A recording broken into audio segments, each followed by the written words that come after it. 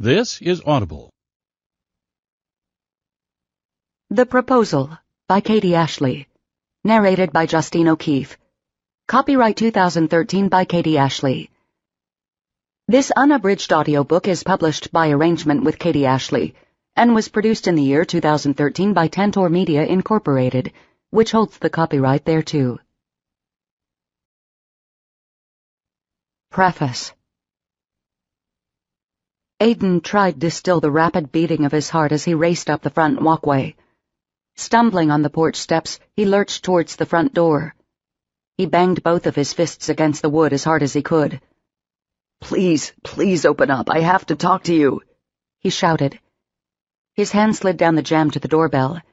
His finger punched it relentlessly like an SOS call in Morse code. Finally, his desperate ministrations were rewarded by the front door swinging open. At the sight of her tear-stained face, his soul twisted in agony. "Please, please just let me talk to you." She shook her head. "There's nothing left to say, Aidan. We've been down this road too many times. I've come to the conclusion that your actions will always speak louder than your words." "No, last night is not what I want. It's just I was scared with the baby and everything that's happened between us in the last few weeks." When she tried sweeping past him out the door, he pushed himself in front of her like a shield. "Aidan, move. I have to get to work. Nothing you have to say is going to change the way I feel right now." "Can't you call in? I love you and I want to make this right." He raked a shaky hand through his already disheveled hair. He was still in the wrinkled clothes he had worn the day before. He hadn't slept, hadn't eaten. He had spent the night consumed with how to get her back. "No matter what you think, I do love you, and I do want the baby." She raised her head to glare at him. Aidan took a step back at the unadulterated rage that burned in her eyes. "Don't you dare say that. I know how you really feel about me being pregnant, the burden it is on your life. If anything, it's the reason you were fucking that girl. Because when you're scared, you always manage to screw up." Shoving him out of the way, she stomped down the porch steps. He followed close on her heels. "Okay, you're right, it was a burden. Maybe it still is. But I realize now I was just being stupid. I love you, and I do want to marry you and raise our child." She skidded to a stop. Her shoulders sagged before she slowly turned around. "Right now, you think that's what you want. But I know you too well. Before we get married or before the baby is born, you'll get scared and cheat again." She shook her head sadly. "I was stupid to think me being pregnant would change you, that somehow it would make you commit, but you can't even be faithful for your baby." Aidan reached out for her, but she spun away and ran down the sidewalk. When he finally caught up to her, she had locked herself in the car. He banged his fist against the window. "Please, please don't do this." She threw the car in reverse and squealed out of the driveway. The engine roared as she sped down the street. Aidan closed his eyes in defeat. He staggered back, trying desperately to stop himself from hyperventilating. Then the sound of screeching tires and busting glass caused Aidan's heart to shudder to a stop. He sprinted to the edge of the driveway. His entire world slowed to a crawl at the sight of the mangled heap of twisted metal in the distance. "Amy!" he screamed. Chapter 1. Aidan jolted out of his nightmare to find himself face down on the kitchen table. Sweat trickled down his face. He raised a trembling hand to swipe it away. That was when he realized it was tears, not sweat, soaking his cheeks. He hadn't had a nightmare about Amy's accident in years. It only took a second for him to remember what had brought it on. Emma. Everything he thought he had felt for Amy was magnified 1,000,000 times with Emma. He had only thought he knew what love was. Without even trying, she had managed to elicit feelings in him he never could have imagined. And now she was gone. A defeated cry of agony slipped from his lips. "I see we're back to the nightmares, huh?" Aidan jumped before jerking his gaze over his shoulder. "Hello to you too, Pop. How'd you get in?" Patrick gave him a tight smile. "I have a key, son. When he whirled around in his chair, Aiden's head spun, and he had to grip the table to steady himself. "Yeah, well, whatever happened to knocking?" "I did, but you never came to the door. Now I can see why." Aiden stared up at the blurry double images of his father's frowning face. One look of absolute and total disgust would have been enough, but damned if in his drunken state there had to be two. Patrick leaned back against the counter, crossing his arms over his chest. "Son, I do believe you're shit-faced." After snorting contemptuously, Aiden's face smacked hard onto the table. His chest rose and fell in laughter at the fact his father had actually said the word shit-faced. Of course, his level of inebriation also made it funnier. When he finally composed himself, he exclaimed, "Actually, Pop, I was shit-faced 5 beers and 3 shots of Patron ago. I think it's safe to say I'm fucking plastered." "So this is where we are again?" Patrick huffed. Raising his head, Aiden furrowed his brows.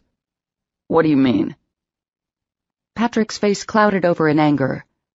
"You know exactly what I mean. You're starting the same damn patterns as you did 9 years ago, right down to the drinking like a lush." "I called you because I wanted your help, not a lecture, so if you came over here to yell at me, then you can just fuck off." The next thing Aiden knew, Patrick had yanked him up by his hair and was glaring down at him. "Don't you ever speak that way to me again. I'm still your father, and you will show me respect. You got that?" "Just leave me alone," Aiden blared, trying to pull himself away. Patrick tightened his grip on Aiden's hair, causing him to wince in pain. "All right, that's it. I'm going to treat you just like I would a prick of a recruit in the Corps who had screwed up." Before Aiden could protest, Patrick dragged him out of the kitchen chair. It clattered noisily to the floor. "Didn't know you still had it in you, old man. You're pretty agile for a 72-year-old, Aiden mused. "You better shut up if you know what's good for you." Patrick snarled, before shoving Aiden towards the hallway. He might have passed out again if Patrick hadn't kept a firm hold on the scruff of his neck, along with his belt buckle. When they got into the master bedroom, Patrick pushed him in the bathroom. Aiden whirled around to catch Patrick locking the door. Dread washed over him. Nervously, he staggered back as Patrick stalked over to him. "Shit, Pop, you aren't going to beat my ass again like the time in high school when you discovered that pot stash under my bed, are you?" Ignoring him, Patrick went to the shower. After flipping on the water, he grabbed Aiden's arm and jerked him into the stall. Ice-cold water rained down on him. Even through his clothes, each droplet felt like a jagged knife piercing his skin. He tried to get out, but Patrick slammed the shower door shut. "You're going to stay in there until you can sober up and discuss what happened like a man." Aiden thrashed against the door, but Patrick held firm. "I'm too old for this bullshit, son. I may not be around in 9 years when you try to pull another stunt like this again. At least let me die in peace knowing that you've got a wife and child to love." Patrick's words froze Aiden more than the cold water pelting him. Just the thought of how he had hurt Emma sent pangs of regret reverberating through him. Instead of protesting any further, he turned and stood under the shower nozzle, letting the icy water sting him, like the lashes of the whip. Hanging his head, he wished it was a whip. He deserved to be beaten for everything he had said and done in the last few weeks to Emma, and in turn his son. Physical punishment would be a welcome relief to release the emotional torment within him. "You manning up now?" Patrick asked. "Yes, sir," Aiden murmured under the stream of water. "Good. I'll go put on a pot of coffee. I'll be waiting for you when you're ready to talk." Biting his lip, Aiden couldn't stop the tears filling his eyes from spilling over his cheeks. He wanted more than anything for his father to somehow find a way to help him get Emma back. "Thanks, Pop," he said, his voice wavering with emotion. "You're welcome." Aiden forced himself to stay under the water until his cloudy senses became clearer. When he could walk without staggering, he got out of the shower. His teeth chattered as he tore off his soaked clothes. After toweling off at record speed, he padded into the bedroom and threw on a pair of pajama pants and a t-shirt. When he got to the kitchen, Patrick sat at the table. A smile tugged at the corners of his lips. Sorry I had to go all Marines on you. Aiden shook his head. I deserved it. Frankly, you should have kicked my ass. Becoming a masochist, are we? Shrugging, Aiden poured himself a cup of coffee. I deserve nothing less. I hurt the ones I care about the most. Patrick sighed. I don't know about that. There's a lot of goodness in you, Aiden. I wish you could see that. Must not be much goodness in me if I keep fucking up. Speaking of that... Patrick eased back in his chair, resting his arm along the top rung. Before I offer to help, I have to know one thing. Aiden arched his brows and took a tentative sip of coffee. The scorching liquid seared his tongue. What is it? He croaked. Do you honestly want Emma back because you love her, or is it because you feel guilty? This isn't like what happened with Amy, Aiden protested. It's just a simple question, son. Do you want to spend the rest of your life with Emma and your son or not? I mean, most men who are truly in love don't go and try to sleep with other women. Hot, bitter tears stung Aiden's eyes. I do love her, Pop. That's the God's honest truth. He ground the tears out of his eyes with his fists. Sinking down in a chair across from Patrick, he related all the details of the day on the dock. Even though I couldn't say it to her then or even tonight when she wanted me to, I do love Emma. So the year you tried to get Amy back, that was all about... Aiden closed his eyes in pain. Guilt, not love. She managed to kill the love I had for her by deceiving me. But because of the baby, I was going to stand by her. Does Emma know any of this? Snapping open his eyelids, Aiden replied, I only told her about the cheating. I didn't think she could handle the rest. I think you need to tell her. Aiden grimaced. I will, if she ever speaks to me again. I have a feeling she'll come around. Don't tell me it's because of your damn Irish intuition, Aiden said, quirking his eyebrows. No, it's because Becky got a hold of her leaving here tonight. Groaning, Aiden rubbed his hands over his face. Great.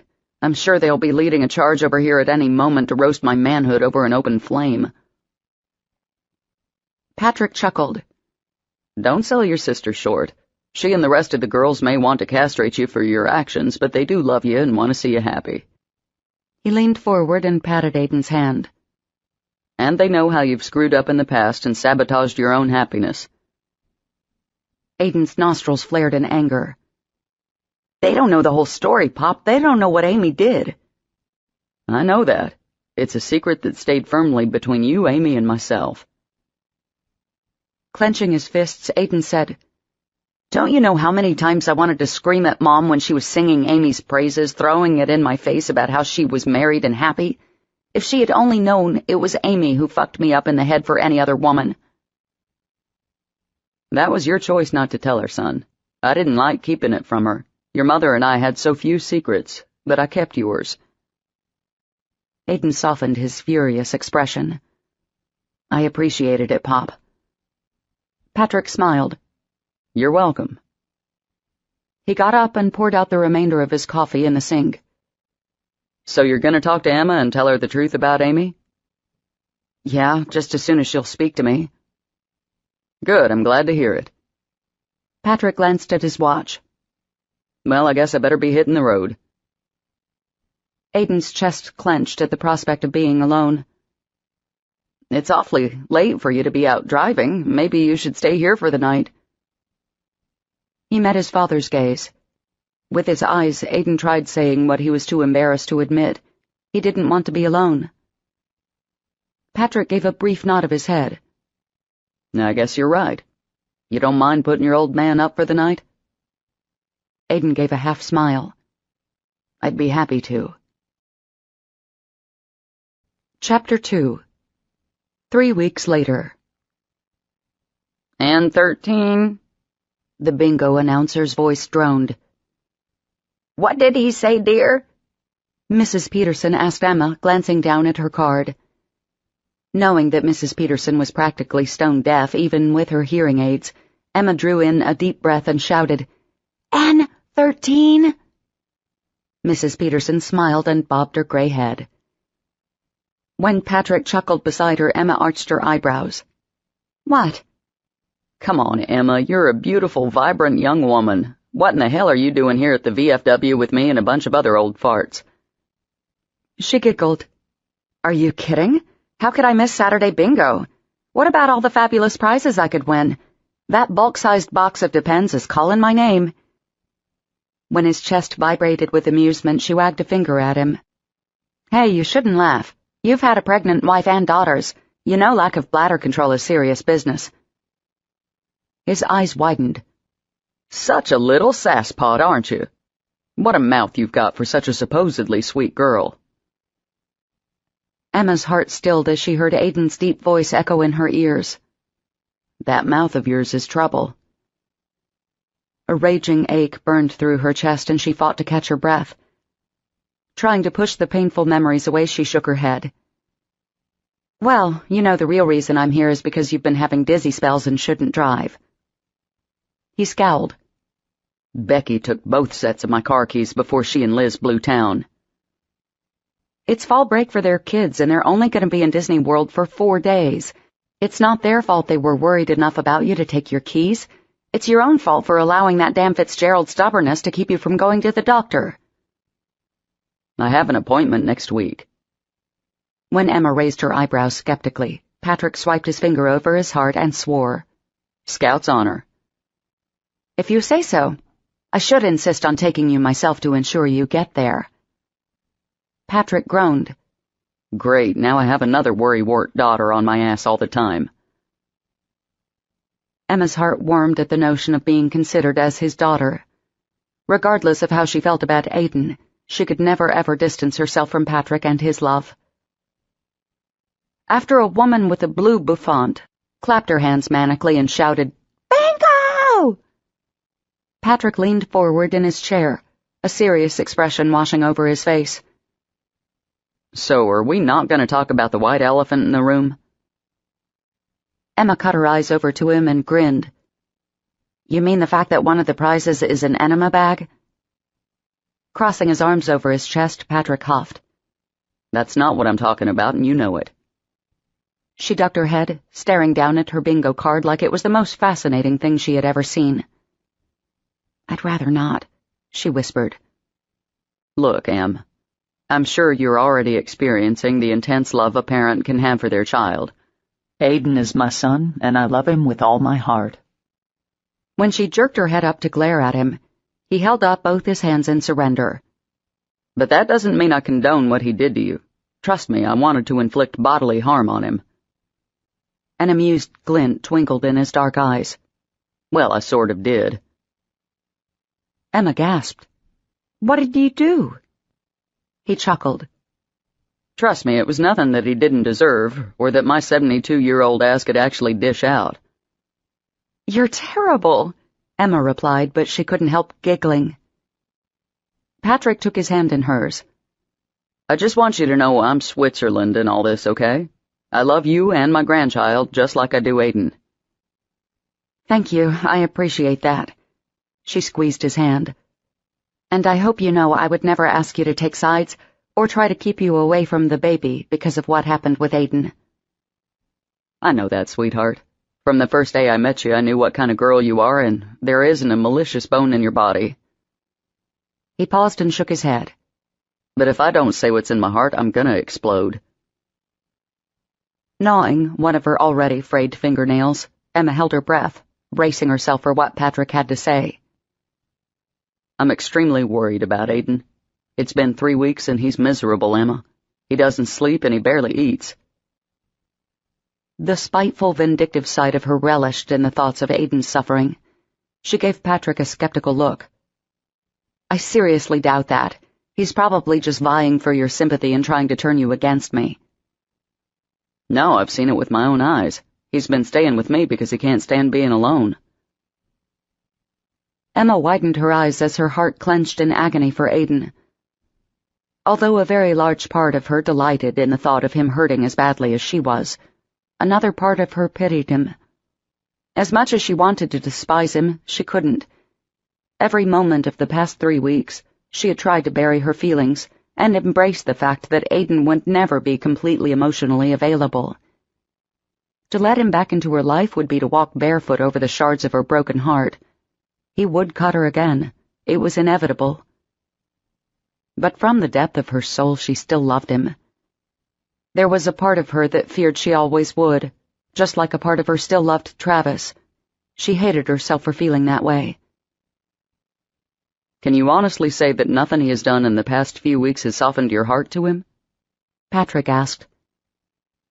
A tortured sigh escaped her lips. When Becky had said Aiden would try to win her back, she hadn't been kidding. Not even being forewarned could have prepared her for the initial barrage of telephone calls, texts, and emails. He had even tried coming to her office, but she had asked the security guard to remove him. It had been quite a scene with Aiden scuffling with the guard to try to get to her. He had then been warned by her manager never to come on her floor again. Then he switched tactics. Her house soon doubled for a florist's with all the flowers he bought. Every bouquet and every dozen roses he sent had a separate card filled with his ramblings of remorse, how much he missed her, and how much he cared for her and the baby. Since there was still no profession of love, she gave him the silent treatment. Em? Patrick questioned, jarring her out of her thoughts. She twisted the hemline of her blouse in her fingers. Don't you know how hard it's been with my feelings coupled with my pregnancy hormones to ignore him? I would be lying if I said I wasn't impressed with his tenacity. Not even with Amy did he do something as heartfelt as that poetry book. Emma pinched her eyes shut. That damn book. It had almost shattered her resolve. When she had opened the wrapped package and found an antique edition of love poetry by the Romantics, she had wept uncontrollably for an hour. The sight of John Keats, Percy Shelley, and Lord Byron brought thoughts not only of his nephews, but the glaring fact he remembered she loved their poetry. And while it was a book filled with sentiments of love, he still hadn't said the words himself. For Emma, that meant everything. I'm truly sorry he's going through so much, but I'm hurting too, she finally said. I know you are, honey. But if I asked you just to talk to him for a few minutes, would you humor an old man? Oh, Patrick, don't you see, I'm scared. That he'll cheat again? She bobbed her head. With Travis, I never had to worry about him being unfaithful. He was totally devoted from the time we first started dating. I haven't dated a lot or been out in the world, so I don't know how to be with someone like Aiden and keep my sanity. Patrick rubbed his chin. Emma could tell there was something he wasn't saying, something that held a piece of Aiden's puzzle. I don't like to beg, but would you just consider sitting down with him and trying to hear him out? I know it would mean the world to him, and I think it would mean a lot to you, too. A whoosh of air deflated her chest. I guess I could try. That's my girl, he said, his face lighting up. Good. Now that I've got that out of the way, I could use some dessert. Want something? As if on cue, Emma's stomach rumbled and she grinned. Even though I shouldn't, would you bring me back some more of that homemade pound cake? Patrick smiled. Good choice. I was going after a piece myself. She grabbed his sleeve. Just make sure it isn't Mrs. Forrester's. I think she accidentally put salt instead of sugar this time. He chuckled. Oh, Lord, I do believe she has a screw or two loose. You shouldn't say that. You know she's sweet on you, Emma teased. And don't think I'm not going to keep running away from her. She'd probably kill me with food poisoning or something. Emma laughed. You don't have to run too fast. She's just one of your many admirers. Whatever, he grumbled. As he rose out of his chair, Patrick winced and rubbed his chest. Are you all right? Emma asked. I'm fine, he murmured. But when he took another step forward around the table, he gasped and then collapsed onto the ground. Patrick! Emma cried, leaping out of her chair. She raced over to him and knelt down, grabbing his hand in hers. My heart, he moaned. Someone call 911! She screamed, trying to fight the rising panic that drummed in her chest. I will, the bingo announcer replied, bringing his phone to his ear. Here, give him this. a lady said, thrusting an aspirin in front of Emma's face. She took it from the lady and brought it to Patrick's lips. "Swallow this." He lifted his head and let her put the pill in his mouth. "You don't have any other medicine with you to take, like nitroglycerin?" Patrick grimaced. "Left it in my other pants," he wheezed. At what must have been her horrified expression, he murmured, "Sorry." "No, don't apologize, it's okay." "Pray, Angel." A shaky hand came up to tenderly touch her cheek. Tears stung her eyes. "Of course I will. I am, and you do too. Say a Hail Mary or whatever it is you Catholics do." Patrick chuckled and then winced. "Don't make me laugh." "I'm sorry." She squeezed his hand tight and tried to give him a reassuring smile. "If this doesn't go well." Emma's body tensed. "No, don't you dare talk like that." He closed his eyes briefly before opening them. "Listen to me. If I don't make it, promise me you'll give Aiden another chance." "Oh, Patrick," she moaned. "Promise," he urged. The last thing in the world she wanted to do was lie to a potentially dying man. Somehow she found the courage to nod her head. "Okay, I promise." "Good girl." When firemen came barreling through the door, Emma said a thanks to God that the fire station sat just across the street from the VFW. Since most of them had EMT training, she knew they could help Patrick until the ambulance arrived. "Excuse us, ma'am," a young guy said. Emma reluctantly dropped Patrick's hand. The two firemen inched past her and squatted beside Patrick. Entwining her fingers, she brought them to her lips that were murmuring prayers. She watched as one man put an oxygen mask over Patrick's face, while the other took his pulse. Lost in her own thoughts, she didn't even hear the ambulance siren. The next thing she knew, EMTs had arrived and were putting Patrick on a stretcher. "Em!" came his panicked cry through his mask.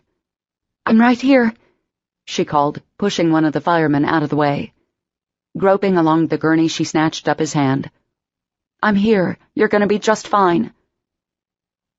The stretcher rumbled and shook along the uneven pavement as they wheeled him to the open doors of the ambulance.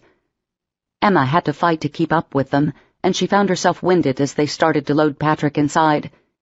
His face crumpled when she was forced to let his hand go. "I'm still here," she cried, fighting the tears that scorched and burned her throat and eyes. Emma felt a hand on her shoulder. A young fireman with kind eyes smiled at her. "Do you want to ride with him?"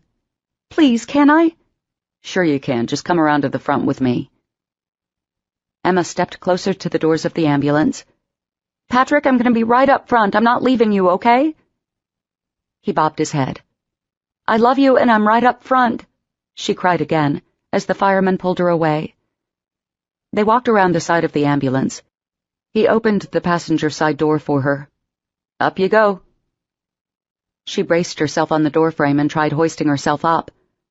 With her adrenaline depleted, she was too weak.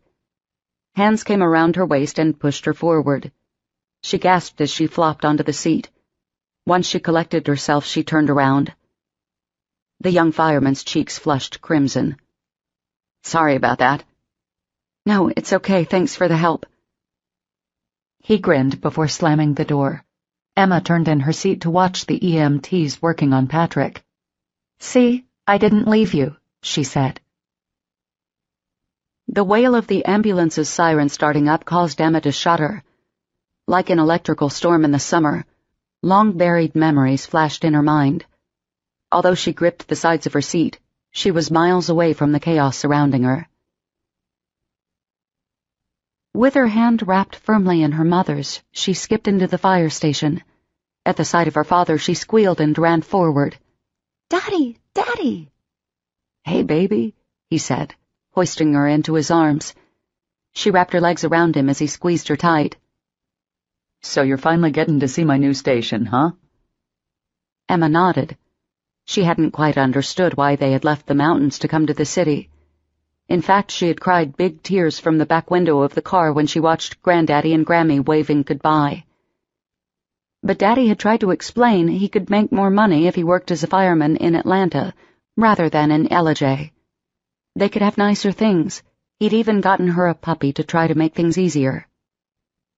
"Let me wear your hat, please, Daddy?" He chuckled. "Of course you can." When he sat the fireman's visor on her head, Emma's neck felt wobbly and weighted down. He walked her over to the gleaming red fire engine. "You want to hear the siren, Angel?" She squirmed in his arms. "Oh, yes." He climbed onto the rig and sat her down on the seat. Her hands automatically went to the steering wheel, and she turned it back and forth, pretending to drive. He blared the horn. "Again, Daddy!" He grinned and honked it until the rest of the guys in the firehouse were ready to throttle him. Like wispy shadows of fog swirling along rooftops and skylines, Emma's mind unveiled another memory just a short year later. She was at school and sitting on the reading rug. With rapt attention she listened to her teacher reading from a book about bears having a Halloween party, where popcorn overflowed their house. The classroom door creaked open, and Emma stared in surprise at Granddaddy standing in the doorway. She raced over to meet him, happily taking his hand. Out in the hallway he pulled her into his arms and carried her outside. Grammy stood at the car hugging Nana, Daddy's mother. Emma peppered him with questions. "What's happened, Granddaddy? Why are you all here in Atlanta? Where's Mommy and Daddy?" For the first time she could ever remember, Granddaddy had tears in his dark eyes. "Emmy Lou, there was a bad fire and your daddy was trying to save these children. He got 'em out safely, but His voice choked off with emotion. Baby, your daddy's gone to live with the angels." That one statement sent her kicking and screaming out of his embrace. "No, no, no! Daddy wouldn't leave me! He's taking me to the circus this weekend!" Her fists beat into Granddaddy's belly. "You tell the angels to bring Daddy back!" she cried. The sound of the ambulance doors rattling open snapped Emma into another memory. Once again she clutched her mother's hand as they weaved in between the tombstones in the cemetery. She had never seen so many people in all her life. People kept calling her daddy a hero.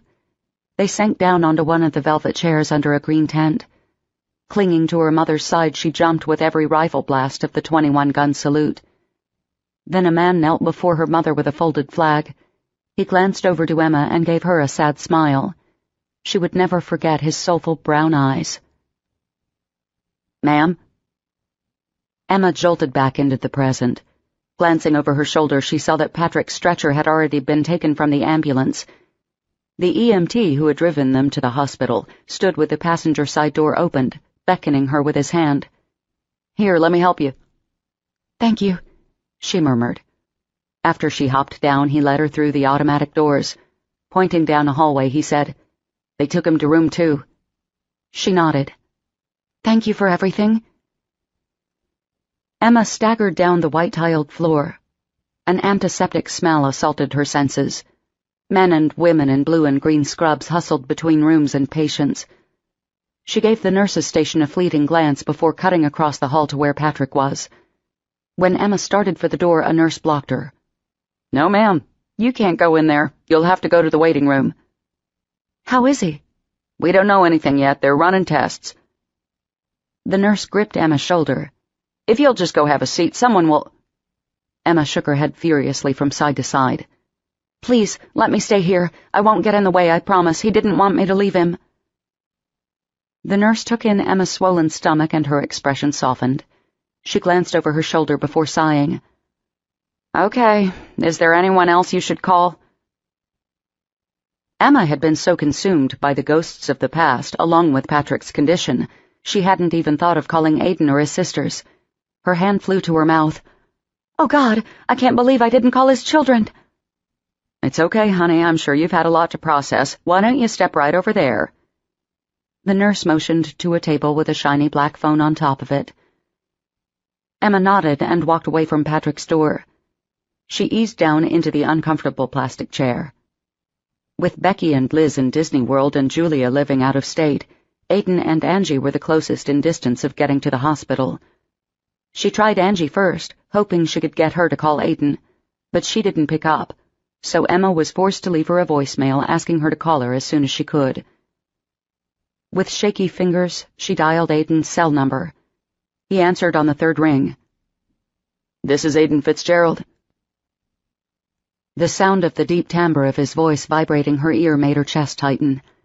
For a few moments she couldn't process thoughts, and she certainly couldn't speak. Hello? He prompted. It's me. Aiden sucked in a sharp breath on the other line. Emma?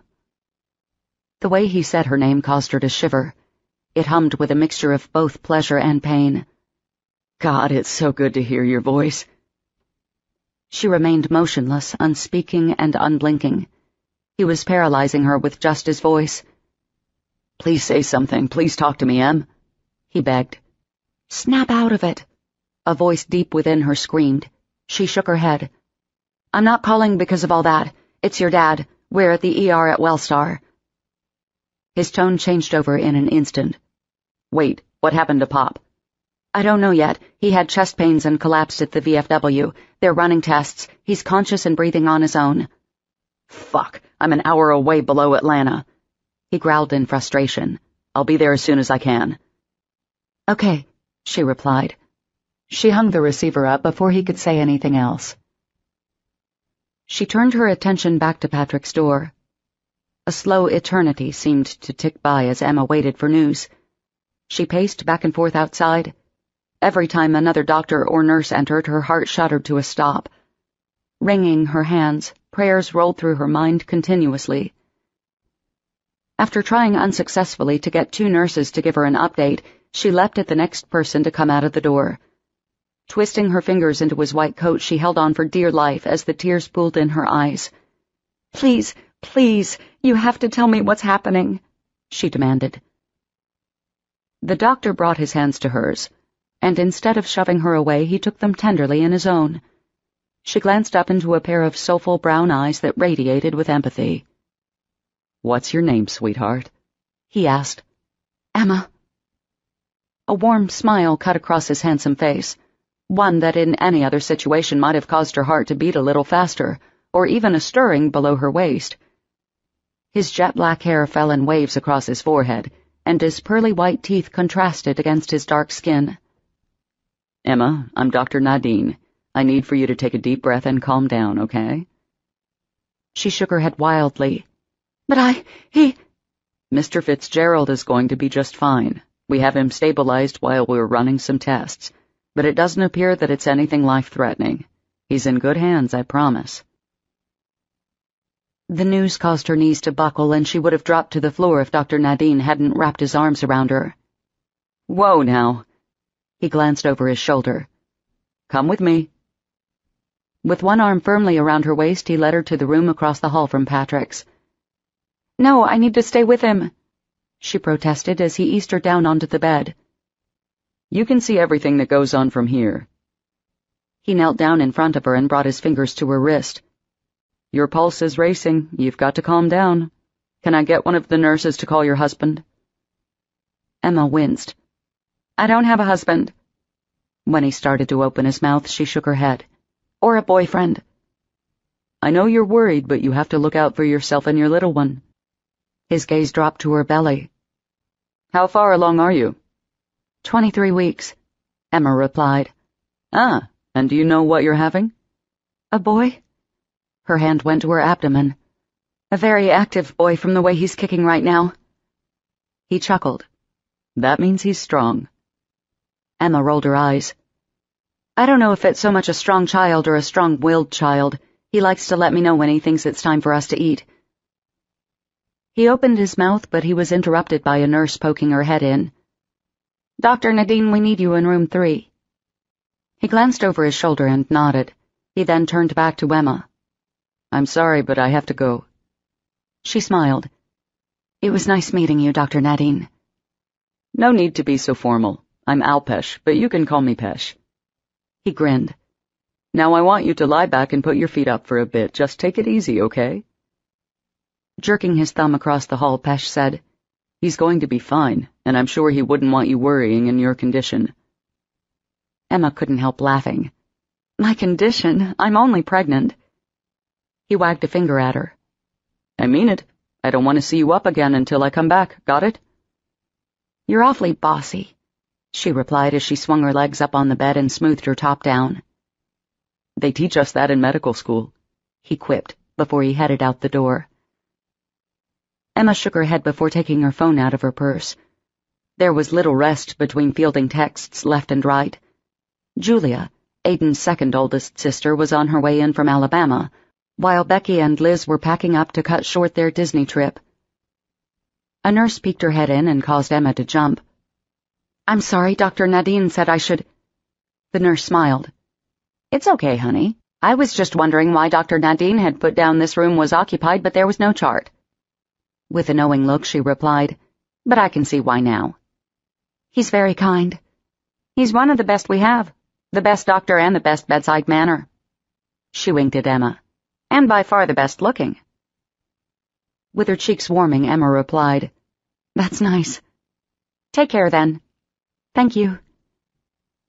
The nurse hadn't been gone long when Pesh reappeared in the doorway. Emma quickly tried to hide her phone, especially considering the sign that warned no cellular devices was right next to her. She gave him a sheepish grin. "Sorry, I had to let everyone know how he was." Pesh laughed. "It's okay, Emma. I'm not going to call security on you. I'm just glad to see you stayed put and aren't back to pacing." He strode over to the bed. Clumsily, she pulled herself into a sitting position. Her eyes honed in on the plastic bag in Pesh's hand. When she gave him a puzzled look, he opened the bag to reveal a Coke, a bottle of water, a pack of peanut butter crackers, and a bag of Doritos. "What's all that?" Emma asked. "Some of my secret food stash to feed your hungry little guy." An inferno burned across her cheeks and neck, causing her to twist the hem of her shirt. "You didn't have to do that." "He's hungry, isn't he?" "Well, yes, but—" Pesh smiled. "Then here, I don't mind sharing." Instead of hunger pains, her stomach fluttered with butterflies as she took the crackers from him. "Ah, you must be a peanut butter fan, huh?" he remarked as he sank down on the stool in front of her. "Yes," she murmured as she opened the package. Peering up at him through her lashes, she said, "I certainly hope I'm not keeping you from your patients." "You're in luck. It's actually a slow day for us, considering most of the trauma patients get taken downtown." Emma arched in her brows in surprise, considering all the rushing around she had seen earlier in the hallway. "Really?" He nodded. "Besides, you may not have been officially admitted, but with you almost fainting and your pulse, I'm concerned about you. Therefore, I consider this a consultation." Confusion flooded her at the somewhat amorous feelings crisscrossing over her at Pesh's thoughtfulness and care. After she bit into a cracker, he held out the Coke and water for her to choose from. When she reached for the Coke, he jerked it away. "Now, Emma, you know better than that. Caffeine isn't good for you." "No fair," she replied with a grin. Pesh winked at her. "You're right. I shouldn't have tempted you with such an illicit substance." Emma's cheeks once again felt inflamed, so she took a swig of water to try and cool off. "How's Patrick?" "Better. As soon as you finish eating, you can go see him." "Really?" she asked through a mouthful of cracker. Pesh nodded. "He's been asking for you." "He has?" She then crammed in another cracker as she stood up. Once she swallowed, she said, "Okay, let's go see him." With an amused shake of his head, Pesh said, "I should have known not to say anything until you had finished eating." "How about I promise to finish the crackers while I'm with Patrick?" "I guess that sounds fair." Emma grinned as they started out the door. "I can't thank you enough for the food, and for looking out for me, and for Noah." Pesh stuffed his hands into the pockets of his lab coat. "Ah, so our strong little guy is going to be named Noah?" "Yes, after my late father." He smiled. "He's very lucky to have you for a mother." Emma couldn't help the heat that rose in her cheeks at his compliment. "Thank you. I'm going to try to be the best I can for him. I had a great role model in my late mother." "You've lost both your parents?" She nodded. He shook his head. "So much sorrow." His hand touched her shoulder. "But just from the look on your face and the love in your eyes, I can tell how much joy this child is bringing you." "Yes, he is," she murmured. She was almost overcome by the sincerity in his expression and voice. "Dr. Nadine to examining room 5. Dr. Nadine to examining room 5. Came a voice over the loudspeaker. "I guess you'd better go," Emma said. He nodded. "No rest for the weary around here." She smiled. "It was very nice meeting you." Pesh took her hand in both of his, tenderly stroking her flesh with his fingertips. "The pleasure was all mine." As hard as she tried, she couldn't ignore the longing shiver that ran through her body at the touch of his hand on her skin. "Goodbye," she mumbled, before stumbling into Patrick's room. Chapter 3. Aiden reached out his hand to flag down a passing nurse, but the sound of singing stopped him cold in the middle of the hallway. Strains of Danny Boy floated back to him, his father's favorite song. Only second-generation Irish, Patrick had grown up with the songs of the old homeland like Danny Boy and the Fields of Athenry. Aiden couldn't remember a time in his life when his father wasn't humming one of them. But it wasn't his father singing. The sweet harmony of this voice cut through to Aiden's soul, causing him to flinch. It was Emma. Her voice drew him nearer and nearer like a siren leading a man to his doom.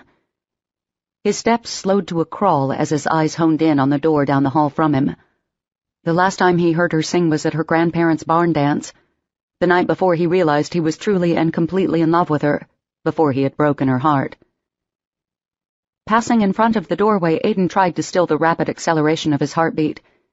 His father reclined back with Emma perched beside him on the hospital bed. She held his hand that was tethered to an IV pole in both of hers.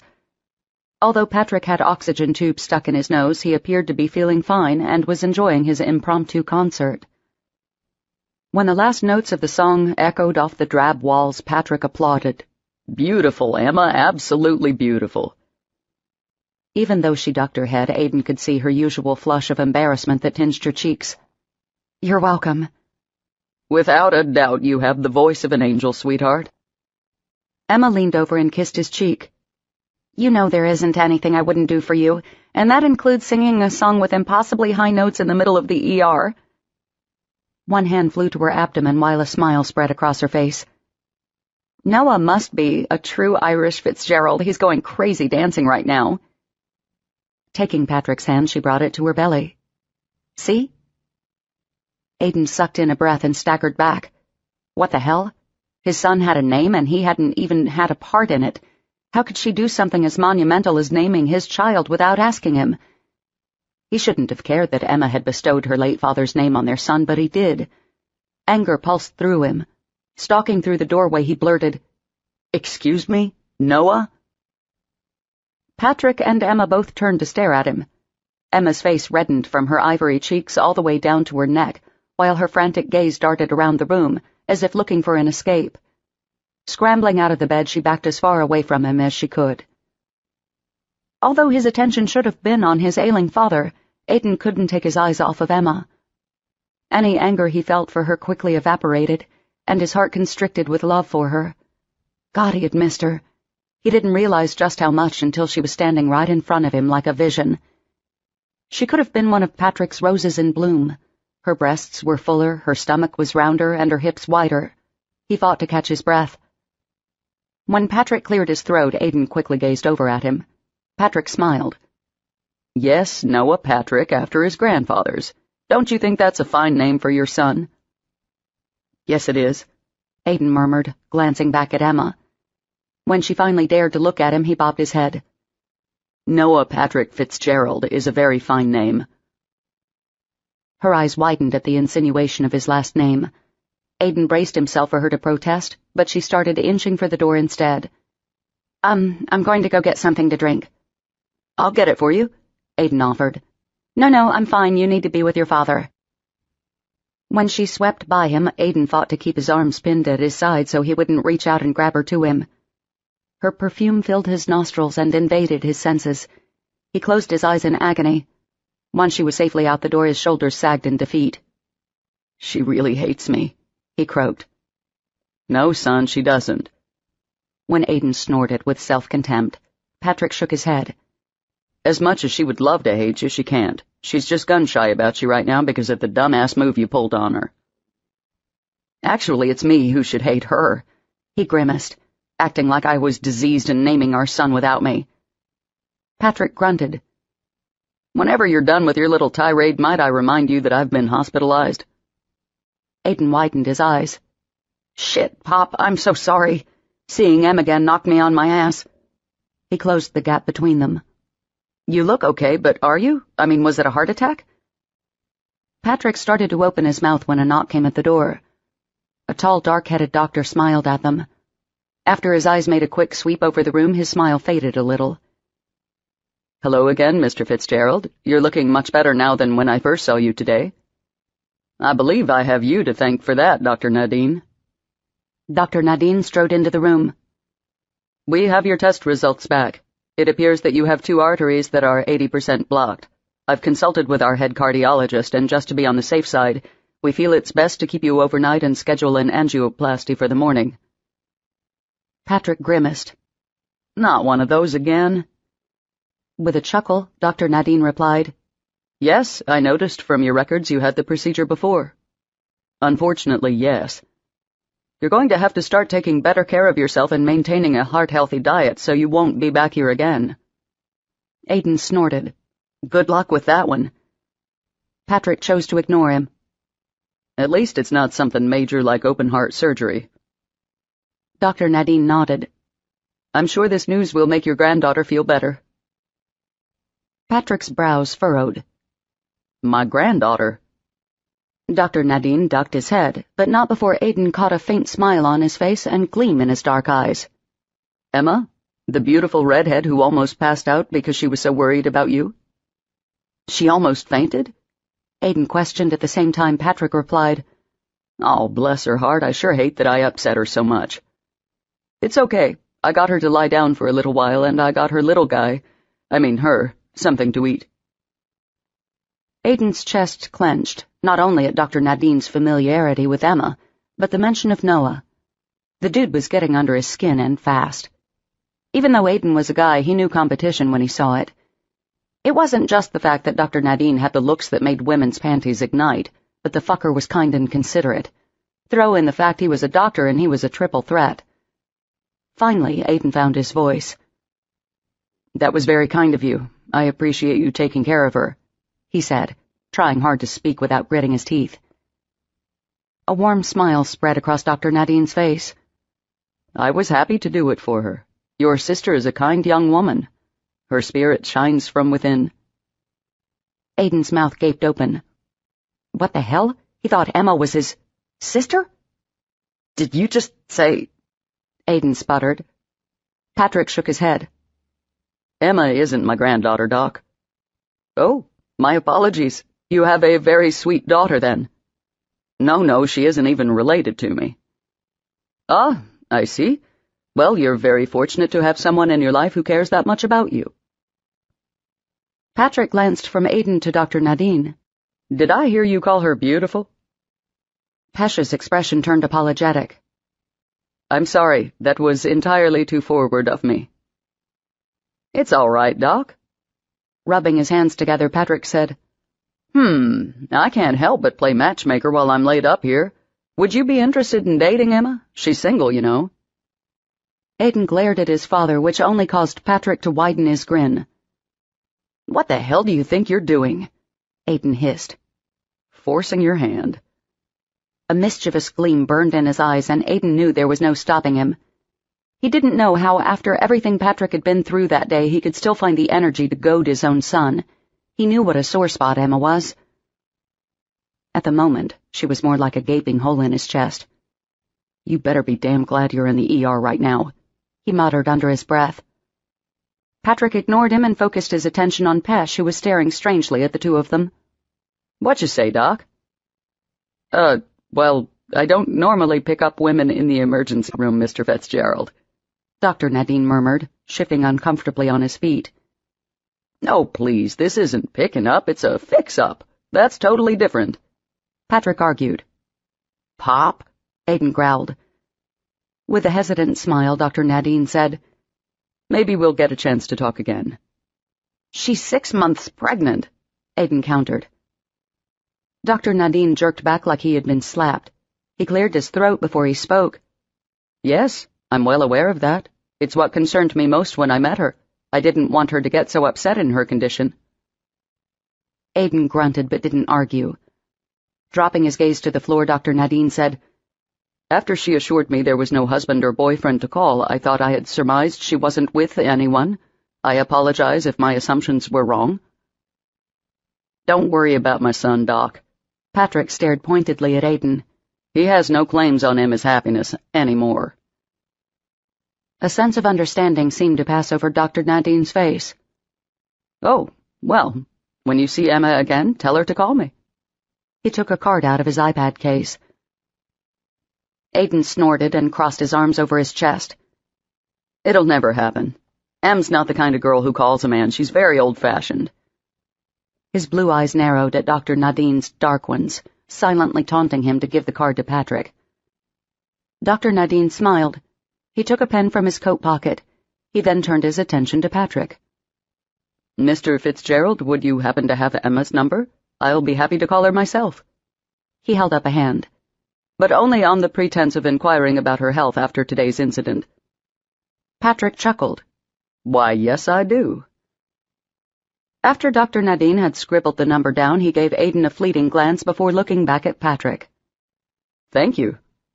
You're welcome. With a sheepish grin, Dr. Nadine said, Now I suppose we should get back to business. He peered down at his iPad. If you'll hang tight for just a few minutes, we should be ready to transport you upstairs. Surgery is set for... He scrolled through something on the screen before wrinkling his nose. Bright and early at 7 a.m. I figured as much. Dr. Nadine laughed. Well, I'll wish you the best of luck then, Mr. Fitzgerald. He leaned over and shook Patrick's hand. With a wink, Patrick replied, Same to you, Doc. Cutting his eyes over to Aiden, Dr. Nadine gave a slight nod before walking to the door. When he exited the room, Aiden turned a wrathful gaze on Patrick. After the last 3 weeks of experiencing my pure and total hell, how could you do that to me, Pop? I didn't do anything to you. Aiden gripped the rails on the hospital bed and leaned in closer. Giving him Emma's number? Pawning her off on him? Patrick grinned. I'm glad to see I got you fighting riled right now. Oh, I'm far from riled. I'm fucking livid. Good. You need to be. It's important that you keep up your fighting spirit. Aiden shook his head. What will my spirit matter if she... His heart shuddered at the thought of Emma being receptive to Dr. Nadine's charms. After all, he was a good-looking doctor who wasn't even turned off by her being pregnant. That should be enough to make any woman swoon. There is not a doubt in my mind that Emma loves you, and while Dr. Nadine's interest might be flattering, it will only serve one purpose. And what's that? Aiden croaked.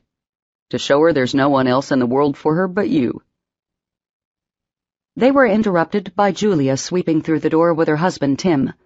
While Becky, Angie, and Adam favored their mother, Julia and Liz both took after Patrick with their dark hair and eyes. She gave Aiden a quick hug before whacking her finger at Patrick. Pop, I can't believe it took a collapse at the VFW to finally get you checked out. Patrick rolled his eyes. I was going to the doctor next week. Always a stubborn ass, Julia replied, pinching the bridge of her nose. I'm just thankful you weren't alone. Thank God Emma was there and you were so close to the fire station. The mention of Emma's name heightened Aiden's senses. She had been gone an awfully long time to get a drink. Speaking of Em, I better go find her. You do that, son. She was out in the hallway when we came in, Julia replied. As Aiden whirled around, he stumbled over his feet, almost knocking Tim over. Julia grabbed his arm to steady him. Easy, little brother. I don't think she's running away. Yet. She then winked at Aiden. Thanks, Jules, he mumbled under his breath.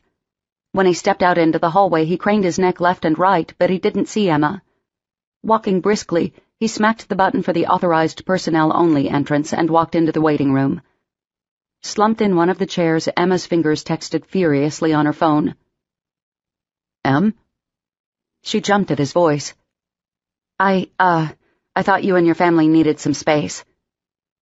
That was sweet, but you could never be in the way, he said. Emma held his gaze until her cheeks tinged, and she dropped her head. I was just seeing if Casey or Connor could take me to get my car. I will, he offered. Nibbling her bottom lip, he could tell Emma didn't like his proposal at all. Well, since it's Saturday night, I can't seem to get either of them to answer, so... Good, then it's settled. He held out his hand to her.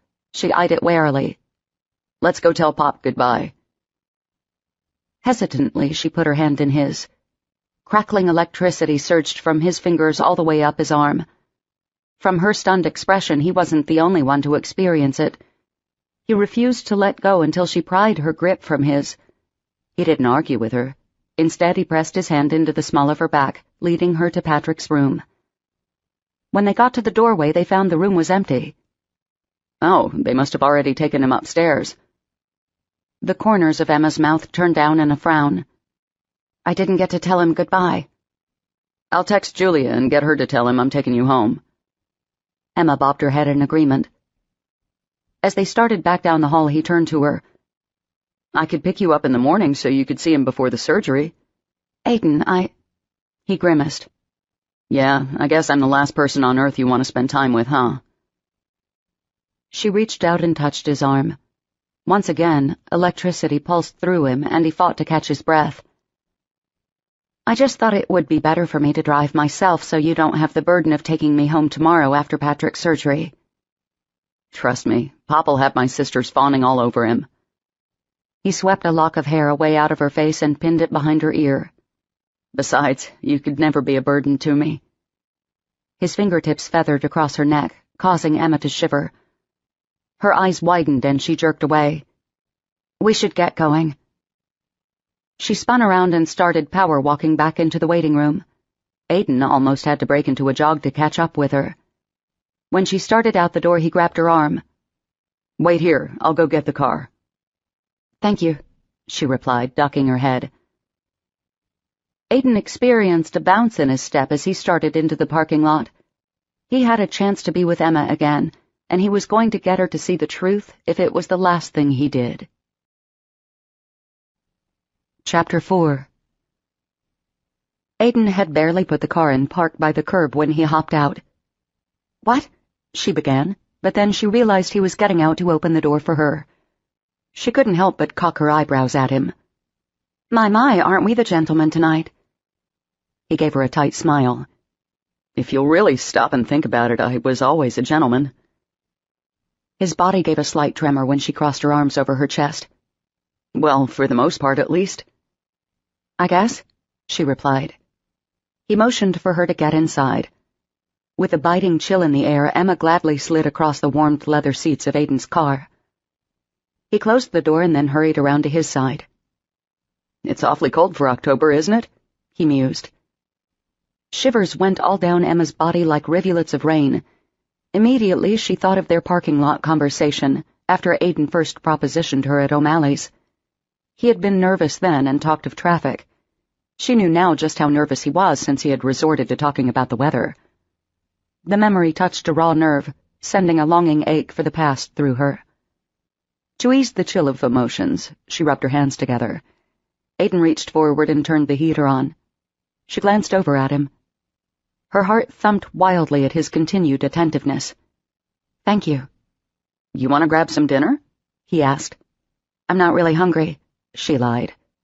Aiden grunted. Guess Dr. Nadine filled you up, huh? Emma tensed at the jab. He just brought me a snack. Well, you need to eat. He glanced away from the road to pin her with his stare. For Noah's sake, if not yours. She narrowed her eyes at him.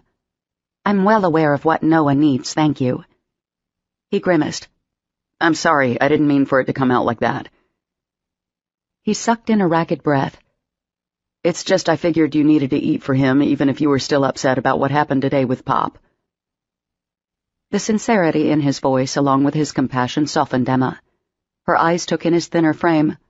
Patrick hadn't been exaggerating when he had said Aiden hadn't been eating. From the looks of it, you could stand to eat as well. His jaw tensed.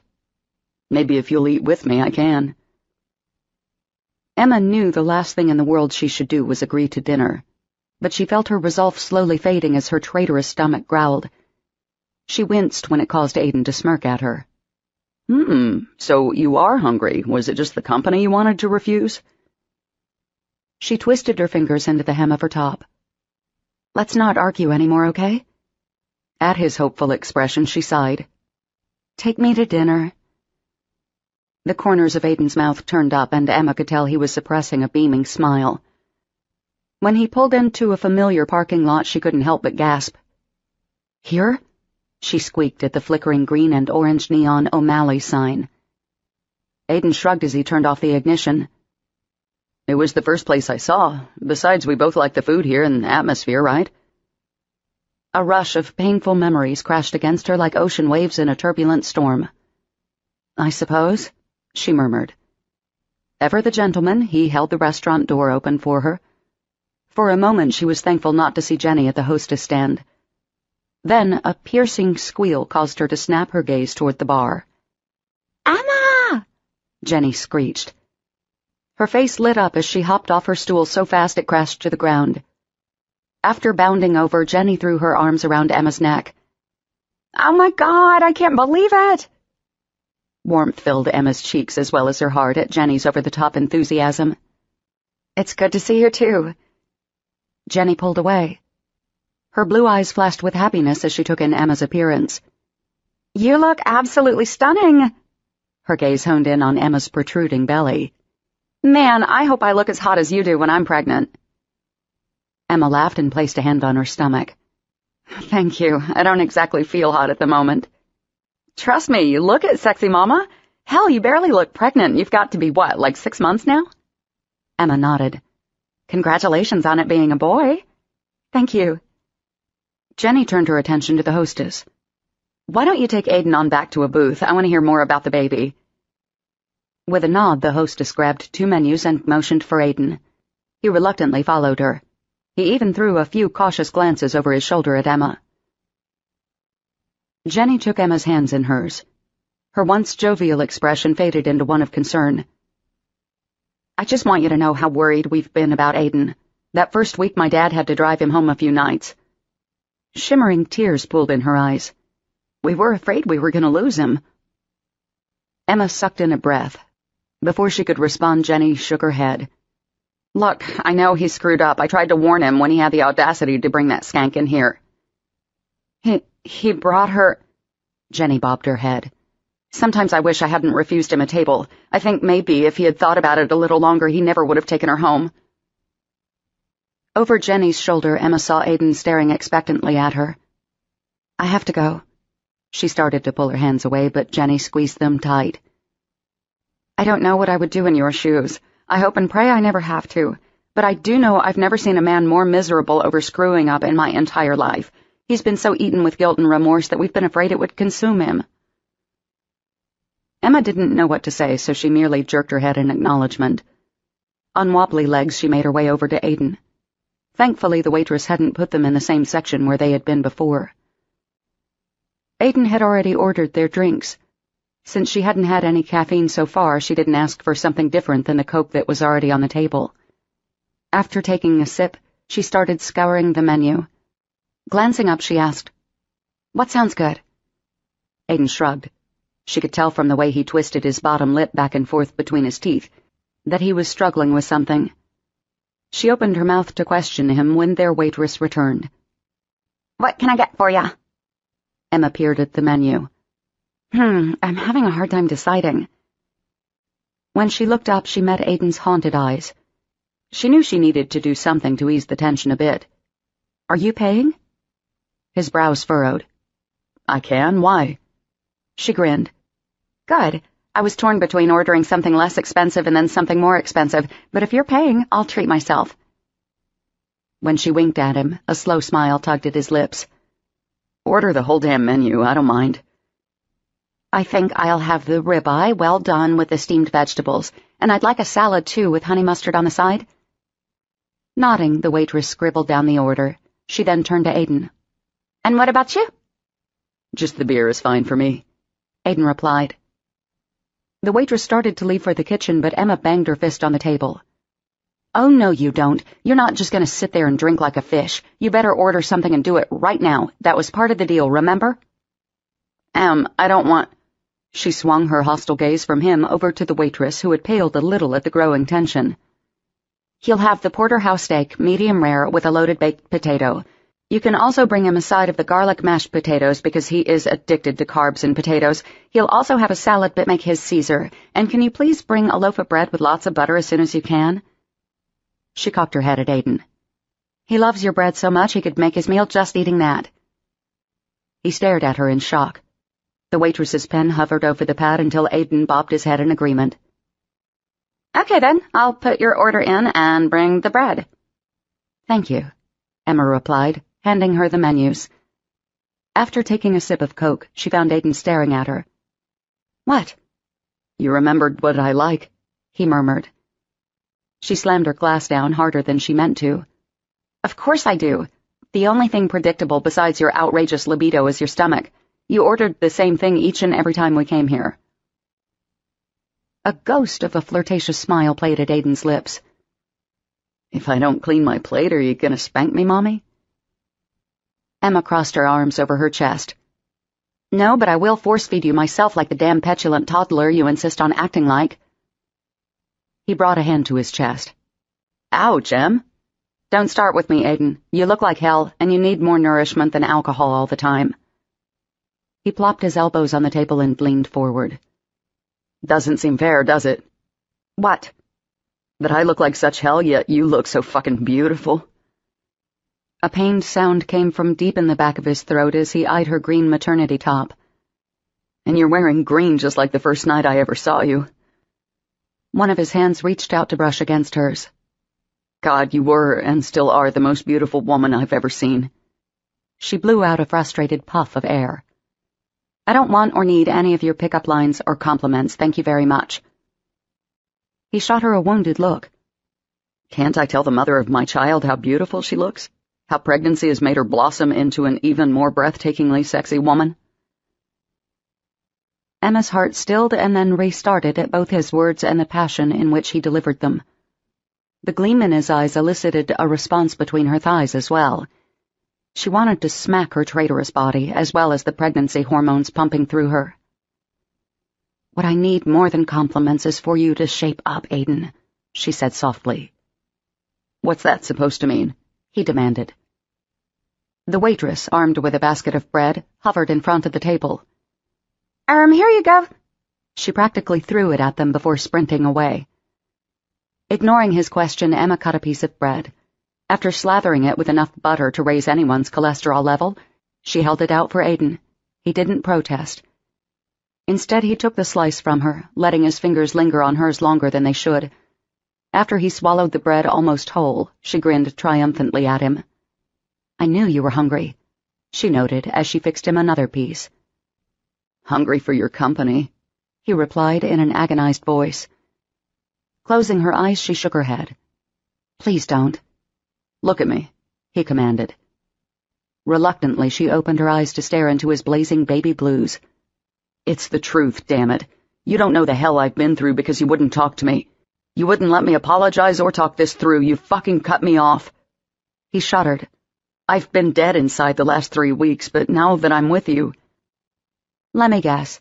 Now that you're back in my presence, you're like a butterfly emerging from a cocoon? She snapped sarcastically. Keep talking that way to me and I'll quit eating. She gritted her teeth. I'm glad to see you're still impossible. He winked at her as he finished off his third piece of bread. She twisted her napkin furiously in her lap. You act like you're the only one who's been suffering. Aiden's face perked up. You mean you've missed me? He asked, his voice vibrating with emotion. Of course I have. How could you even ask such a thing? His shoulders sagged. I just figured when you wouldn't talk to me that your hate won out over anything else you felt for me. My hatred for you does fuel a lot of my emotions. Touché, he replied, tipping his beer up. Somehow you forget that what should have been one of the happiest days of my life was trampled and spat upon by the man I loved and the father of my child. Torment pulsed in Aiden's eyes as he slowly removed the bottle from his lips. Jesus, Em, he muttered. His pained expression overwhelmed her, and her chest rose and fell in harsh pants. Finally, she found her voice again. "I'm sorry, but it's the truth. Trust me, I may look more put together than you, but I'm not. I'm just as much a wreck on the inside. I can't shut down this time like when I lost Travis or my mom. I have no way to think about." A bitter laugh rumbled from her chest. "So you may think the last 3 weeks have been hell on you, but you can rest assured they have been for me just as much, if not more." Snatching her napkin from her lap, she dabbed the hot tears that pricked the corners of her eyes. Aiden's chin trembled. "I swear to God, and all that's holy, I wish I could take it back," he whispered. He reached out for her hand, but Jenny appeared with their salads. Emma's emotions suddenly switched gears, and she felt terrible that their outward animosity had scared the other waitress off. For a few minutes they didn't speak. It seemed too much had transpired between them to say anything else. By the time Emma had daintily cut her lettuce, drizzled on her dressing, and taken a bite, Aiden had scarfed down his entire salad. Emma's fork paused in midair at the sight of his fingers plunging in and out of his mouth. His tongue licked and sucked off every last bit of dressing. Assaulted with memories, her body trembled as she remembered what those fingers and that tongue felt like. Feeling inflamed, she tried looking anywhere but his delicious mouth. "What is wrong with you? The last thing on earth you should be thinking about is sex with Aiden." The hormonal pregnancy roller coaster ride she was on seemed hell-bent on careening off on a sex-crazed course.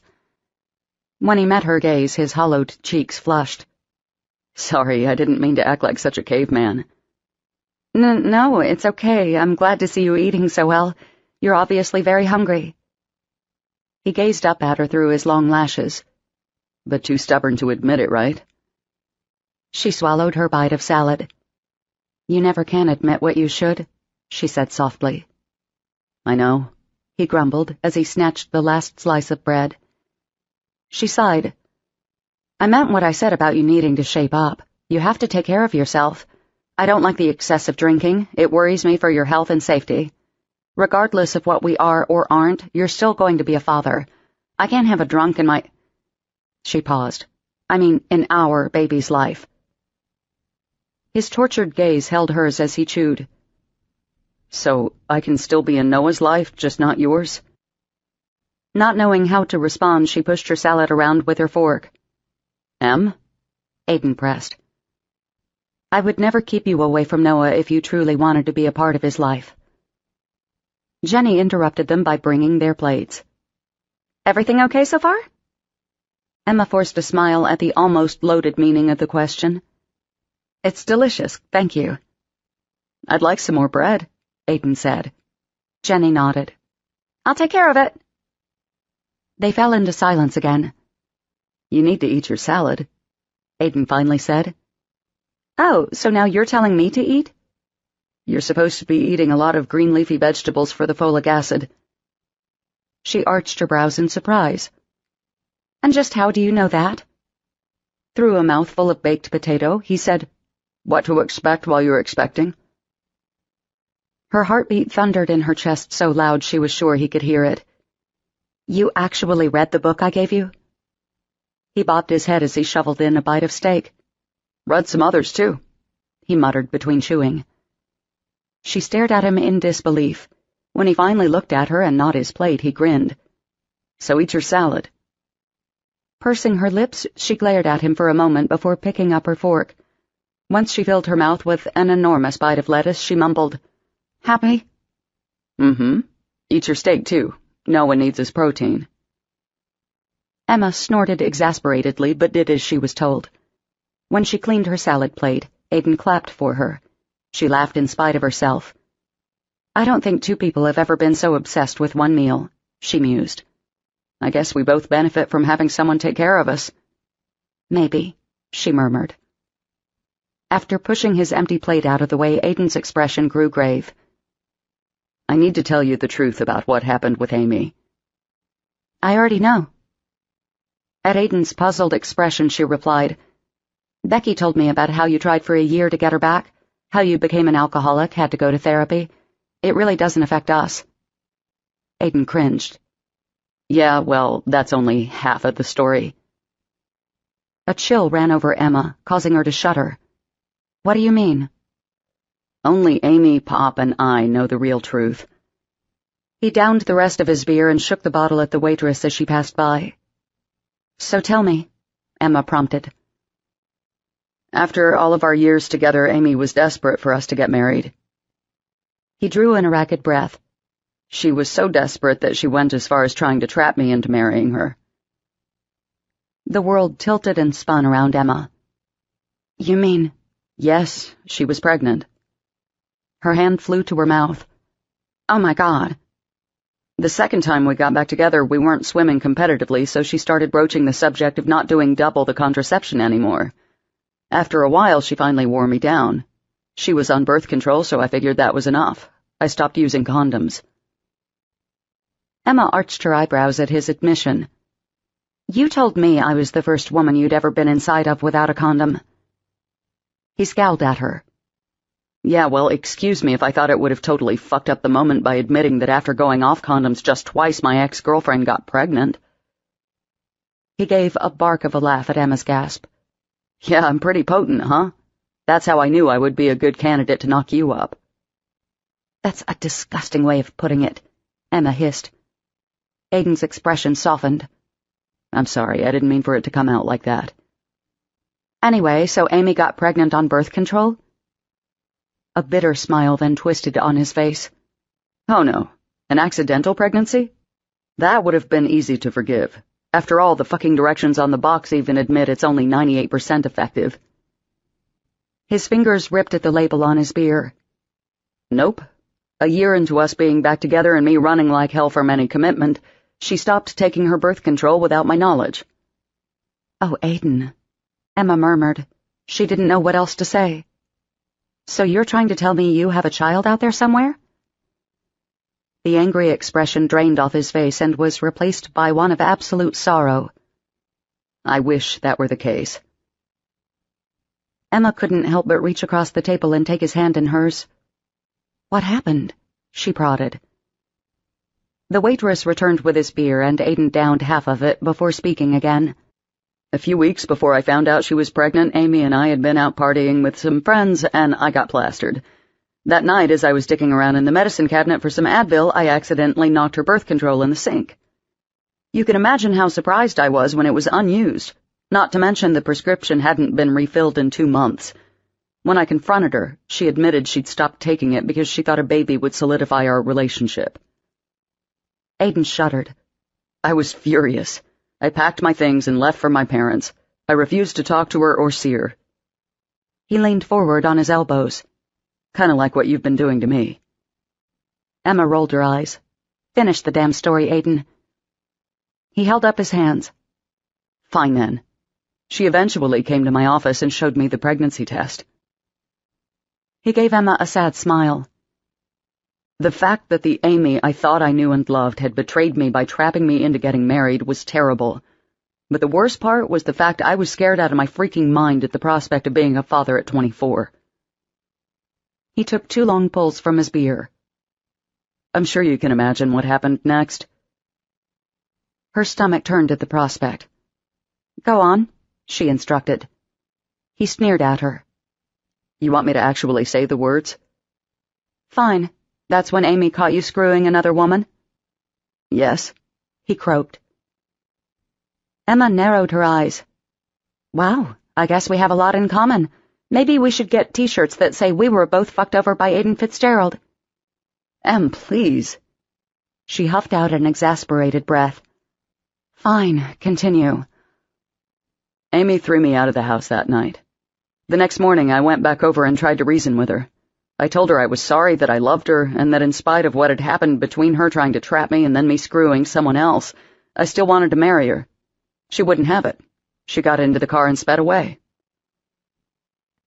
Emma's brows shot up in surprise at the tears sparkling in Aiden's eyes. She ran a stop sign in the subdivisions trying to get away from me. A car smashed into the driver's side. Thankfully, she walked away with just a few scrapes and bruises. His chest rose and fell in harsh pants. But she miscarried later that day. Involuntarily, Emma reached out and took Aiden's hand in hers again. His expression, his tears, and his words broke her heart. All the pieces of his puzzle finally fell into place. All these years you felt guilty about the baby, haven't you? He nodded, swiping the tears from his cheeks. I never wanted it, and then I killed it. He started sobbing then. Emma chewed her lip and fought herself from rising out of the booth and going over to him. Her better judgment lost out, and she found herself cradling him in her arms. The old Aidan she knew would never have cried, least of all in public. He was absolutely broken by the ghosts of the past and present. She rubbed wide circles over his back. You're not to blame for what happened with the baby, Aidan, any more than Amy is just because she was driving too fast and ran the stop sign. Accidents happen. Raising his head, he swiped the tears from his cheeks. Accidents may happen, but people never forget them, or forgive them. Emma ignored the double meaning of his statement in regards to her. I'm sure time has helped to heal any bad feelings Amy had for you. I'm sure she's struggled with her own guilt over what she did to you by trying to trap you. He shrugged. I hope so. She certainly helped to screw me up for every other woman. His blue eyes honed in on hers. Maybe it's me who can't forgive. If it hadn't been for her, maybe I wouldn't have fucked things up so epically with you. Maybe, she murmured. His fingers came to grip her chin. Tilting her gaze up to meet his, he shook his head. For the most part, our proposition was about me getting the chance to have sex with you, and I did promise my late mother I would one day have children. But it was also about being able to find redemption with myself. And with God. I thought if I could help you bring a baby into the world, it might take away the hurt of the past. Emma's mouth dropped open in surprise. For a few moments she could only stare at him in utter and complete shock. All this time he really had possessed a deeper, more admirable desire for wanting to be her sperm donor. Do you hate me now because of that?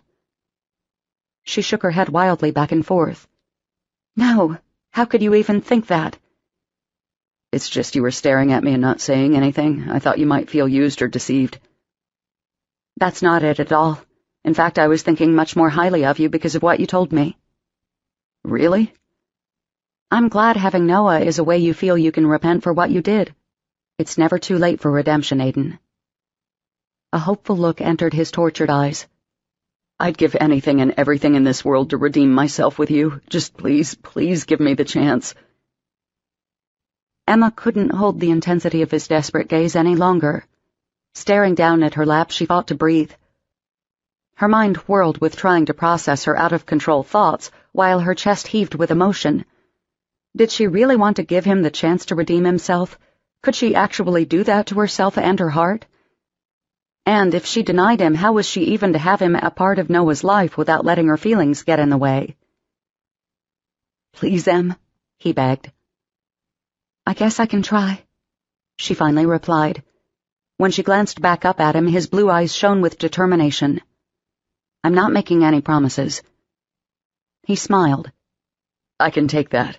I can take whatever you're willing to give me. Jenny interrupted them by bringing over their check. Would you like some dessert? Emma laughed when she appeared to be asking her more than Aidan. She patted her very full belly. No, I think I'm good.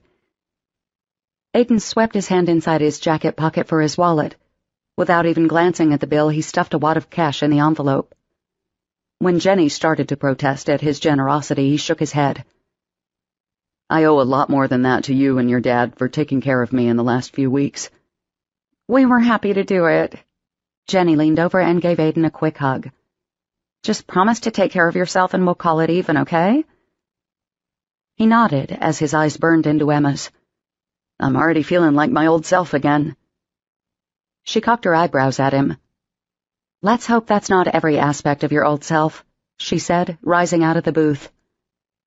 Damn, Em, do you always have to shred me with those freaking claws of yours? He grumbled as he stood up. Jenny threw a worried glance between the two of them before forcing a smile to her face. Well, I hope to see you guys again soon. Emma gave Jenny a reassuring smile. Thanks, you. After giving her a quick hug, she started out of the bar. Aidan hurried to catch up with her. He stepped in front of her just before she could open the door. Thank you, she mumbled, trying to ignore the little zap of electricity she felt when his body touched hers. She edged away from him as they started back to his car. The drive over to the VFW was silent, except for the muted sound of the radio playing love songs that were like spikes to her broken heart. When they pulled up to her abandoned car, she didn't want to leave him. Her brain screamed for her to pick up her hands and feet and get going. Finally, as her hand reached for the door handle, Aiden grabbed her shoulder. "Wait!" he cried. Chapter 5. Aiden's chest tightened at the prospect of letting Emma out of his sight for even a second. They had come so far in the last few hours he was afraid it might all fade like a dream if they didn't remain together. He was desperate for anything to keep her with him. A thought flashed in his mind and he blurted, "Can I see Beau?" Emma stared down at her lap. He could tell she was raging a battle within herself about whether to let him come over. "Please?" he pressed. Her shoulders sagged, but she raised her head and smiled. "Of course. I mean, he does miss you." Aiden gave a bark of a laugh. "I doubt it. He chose you over me, didn't he?" He was then assaulted with the painful memory of the night Emma caught him with Heather. The sight of Beau running after Emma, nudging her stomach and whining to go with her, cut through to his heart the same way it did that night. Shuddering, he forced a smile to his face. "I'm sure he's too busy eating table scraps and lying around on your couch to miss me." "No, he really does. After all, you were his daddy for 2 years. "Good, because I've missed him." He leaned over the gear shift towards her. "I've missed him every moment of every day." Her green eyes widened, both at his proximity and the fact that they both knew he wasn't talking about Beau anymore. The electricity crackled all around the two of them. "You can follow me home." "Thank you." He waited until she was safely in her car and cranked up before he pulled out of the parking space. On the way to her house, his fingers drummed anxiously against the steering wheel. Even though it wasn't more than 10 minutes, he couldn't seem to get there fast enough. Hope pulsed through him that she might finally forgive him and fully let him back into her life. As he started to pull into the driveway, a yard sign caught his eye. Squinting in the darkness, he gasped at the recognition of the realty sign. The words, "For sale," sent a stake through his heart. Animosity overwrought the amorous feelings he had pulsing through him. He screeched to a stop barely off the road. His blood pounded in his ears as he clambered out of the car and slammed the door. He was at Emma's side before she had time to close hers. "You're moving?" Shrinking from his anger, she pressed herself against the car. "Yes," she whispered. Shame washed over him that his reaction had frightened her. "I'm sorry for shouting at you, but how could you not tell me?" "I was going to," she argued. "When, the day the moving van came? Christ, Emma, we've been together all night. I unveiled my heart and soul, yet you couldn't manage to tell me this one little detail?" "I'm sorry." He was afraid to ask the next question because deep down he already knew the answer. "And just where are you going?" "I'm moving back home, to LJ. I'm gonna live with Grammy and Granddaddy for a while until the house sells, and then I might find a place of my own close by them. They're getting older. Granddaddy fell off a ladder a week ago and just had to have hip replacement surgery. They need me, but more importantly, I need them." He shook his head. "I won't let you take my son from me." Emma's green eyes narrowed into angry slits. "Don't you dare threaten me like that. You know I would never keep you from Noah. Just because I don't live here doesn't mean you won't get to see him." "LJ is a fucking hour and a half away. How will I get to see him when he's that far from me? Are you going to put me on some visitation schedule, like every other weekend or some bullshit?" She rubbed her temples. "I don't know what I'm going to do. I just know I can't stay here anymore. Alone." "Damn it, Emma, I can't believe you could be so cold." She jerked her chin up and glared at him so hard that he took a step back. "You asshole! How dare you accuse me of being cold? I'm not the one who cheated and ruined everything between us." "I didn't sleep with her," he protested. Emma threw her hands up. "The fact you couldn't get it up or I interrupted you is irrelevant to the point, Aiden. You brought some stranger into your home on the pretense of screwing me out of your heart and mind." He grimaced. I've said it a million times in a million different ways that I'm sorry. I know you have, but just like I told you back at O'Malley's, I would work on forgiving you, and it's going to take a hell of a lot of time. So don't expect me to fall into your waiting arms like nothing ever happened anytime soon. I had a life before you, and I'm gonna have one after you. She turned and stalked away. Wait. When she kept on walking, he called, Fine. You want even more grand gestures? Here's another one. He sank down onto his knees on the sidewalk. When Emma whirled around, her eyes grew wide. What are you doing? He gazed around them. What the hell does it look like I'm doing? I'm on my knees, totally and completely begging you to forgive me. Get up, she hissed when a couple walking their dog paused to stare at them. Not until you forgive me. She growled in frustration. I said it would take time, so quit being dramatic. He shrugged. Fine. Call me a drama queen. Call me any fucking name in the book. Just get all the anger and hate out of your system so you can work on forgiving me tonight. He opened his arms wide. I said it on cards, in text messages and voicemails, and even in that fruity book of poetry I sent you, but now I'm going to say it to your face in case it's the only other chance I have. Suddenly, in that moment, Aiden didn't feel so sure of himself. He drew in a ragged breath. I am sorry, Emma. I'm so sorry for breaking your heart. I'm sorry for being an utter prick and being afraid of my feelings for you. Most of all, I'm sorry for screwing up the perfect life we had by pushing you away and cheating on you. Emma's face flushed with warmth as the woman on the sidewalk gasped. Aiden turned to her. Yeah, that's right. I'm one of the countless assholes who break women's hearts. I couldn't tell Emma I loved her, and I almost screwed another woman trying to push her away.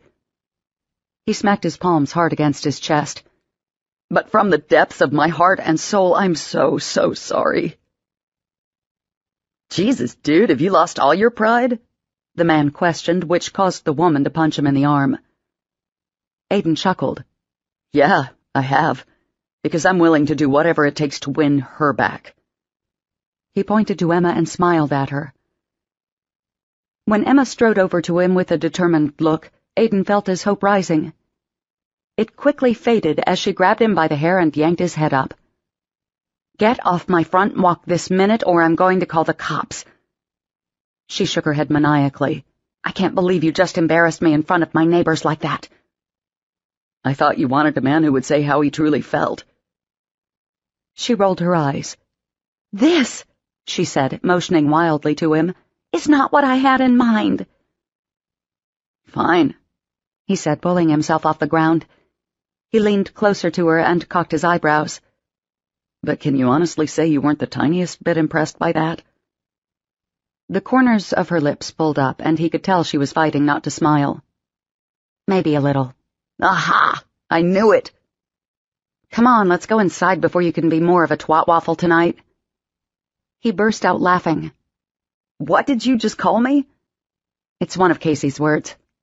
Let me guess, it's probably one of Casey's words for me. She nodded as she unlocked the front door. Yes, but with some stronger expletives along with it. I figured as much. Have a seat. I'll go let Beau out of the basement. When Aiden eased down on the couch, a memory flashed in his mind of making love to Emma in the very same spot before they went to see her grandparents for the first time. He heard Beau long before he saw him racing around the corner. Hey, boy, he cried, rising up off the couch. At the sight of Aiden, Beau went into full freak-out mode, with his whole body wiggling while he whined and cried. He barreled into Aiden, knocking him back down onto the couch. Then he went to licking Aiden's face, hands, and any other body part he could get his tongue on. Emma laughed. See, I told you he missed you. Beau barked a few times as if in agreement, and then went back to slurping his tongue over Aiden's face. Okay, boy, I missed you too. Aiden rubbed over Beau's back and then patted his head. Now sit down, Beau, and be a good boy, Emma instructed. To Aiden's surprise, Beau obediently slid down onto the floor and sat stock still for Aiden to pet him. Damn, I can't believe you've gotten him to obey. It's taken some time. Did you take good care of Mommy while I was gone? Aiden asked, scratching Beau's ears. At her sharp intake of breath, he glanced up at her and winked. He's been wonderful company, especially at night, she replied softly. I can imagine. The nights alone have been hell on me. Emma opened her mouth to say something, but then suddenly wagged her finger at Beau. Stop that licking or I'm going to put the cone of shame back on you. Aiden laughed as he patted Beau's back. Don't be so uptight, Em. He's just a dog. Let him lick himself if he wants to. She shook her head. If he keeps licking like that, he's going to cause an infection with his stitches from his surgery. Surgery? Aiden repeated lamely. What happened to him? When Emma didn't respond, Aiden glanced up to see her flushing and ducking her head. Oh no, she couldn't have gone there. She wouldn't have done that. Taking Beau by the collar, he turned him slowly around. At the sight of his lost manhood, he sucked in a breath. You had him fixed? Emma nibbled on her bottom lip. The vet suggested it. He said it would help Beau calm down and make it easier for him to get acclimated when Noah's born. Aiden rose off the floor.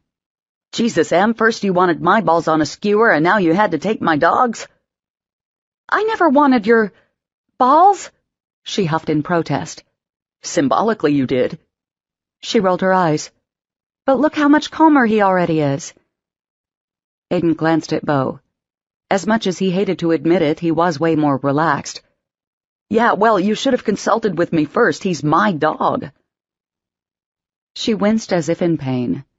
She took a few slow steps before easing down into the chair. Whoa, wait a minute. Don't walk away. We're not through discussing this.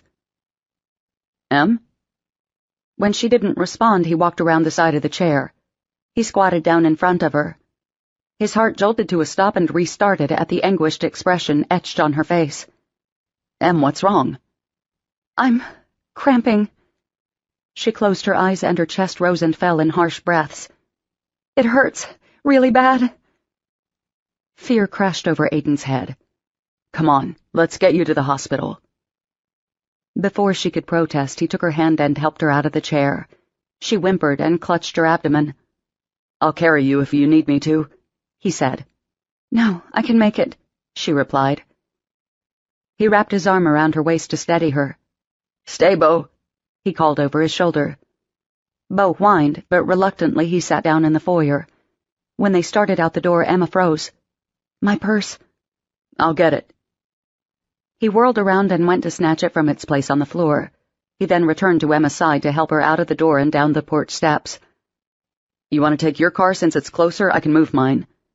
She shook her head. No, yours is fine. How's the pain? Intense, she panted. Are you bleeding or do you think your water broke? No, it's just the contractions. A tiny flicker of relief filled him. It's gonna be okay, Em. We'll get you to the hospital and whatever it is, they'll fix it. His heart shattered when she stared up at him with eyes pooling with tears. I hope so. Have faith. He opened the car door and eased her down onto the seat. As soon as he shut her door, he sprinted over to the driver's side. He climbed inside and cranked up. After peeling out into the street, he glanced over at Emma. Her eyes were closed and her brows furrowed while she bit down on her lip. Taking one of his hands off the steering wheel, he grabbed up one of hers. Her eyes flew open, and she stared over at him. I'm here for you, Emma. Thank you. I'm glad. She squeezed his hand tight. Refusing to let go, she used her other hand to dig her phone out of her purse. She thrust it over at Aiden. Call Casey, she murmured. Keeping one hand on the wheel, he used his other to scroll through Emma's contacts. He braced himself for the wrath to come as his finger pressed dial. Casey answered on the third ring. Hey, Hot Mama. Sorry I haven't had a chance to call you back yet, she said without a hello. This is Aiden. A long pause came on the line. What the hell are you doing with Em's phone? Please don't tell me you've done something truly insane to try to get her back, because if you have, I will make sure that you go to jail for a long, long time where a very large and hairy man can make you his bitch. She shrieked loud enough for even Emma to hear. Casey, listen to me. I haven't kidnapped Emma. We're on our way to the ER at Wellstar. Casey gasped. Oh, God, what's wrong? Aiden glanced over at Emma, whose eyes were once again pinched closed, while her jaw was clenched in pain. She's having some contractions. She's not bleeding, is she? No, just the contractions. Aiden heard who he assumed was Nate talking in the background. It sounds like a good sign that she isn't bleeding. Nate thinks it might just be Braxton Hicks, but we'll be there just as soon as we can. Okay, can you call Connor too? Emma's eyes flew open and she looked at him in shock. Aiden figured she was amazed that he didn't have to be told to do everything, and he could actually be considerate of her feelings. Yeah, sure. Bye. Casey merely hung up, so Aiden cut the call off. Anyone else you want me to call? Virginia? Emma shook her head. I don't want to worry Grandma yet in case it is something like Braxton Hicks. Okay, if you're sure. They made the rest of the drive in tense silence. After screeching into the hospital parking lot, Aiden wheeled up to the curb at the emergency room and killed the engine. When he got out and started over to Emma's side, a security guard hustled over. Sir, you can't park there. Look, mate. He trailed off when he realized he didn't know what to call Emma. She certainly wasn't his wife, and their relationship status didn't qualify as girlfriend either. She's, he finally emphasized, having early contractions, so I'm getting her inside. If you don't like it, then tow my fucking car. The security guard held up his hands. Sorry, sir. Once you get registered, please come out and move the car. A nice Mercedes like that'll get knocked to hell at the impound lot. Aiden growled with frustration as he held his hand out to Emma. Fine, but I'm not coming back out here until I know both she and my kid are okay. With his free hand, he dug $100 out of his wallet. Watch it for me, okay? The guard looked left and right before he hastily snatched the money. Yes, sir. Turning his attention back to Emma, he helped her out of the car. She grimaced as she stepped onto her feet. Lean on me, Aiden instructed as she took a tentative step onto the curb. With one arm wrapped around her waist, Aiden led Emma through the mechanized double doors and into the ER lobby. She gripped his hand tighter, and from the expression on her face he could tell the pain was worse. Just a little further, Em, he said. At the registration desk, he eased her down into a chair. When the clerk didn't come up immediately, he banged his fist on the desk. Excuse me, but she might be in preterm labor here. The receptionist nodded to a nurse. We'll go ahead and take her on back. Thank you, Aiden said. A nurse came out of the doors with a wheelchair. Aiden helped Emma to her feet and then helped her over to sit down in the wheelchair. When he started to go back with them, the receptionist called to him. You can't go back until we have all of her medical information. I'm already pre-registered here through my OBGYN, Emma muttered, through teeth gritted in pain. Then he'll have to stay until we get the insurance information.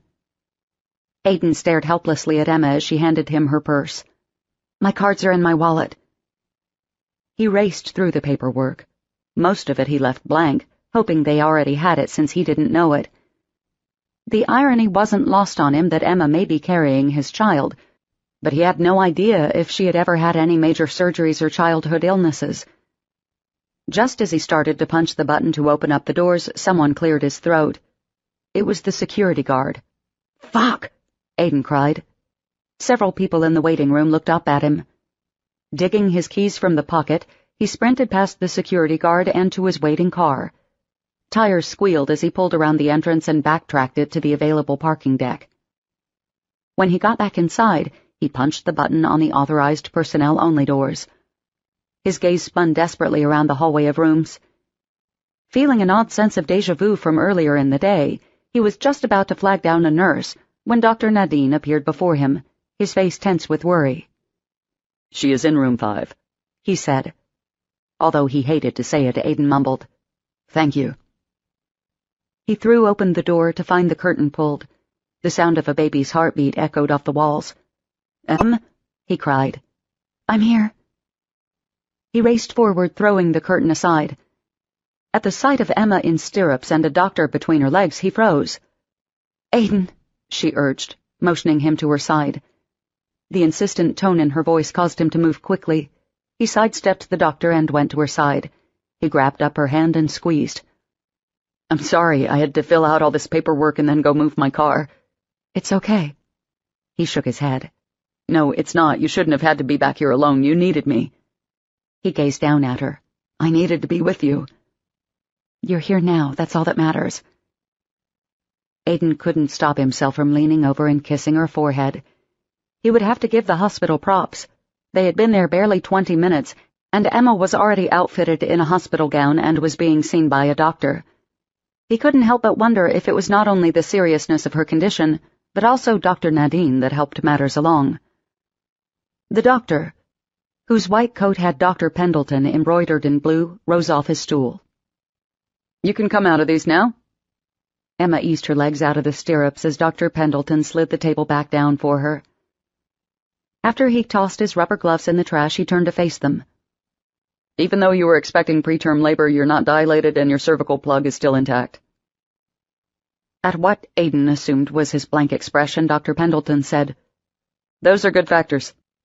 I'm going to have a nurse come in and administer terbutaline, which will stop the remaining contractions you're experiencing. I'll come back in and do an ultrasound to see how your baby looks. From his heartbeat, he seems to be a little agitated, but that could be from the uterine walls contracting." He turned to go to the door. "Since your condition is now stable, I'll be back in a little while to check on you." Aiden's legs didn't feel like they would support him any longer, so he collapsed into the chair by the bed. Relief washed over him. For the moment, it appeared that Noah was going to be okay, and in turn, Emma was as well. "Thank you, God," Emma murmured. A commotion came outside the door. "What the—" Aiden began, before Casey and Connor burst inside the room. Chapter 6. Casey cried, hurrying over to the bedside. She wrapped her arms around Emma and squeezed tight. "What's the verdict?" "For now, I'm okay and Noah's okay. Some preterm labor, but they're able to stop it." Casey and Connor both exhaled noisily. "Thank goodness," Connor said. A nurse interrupted by coming in to administer the shot of terbutaline. She eyed everyone before shaking her head disapprovingly. "You really shouldn't have such a crowded room. You need rest and relaxation."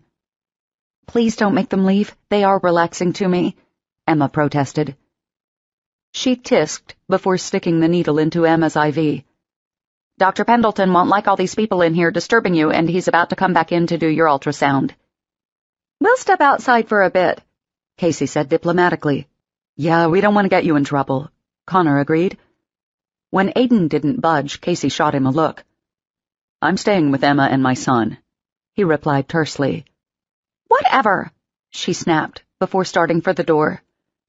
She and Connor were about to go out when Dr. Pendleton swept inside. They pressed themselves up against the far wall. Without a hello or an admonishment to the overcapacity room, he proceeded to do the ultrasound. Emma felt slightly comforted seeing Noah's form on the screen. His heart rate had thankfully calmed down. "He looks like he's planning on staying inside for a while," Dr. Pendleton remarked before turning off the machine. He stood up. "While everything appears to be improving, I'm going to insist on strict bed rest for at least the next week to 2 weeks. You may lie down or sit, but your feet are only to touch the ground to use the restroom. I'd advise that you use a seat in the shower, too. Is that clear?" Emma gasped. "But my job—" Dr. Pendleton held up a finger to silence her. "Ms. Harrison, I know it seems that since we have the situation under control at the moment that all is well, but the future stability of your pregnancy rests on the care you give yourself in the next 10 days. "I understand," she murmured, trying to calm the rising panic that pricked its way like needles over her body.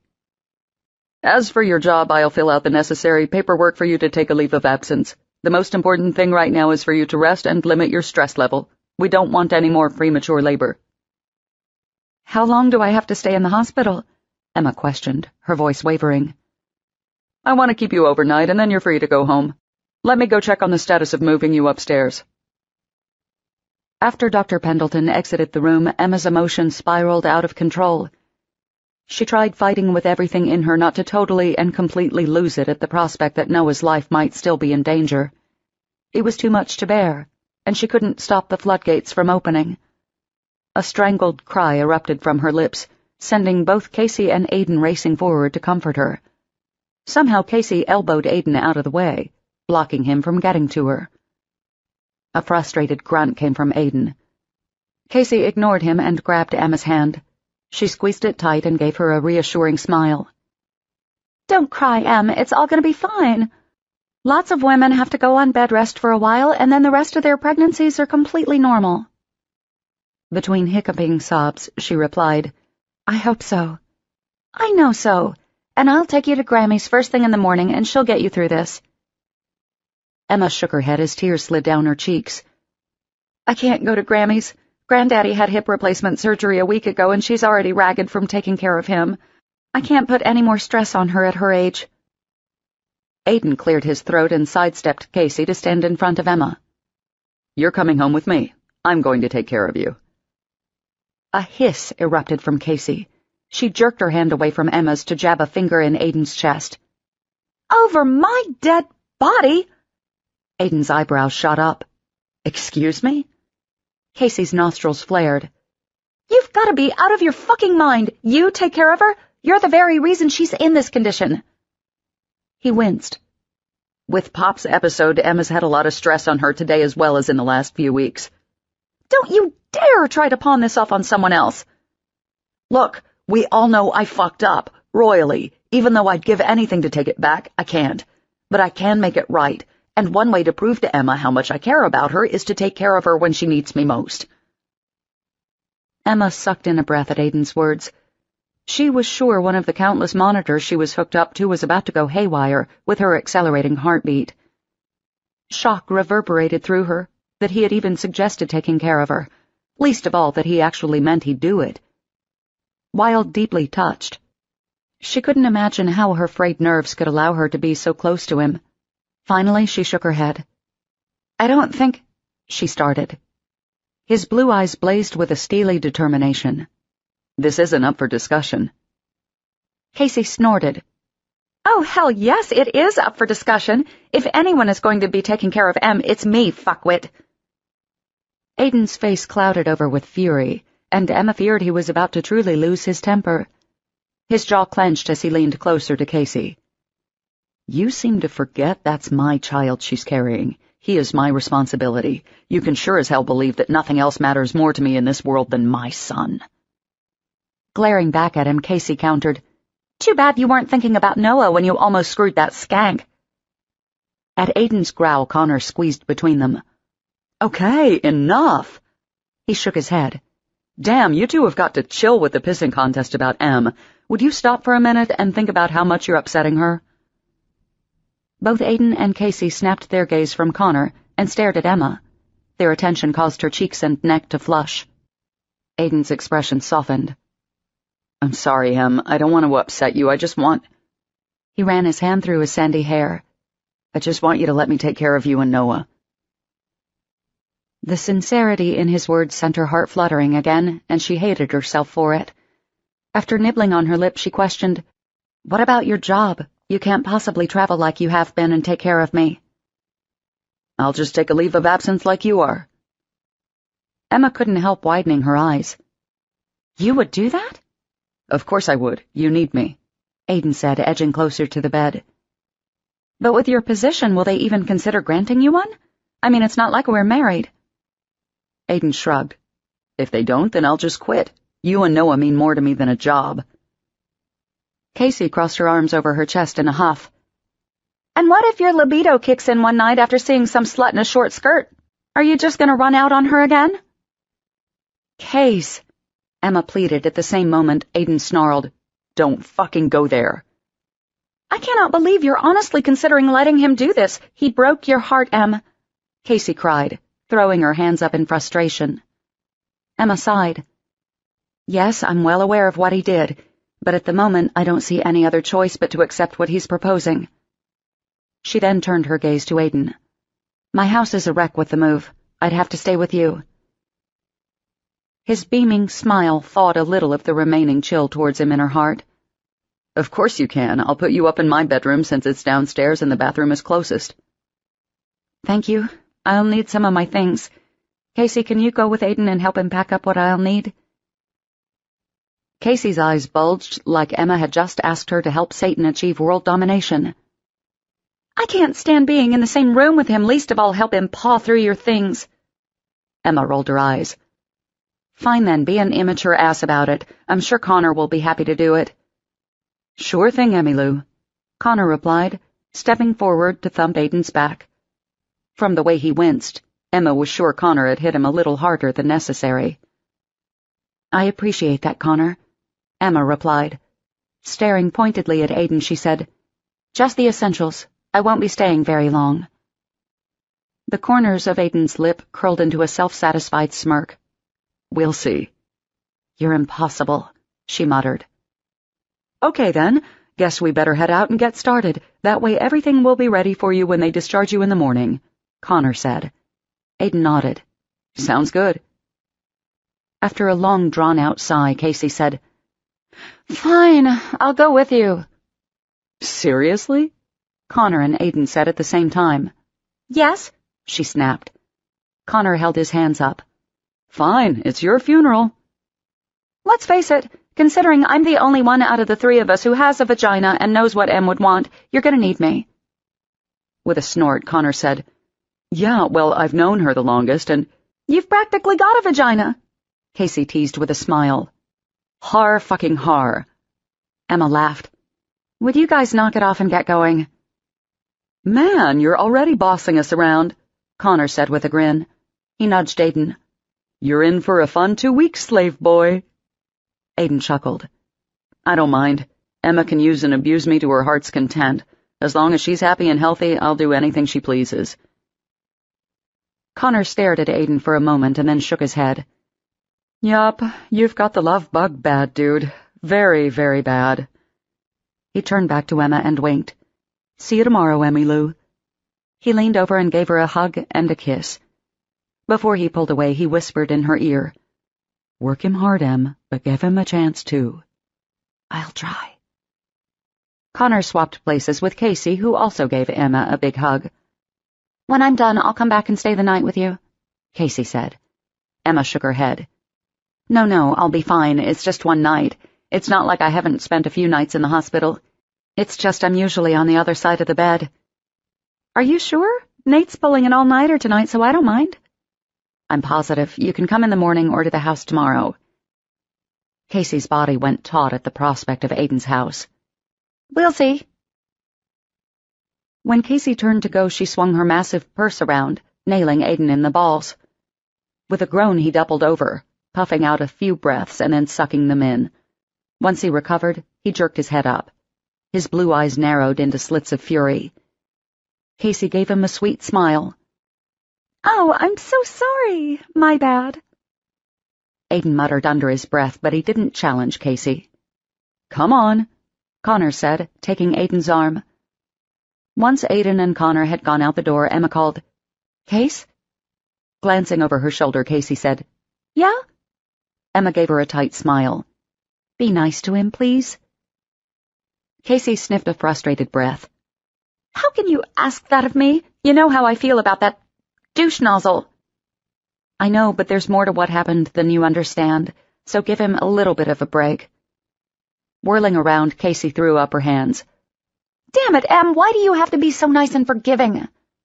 "I didn't say I was forgiving him, I just understand more now." At Casey's continued doubtful expression, Emma said, "Just trust me on this one." "Fine. I'll be civil, but I can't be nice." "Does civil mean you won't nail him in the balls again?" Casey gave an evil grin. "It means I'll try." "Try hard, okay?" She nodded. "Thank you." Casey blew her a kiss before heading out the door. Throwing her head back against the pillows, Emma blew out a puff of air. Her hand went to her abdomen as she continued gazing up at the ceiling tiles. "Please, God, please watch over Noah and don't let anything bad happen to him. Nothing else in the world matters as much as delivering him healthy into this world at the right time." Closing her eyes, Aiden's face flashed before her, sending her eyes popping back open. "And if Aiden is truly the one, soften my heart to him, or give me a sign I should move on." Her prayers were interrupted by a nurse and an orderly. "Time to move you upstairs." The orderly brought the wheelchair over, and Emma swung her legs out of the bed. After she sat down, she smoothed the hospital gown down over her legs. They took a quick trip up the elevator to the 3rd floor. She couldn't help but wonder which floor Patrick was on. She made a note of her room number so she could text it to Casey. and to Aiden. A sweet-faced, middle-aged nurse came in just as she was getting settled into the bed. "I'm Connie, and if you need anything, you just let me know." Emma smiled. "Thank you, I appreciate that." Once Connie and the orderly left, Emma turned on the TV to try to get her mind off of things. She was enjoying some old reruns of I Love Lucy when a gentle rap came at the door. "Yes," she called, her brows furrowing at who would possibly be knocking. It cracked open before Pesh stuck his head in. "Hey there." Emma inwardly groaned. He was the last person on earth she expected to see. Shooting up in the bed, she smoothed her ruffled bed hair and hoped she didn't have leftover raccoon eyes from crying. "Hi." Wagging his finger, he made a tisking noise as he stepped into the room. "Just couldn't let Mr. Fitzgerald be outdone, huh?" Emma laughed. "No, I don't suppose so." Motioning to the chair next to the bed, Pesh asked, "May I?" "Sure." His jovial expression suddenly grew serious. "You can't imagine how horrified I was to see your name come across the computer screen." He shook his head. "So I was right in thinking you needed to take better care of yourself." "Unfortunately, yes. But it's not only today, though." Emma glanced down at the standard order hospital blanket. "The last 3 weeks have taken their toll, I suppose." "Does it have anything to do with your relationship with Mr. Fitzgerald, son?" Emma jerked her gaze from the blanket over to Pesh. Wait, how did you—" He gave her an understanding smile. "It's a long story." "So is mine," she replied with a mirthless laugh. At the tension in the air, Emma desperately sought to change the subject. "I thought you had gone home for the day. When I was brought in, I was hoping you would be my doctor. Dr. Pendleton's bedside manner is quite lacking." "I apologize for that." "It's not your fault he's so gruff." "No, but it's my fault that you had to see him." "What?" A sheepish grin curved on his lips. "You were assigned to my caseload, but I asked him to see you instead."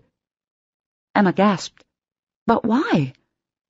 Ducking his head, Pesh replied, "Because I knew I wanted to see you personally in the future, and that would be too uncomfortable for both of us if I had to—" He drew in a sharp breath as pink tinged his tan cheeks.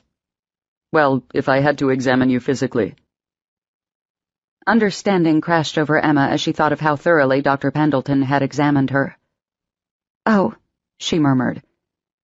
He leaned forward in his chair, his dark eyes taking on a pleading glint. "I don't want you to think I'm a creep or something for wanting to get to know you better. It was Mr. Fitzgerald who first broached the subject." Emma widened her eyes in horror. "He actually did that? I'm going to have to give him a piece of my mind when we're both better."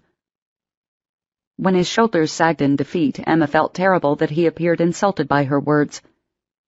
"Oh, Pesh, I'm so sorry. It's not that I wouldn't want to go out with you." His dark eyes lit up with hope. "Really?" "Yes, I just can't believe that Patrick would do such a thing." "Because of what was once between you and his son?" "Yes, that and the fact he was laid up in the emergency room. It's not the most opportune time to be playing matchmaker." "I guess I planted the seed when I called you beautiful." Emma's cheeks warmed at his compliment. "Thank you." Staring down at his hands, Pesh said, "I want you to know that taking your phone number from Mr. Fitzgerald, saying that a total stranger is beautiful, that's not who I am. I'm sure none of my colleagues would believe I had done such a thing." "Really?" Pesh nodded. "The truth is, I haven't reacted to a woman like I did with you in a long time." "Oh?" He peeked up at her through his long dark lashes. Sorrow radiated in his eyes. 18 months ago, I lost my wife to an aneurysm." Emma gasped. "I'm so sorry." "You can't imagine what a helpless feeling it is to be a physician, and you can't save the woman you love most in the world." "How old was she?" Emma tentatively asked. "Only 35. "That's so young." Pesh nodded. "Jade was adopted when she was just 3. Her adoptive parents didn't know anything about her medical history. From what I've been able to gather, it could have been preventable had we known the signs and symptoms of what to look for." At his anguished expression, Emma reached out for his hand. With a grateful smile, he slipped it into hers. I know what it's like to lose the love of your life. Pesh's dark brows arched in surprise. You do? She nodded. 5 years ago, my fiancé was killed in a car accident. I'm so sorry. An awkward silence filled the room. Finally, Pesh gave a short shake of his head. Between your lost fiancé, your breakup, and me being a widower, I suppose we would make a tragic pair, wouldn't we? People do move on, she said softly. But when she uttered the words, she was thinking more of Aiden than of Travis. Was Pesh the sign she had prayed about? Or had everything that had been thrown at her in the last 3 weeks just confused her too much? In the 18 months since I lost Jade, I could never imagine ever wanting to date another woman again. He smiled at her. Until today. But why me? Why not? You do realize I'm 6 months pregnant, right? I'll tell you the same thing I did Mr. Fitzgerald's son when he mentioned it. Emma's cheeks burned at the mention of Aiden. She didn't even want to begin to imagine what the conversation had been like between Patrick, Aiden, and Pesh. Her mortification was interrupted by Pesh squeezing her hand. The fact you're pregnant has no bearing on how beautiful you are outwardly, or the kindness that radiates from within you. Unblinking and not breathing, she stared at him in disbelief. How was it possible that a handsome, successful, compassionate man was interested in dating her when she was 6 months pregnant with another man's child? Pesh, I'm very grateful for your flattering compliments, but my life is so very complicated at the moment. And I'm not helping matters with my amorous declarations, am I? She gave him a sad smile. You've been through so much that you deserve true happiness. I have to be totally honest when I say I just don't know if I have anything to give you at the moment.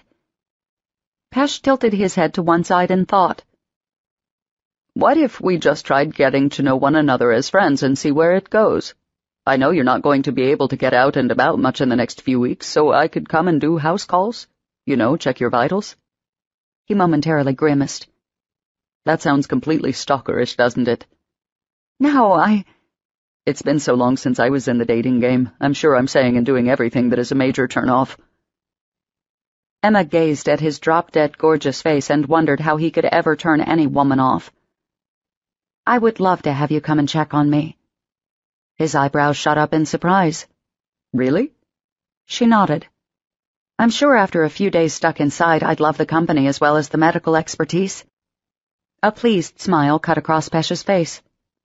I would like that very much. Me too.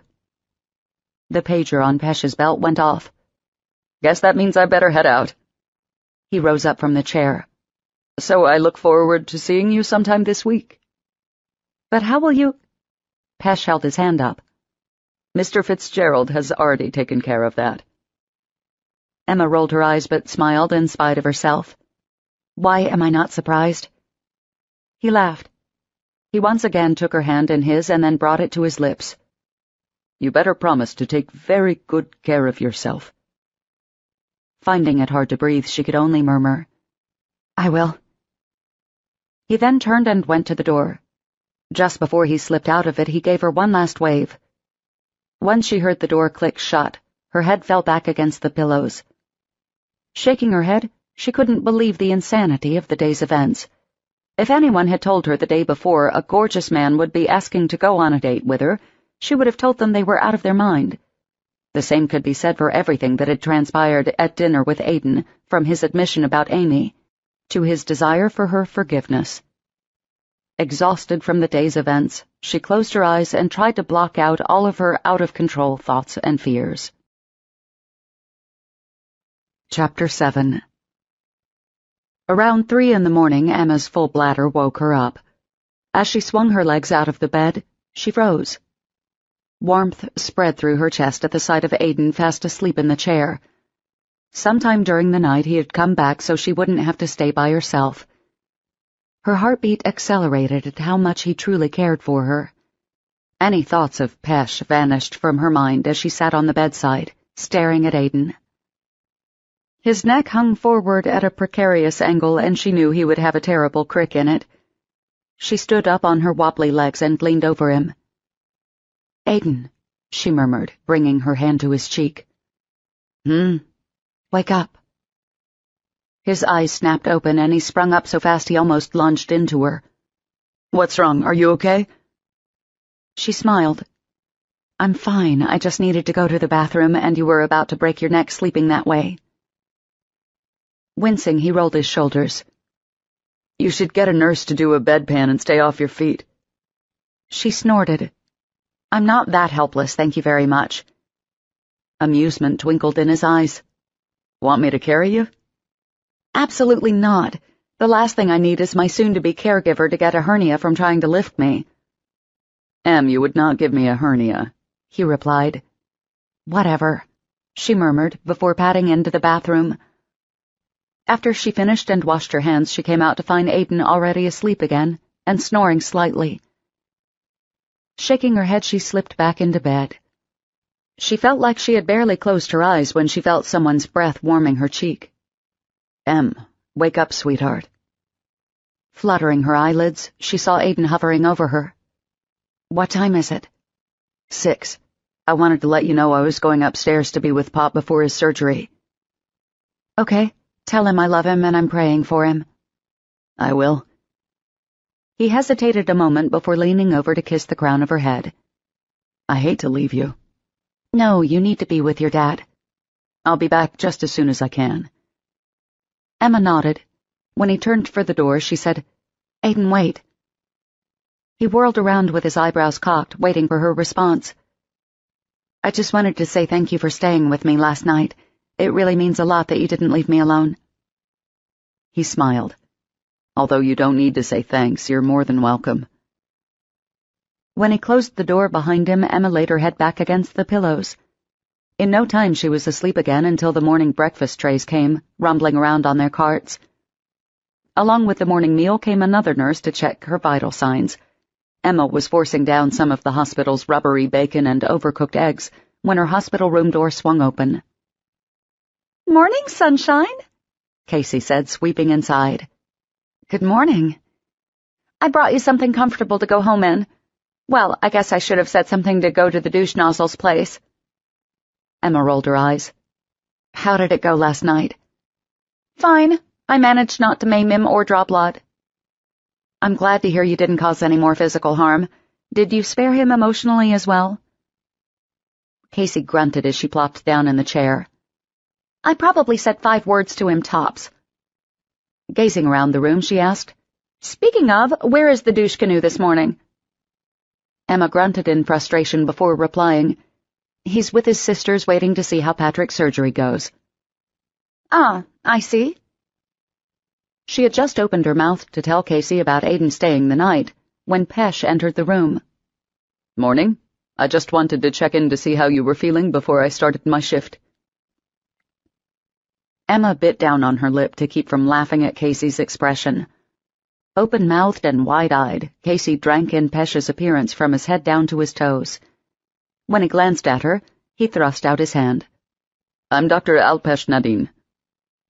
"Casey Turner," she replied. "She's my best friend," Emma informed him as Casey kept staring. "It's very nice to meet you." Sidestepping Casey, he came to Emma's side. "I'm hoping you won't think it was completely inappropriate, but I snuck a little peek at your chart this morning." "You're a total stalker," she teased. Pesh grinned, causing dimples to appear in his cheeks. "Well, with that said, everything looks good. I think once you take it easy these next 14 days, you'll be fine for the rest of your pregnancy." "I hope so." "Have faith. It's all going to be just fine." Once again his pager interrupted them. He glanced down at it and scowled. "Guess I better get downstairs." "Thank you so much for coming by." He nodded. "I'll talk to you tomorrow and we'll iron out our dinner plans." "Dinner?" He cocked his dark eyebrows at her. "You didn't think I would just come check your vitals and run out the door now, did you?" Emma felt her cheeks warming at the insinuation. "Well, no, but—" He held up a hand and smiled. "We'll talk about it later." He turned to Casey. "Nice meeting you." "Yes, nice meeting you, too," she replied, her gaze honing in on his ass as he walked out the door. Once they were alone, she whirled back to Emma. "Holy shit, Em! You have precisely 5 seconds to fill me in on who the hell Dr. McDreamy Bollywood is." Emma laughed, and then she proceeded to tell Casey everything. Once she was finished, Casey shook her head slowly back and forth. "Wow! I mean, just wow!" With a dreamy sigh, Emma said, "Tell me about it." "So are you going to give him a chance?" Emma shrugged. "Maybe." "I think a man like that warrants a little more than a maybe." Casey gazed longingly at the door Pesh had only moments ago exited. "I mean, incredibly good looks aside, the man is compassionate and caring, and completely the opposite of the commitment-phobic dirtbag." "I'm already too stressed, Case. I can't throw in a potential new man to the mix right now." When Casey started to protest, Emma shook her head. "Besides, I'm still not sure I'm ready to move on from Aiden." Casey rolled her eyes. "Seriously? You're gonna let your feelings for the douche nozzle screw up a potentially amazing soulmate?" "Aiden is the father of my child. I'll always love him for that fact alone, but there's still so much between us." At Casey's tight-lipped expression, Emma said, "There's no easy black and white here, Case. It's all gray. Besides what I still feel about him, his actions in the last 24 hours are very endearing. He's risking his job to take care of me.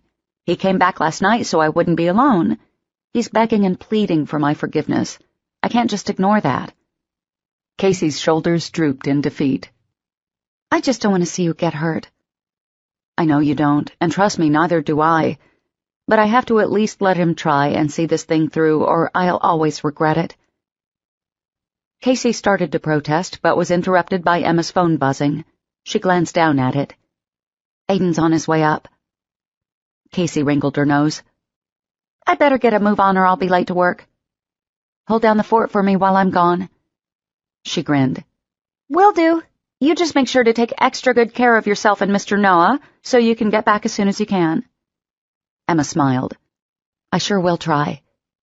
Casey leaned over and gave Emma a quick hug and a kiss. "I'll be over to see you soon." "Good." As Casey started out the door, Aiden breezed in. He flinched and pushed himself as far away from her and her pocketbook as he could. "Easy, Big Papa. Your boys are safe this morning." He sighed in relief. "I'm glad to hear it. They're still a bit traumatized from last night." Throwing a glance over her shoulder, Casey winked at Emma. "Bye." Emma waved before turning her attention to Aiden. "How's Patrick?" "Good," Aiden replied. Emma sighed in relief. "Thank God." "You'll be happy to know the first thing he did when he got back to his room was ask about you." Tears welled in Emma's eyes. "Really?" Aiden nodded. "He said to give you and Noah his love, and he would be over to see you just as soon as he got sprung out." Emma laughed and wiped her eyes. "That's so sweet." "Yes, sweetness runs in the Fitzgerald DNA, especially with the males," Aiden mused.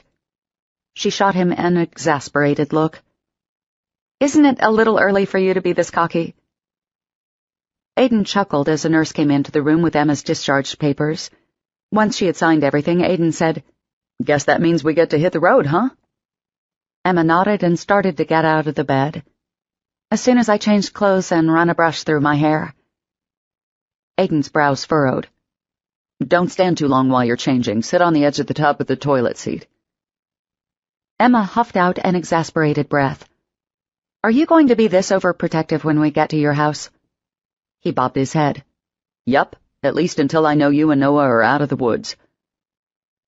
Her frustration evaporated a little at his sincerity. Okay, I'll sit down while I get dressed." After she padded into the bathroom, she happily tore off the hospital gown and then threw on the yoga pants and long-sleeve shirt Casey had brought. She then slid her somewhat swollen feet into the size bigger tennis shoes she recently had to purchase. She pulled her long hair back into a ponytail. When she was done, she came out to find a nurse waiting with a wheelchair. She eased down in it, while Aiden grabbed the bag Casey had brought along with her purse. The nurse then wheeled her down the hallway to the elevator. "Make sure you read your discharge papers about what to do and not to do. It also indicates when you need to go back to see your doctor." Before Emma could respond, Aiden replied, "I'll make sure she does." The nurse gave Aiden a big smile. "I bet you're going to take very good care of her." Yes, ma'am. I'll be giving her lots of TLC. When Emma cocked her head at him, he winked. Once they got to the lobby downstairs, the nurse said, "We'll wait here while your husband goes and gets the car." Emma made a slight strangled noise while Aiden skidded to a stop. Okay, she finally squeaked. Aiden cut his eyes over to her before jogging out to the parking lot. It didn't take him long to return with the car. "Good luck," the nurse said before she closed the car door. Thanks, Emma replied. She quickly buckled her seatbelt and turned to Aiden. Okay, then. As they pulled out of the parking lot, Aiden said, "There's someone else who is very anxious to see you." Oh? He took his gaze off the road and grinned at her. Beau? Emma laughed. I hope you brought him home last night. I thought his home was your house. His original home? Ah, then yes, I did. Of course he kept circling through the rooms looking for you. Poor baby. I'm sure he'll be more than ready to share your bed and your leftovers when you get there. She grinned. I hate sleeping alone, so I'll be thrilled to have him as my bed buddy again. Aiden opened his mouth to say something, but then closed it. What? She asked. Nothing. Since she sensed his comment dealt with offering his services as her bed buddy, she decided to drop it. When they turned on Aiden's street, Emma's chest clenched, as she was enveloped by a mixture of both happy and painful memories. As he pulled into the driveway, she couldn't help but flash back to the night she had found both his car and another's. When he killed the engine, he glanced over at her. Why don't you sit tight while I go unlock the door so you don't have to wait? She shot him a look. Aiden, I think I can stand for 2 seconds while you open the door. Fine, he grumbled. She couldn't believe how extreme he was taking her bed rest. 1 minute it was infuriating and the next it was endearing. She just hoped her hormones would allow her to appreciate him, rather than verbally berate him. The next thing she knew, Aiden had moved like lightning from the car and through the garage, so by the time her slow-moving form reached the door, he had it unlocked and opened. Nice footwork, Speedy, she remarked. You're welcome. Beau came yipping into the kitchen. Hey, boy, did you miss me? He whined and then nudged her belly. We're both okay. I just have to take it easy, she informed him. Speaking of taking it easy, let's get you on to bed. You're so bossy, she replied as she padded down the hallway. When she entered Aiden's bedroom, she gasped. The quilt Grammy had made her when she was a little girl was draped over the bed, while the antique silver-framed pictures of her parents sat on the nightstand. Her glider and ottoman rested to the right side of the bed. She turned back to him, unable to hide her surprise. Did Casey suggest this? No, he murmured. Her heartbeat broke into a wild sprint. You mean you did this? For me? Yeah, I did. Aiden rubbed his neck furiously when she continued staring at him. Casey got your essentials and all, but I thought you needed some things to make you feel more at home here, even if you say you aren't staying long. She couldn't breathe, let alone speak. Oh, God, why did he have to be so amazing? Every time he did something caring and compassionate, it almost broke her heart instead of warming it. It was like throwing it in her face once again, that besides the one glaring mistake he had made, at his very core he was a good man, one who deserved to earn her forgiveness. Emma took a few tentative steps over to him. Standing before him, she stared into his questioning blue eyes. She leaned in and gave him a hug. Thank you, Aiden. This means so much to me. He quickly wrapped his arms around her. She closed her eyes and let the feeling of comfort and even love wash over her. His warm breath tickled the skin on her earlobe. I'm glad you like it. I want to do anything and everything I can to make you happy. Well, this was a wonderfully amazing start. You're welcome. She could hear the pleasure vibrating in his voice. So do you want to rest for a while, or I could fix you an early lunch? Actually, I'd kill for a shower. I feel pretty disgusting. Aiden nodded. I picked up the seat from the medical supply store. Let me go get it ready for you. Great. I'm going to feel 80 years old, she grumbled, trailing behind him into the bathroom.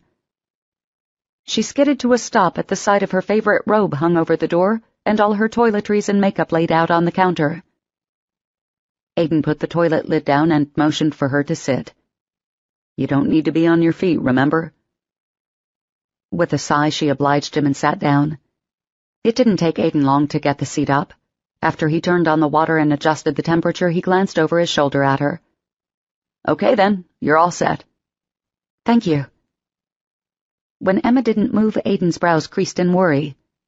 "You need some help?" The very thought of him seeing her naked again sent a stinging rush of warmth across her cheeks. She shook her head back and forth furiously. "I can handle it." "Fine," he replied. When the door closed behind Aiden, Emma's fingers went to the hem of her shirt and then froze. Her gaze honed in on the shower seat. A flashback of the later days of her mother's cancer battle assaulted her. Her mother's ravaged form trying desperately to get in and out of the shower flashed in her mind, and she shuddered. That vision, coupled with everything she had been through in the last 24 hours, sent her emotions careening out of control. Most of all, fear still hung heavy around her. It was like a silent specter in the room, mocking her that her perfect dream of having a child would actually come true. Just the thought of losing Noah sent a chilling shiver reverberating through her. Burying her head in her hands, she wept unabashedly. Even though she knew she shouldn't, she let the sobs roll through her. At the bathroom door cracking open, she froze. "Em, are you all right?" "I'm fine," she replied forcefully, but her wavering voice betrayed her. Aiden stepped inside. She tried to hide the trembling of her body as he tentatively walked across the tiled floor. Peeking up at him through her fingers, she took in his worried expression at the sight of her, still sitting on the toilet. "Why aren't you showering?" Kneeling down in front of her, he took her chin in his fingers, raising her head to meet his gaze. "Em, you've got to stop crying. It isn't good for you or Noah." "I'm sorry," she whispered hoarsely. He brought his other hand up to cup her face.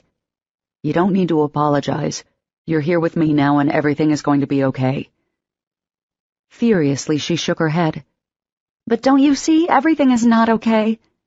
"I know, but it's easy to stand there and tell me not to get upset, but you have no idea what I'm going through at the moment," she shrieked. He cast his blue eyes downward. "I realize that, Em." She swiped her cheeks with the backs of her hand. "Every minute, every second, I can't help thinking of it all falling apart. I'm so scared something bad is going to happen to Noah. I've lost everyone I've ever loved. I can't lose him, too." Her chest heaved as another racking sob rolled through her. Without hesitation, Aiden drew her into his strong embrace. She should have shrugged him away. Being close to him when she was so emotionally broken was playing with fire. But she was so very tired of being alone all the time and having to bear every burden on her own. Aiden had enough strength for the both of them, and just being held in his arms sent comfort pulsing through her. Grabbing him around the back, she fisted his shirt in her hands, hanging on for dear life. Aiden's lips warmed against her ear, causing her to shiver. "Shh, please, sweetheart, don't cry," he crooned in her ear. "I'm here for you, and we're going to get through this together." His words reassured her, and for both him and for Noah, she tried composing herself. When her cries began to quiet, Aiden pulled away and stared intently at her. His blue eyes blazed with intensity. "Listen to me. You have every right to be scared, but I want you to believe me when I say that Noah is going to be fine. He's blessed with some strong-as-hell genes." Placing his hand on her belly, he smiled.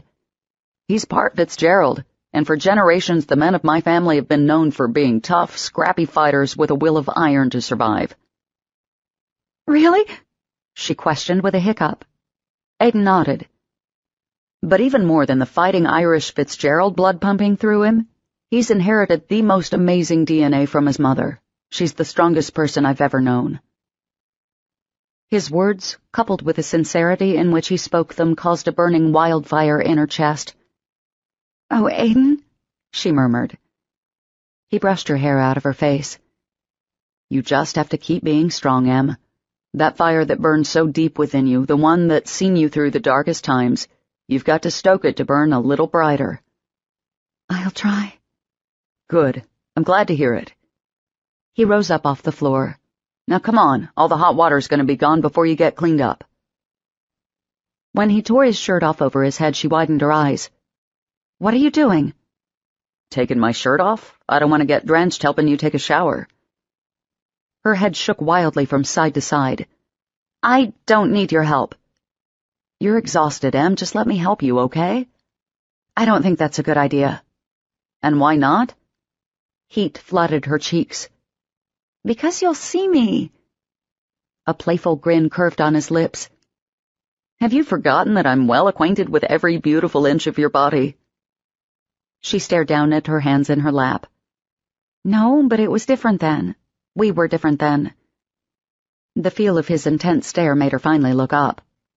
And it's different now because I'm not going to devour you when I see you naked. I'm going to take care of you. There are more levels of intimacy than just sex, Emma. I know, she whispered. So let me help you. She exhaled a defeated breath and nodded. Will you turn the chair around so I'm not facing you? An amused glint twinkled in his eyes. Yes, Miss Modest, I can. For your information, there's more of me than the last time you saw me, she argued as he adjusted the seat. He turned around and shrugged. I doubt that. Besides, you're still just as beautiful as the first time I saw you. Always the flirt, aren't you? She replied with a grin. Just stating the facts, ma'am. Aiden's hands then reached for the hem of her shirt. Instead of protesting, she let him pull it over her head. His gaze hovered over her cleavage a little longer than it should have before he tossed her shirt onto the wicker hamper. Stand up, he instructed. You're so bossy. And you're so damn stubborn, he countered as he pulled her pants down. Left in only her underwear, she shivered. As if to even the playing field, Aiden's fingers went to his fly and took his pants off as well. His eyes met hers as she brought her arms around her back and unfastened her bra. After it slid to the floor, she wrapped her arms around her breasts. Oh, Em, seriously? Quit acting like I'm some pervert getting off at this. That little flicker of hellfire sparked within her at his exasperation. Her hands then went to the waistband of her underwear, and she ripped the panties down her thighs as best she could, with her belly getting in the way. Meeting his surprised gaze, she strode over to the shower and sat down in the chair. I'd like my vanilla body wash, please, and the pink sponge. Thank you. His chuckle echoed off the bathroom walls. Sticking his hand in the shower, he gave her the body wash. I already put your shampoo in there. He closed the shower door behind him. Emma didn't dare glance back to see if he dropped his boxers or not. Want me to wash your hair? You seriously want to do that? Of course. Besides, it's not like you're going to let me wash the good parts anyway. A giggle escaped her lips. I thought you were going to behave, she protested. I am. That's why I want to keep my hands busy with your hair. Fine, then. Taking the shower nozzle, he brought it to her head, soaking her hair. Once it was fully wet, he squirted the peach-smelling shampoo in one hand and then worked up a lather. She couldn't help moaning as his fingers massaged her scalp. Oh, God, that feels so good. I'm glad you like it.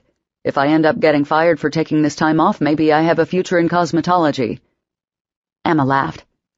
I can't quite see you doing hair for a living. Me either. You know, you washing my hair like this reminds me of Out of Africa, when Robert Redford washes Meryl Streep's hair, Emma remarked. My mom loved that movie. Really?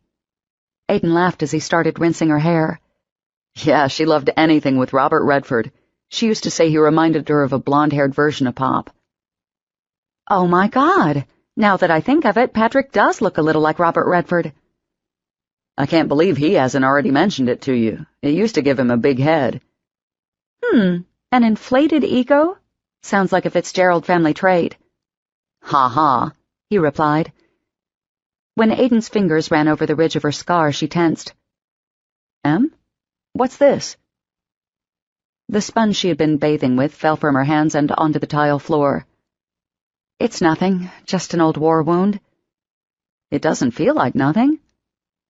Aiden's hand left her head and came to rest on her shoulder. Tell me. She hugged her arms around her chest. It's a reminder of a very painful time in my life when I did something very stupid. When Aiden's hand remained frozen on her shoulder, she sighed. After my mother died, I was so alone. My grief for Travis was still very fresh. There was no husband, no father, no mother. I couldn't see through the dark clouds that I still had Grammy and Granddaddy. A tremble ran through her body as she let the skeletons of her past dance precariously around her. One night when I was in the mountains, I got up in the middle of the night and got into the car. I started flying over those curvy roads, hoping another car would come along and I could end it all. "Oh, God," Aiden muttered. His hand squeezed her shoulders tight. She glanced back at him. I slammed into a tree instead, and even though it totaled the car and gave me that horrific scar, I walked away. "Was that the only time you tried to—" She could tell he couldn't bear to say the words. Emma gave a quick nod. After that night, I knew it was meant for me to stay alive, to try to live a happy life for my parents and for Travis. I found a really good therapist, and she, along with my family and my faith, helped me through it. "Thank you for sharing that with me." He leaned over and planted a kiss on the crown of her wet head. "You're the most amazing woman I've ever met." "I don't know about that." "You really are." "What I did was really stupid and selfish and—" Aiden shook his head. "I'm not going to judge you, Em. I've never had to go through the hell that you have. I'm just glad you're here." "Thank you." He turned off the water. Glancing back at her, he asked, "All clean?" She laughed. "Yes, all clean." He opened the shower door and went over to get her a towel and her robe. She was glad to see he still had on his underwear. Although with it soaked through, she had a very fine view of the imprint of his ass. Rolling her eyes at her out-of-control hormones, she turned her gaze back to the tile. When he handed her the towel, she started drying off her arms and legs. He pulled her hair up and wrapped another towel around her head. "Are you getting hungry?" "Mm-hmm," she murmured as she slid into her robe. "What sounds good?" She arched her brows in surprise. "You'll fix anything I want?" "Yup, or go out and pick it up." "How about some of your shrimp scampi?" Aiden nodded. "While you're drying your hair, I'll fix it and bring it to you." "Are you going to bring it on a silver tray with a rosebud in a crystal vase?" she asked with a grin. "Always that mouth," he muttered as he headed out of the bathroom. Emma giggled as she got out her hairdryer.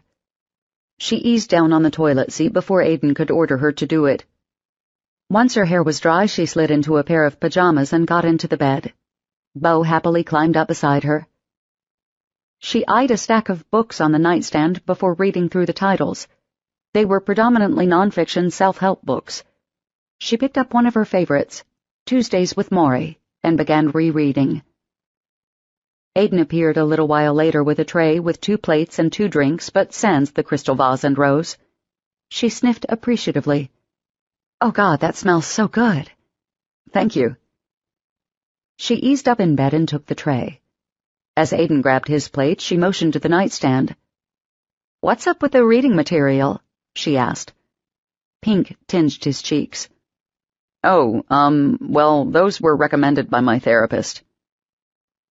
Emma choked on the bite of scampi she had taken. Once she recovered, she asked, "You're in therapy?" He nodded, turning his head from her intense gaze as he sat down in the glider. "How long have you been seeing a therapist?"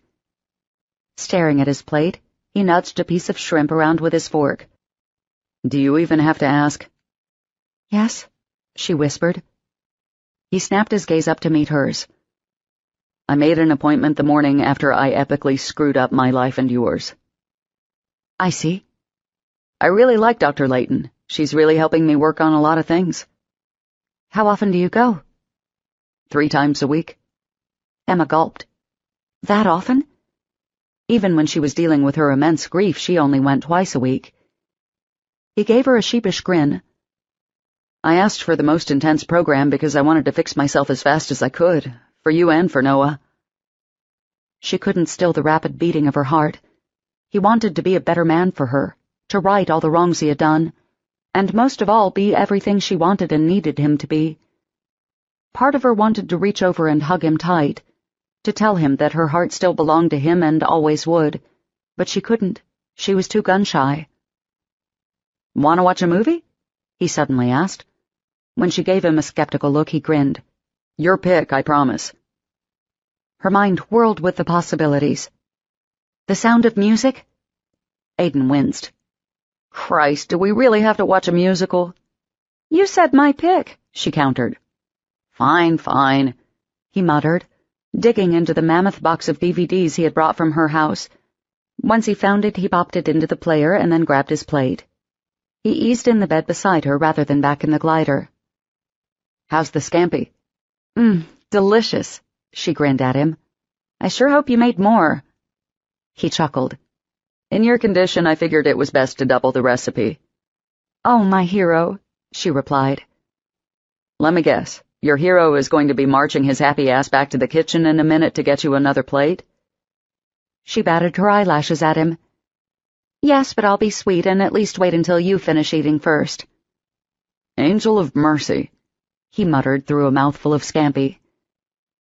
Giggling, she flipped on the TV. As the opening credits began and Julie Andrews started twirling and singing on the mountaintop, Emma snuggled the blanket closer to her and sighed with contentment. "You really dig this shit, don't you?" Aiden asked. She glanced over at him. "What if I were to tell you I played Maria my senior year in high school?" Aiden swallowed hard. "You mean you wore a nun's costume?" "Of course I did." He licked his lips. "Damn, that's hot." She rolled her eyes. "You're impossible." Aiden chuckled. "Sorry, babe, but every man has his fantasies." "You fantasize about me in a nun's costume?" "Actually, you in anything. Or nothing," he replied with a wink. "Whatever," she mumbled as she fixated her gaze on the screen and not him. After another plateful of scampi, her eyes grew heavy. When she glanced over at Aiden, his eyes were glassy. But she wasn't sure if it was from exhaustion or being forced to watch a musical. She nodded off just before the Von Trapps escaped into Switzerland. When she woke up, it was dark outside. Glancing over her shoulder, Aiden wasn't beside her anymore. The sound of the shower running alerted her where he had gone. Peeking at the clock on the nightstand, it was just after 6. Yawning, she stretched her arms over her head before pushing herself into a sitting position. Shifting her body made her bladder scream for release. Nibbling her lip, she gazed at the closed bathroom door. There were 2 options: bust in on Aiden's shower, or be a coward and go down the hall to the half-bath in the foyer. She shook her head at the thought of walking so far. With a heavy sigh, she hoisted herself out of bed. Bo slid off beside her. "Hang tight, boy, I'm not going far." He ignored her and continued by her side as she padded into the bathroom. Steam enveloped her and momentarily clouded her vision. Just as she started for the toilet, Aiden shut off the water and stepped out of the shower in all his naked glory. Her eyes met his shocked baby blues before her gaze dropped below his waist. Her pregnancy hormones kicked into overdrive at the sight, and she licked her lips. "Are you done ogling my package?" he asked, amusement vibrating in his voice. She reluctantly jerked her gaze up to his. "Wait, what?" she asked. Then mortification rocketed through her, and she quickly ducked her head. "I'm sorry, I needed to pee." She sidestepped his dripping wet, naked form and headed for the toilet. Aiden laughed at her embarrassment. He grabbed a towel, but instead of wrapping it around him, he took his time drying off his arms and chest. Emma ignored him and focused on relieving her bladder. Once she was done, she went to the sink to wash her hands. She rolled her eyes when Aiden still hadn't covered up. "What sounds good for dinner?" he asked. Keeping her gaze on the vanity, she said, "Anything, I'm starving." "Seriously?" She laughed. "You better get used to feeding my out-of-control appetite." "I can try," he mused as he finally wrapped a towel around his waist. "How does pizza sound?" Heavenly." "Then I'll order in some pizzas." She giggled. "Yes, you better make them large. Ooh, and get some cinnamon bread, too." "Okay, then, I will." "Can we watch more movies?" Aiden shuddered.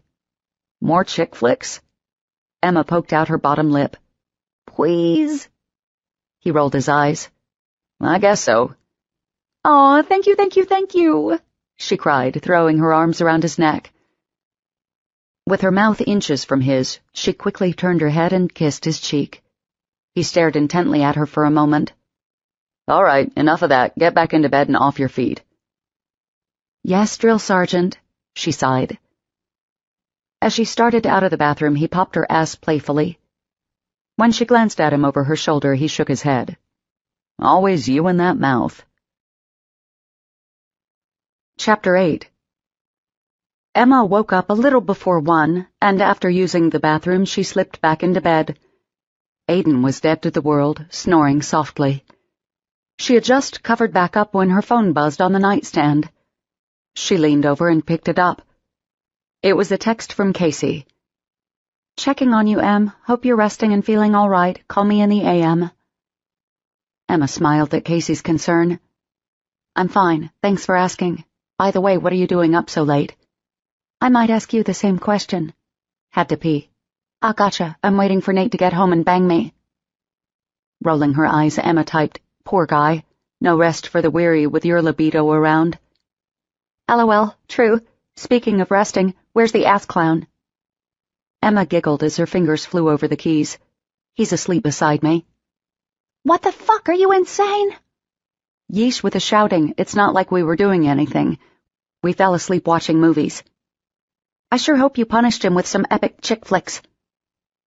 She glanced over at Aiden's form and almost felt sorry for what she had inflicted on him. Almost.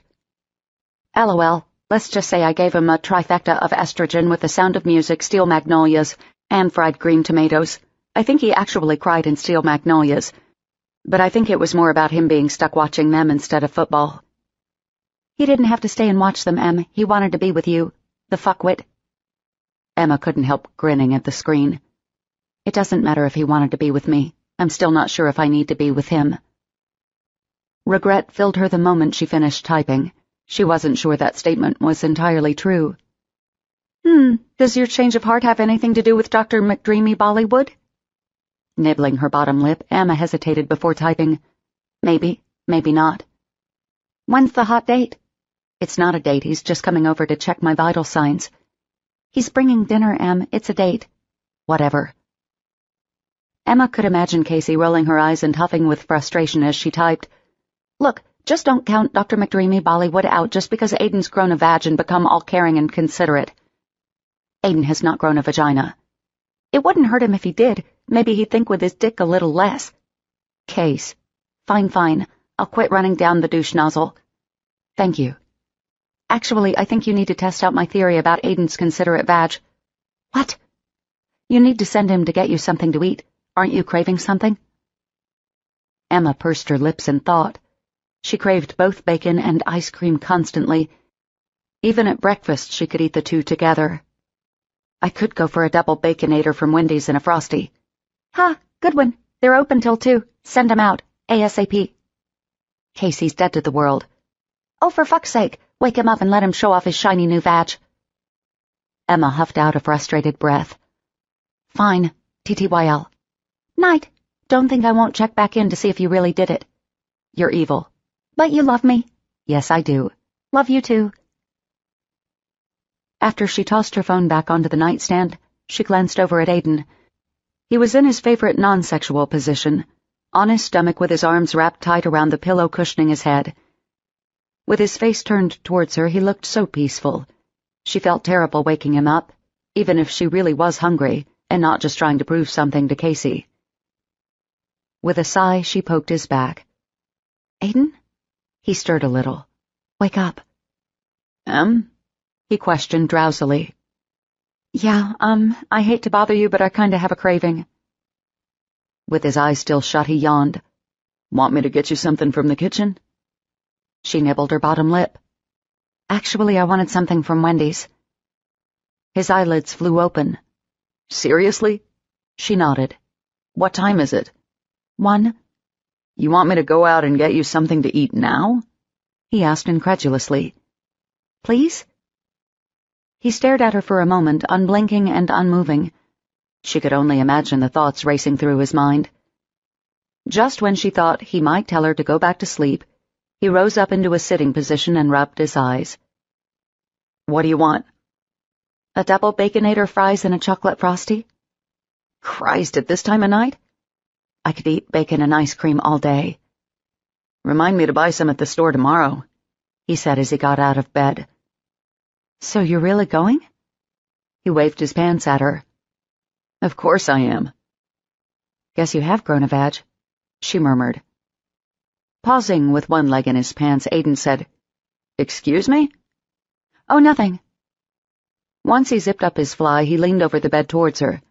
From the light trickling in from the bathroom, she could see the amusement on his face. I could have sworn you just said I had grown a vag.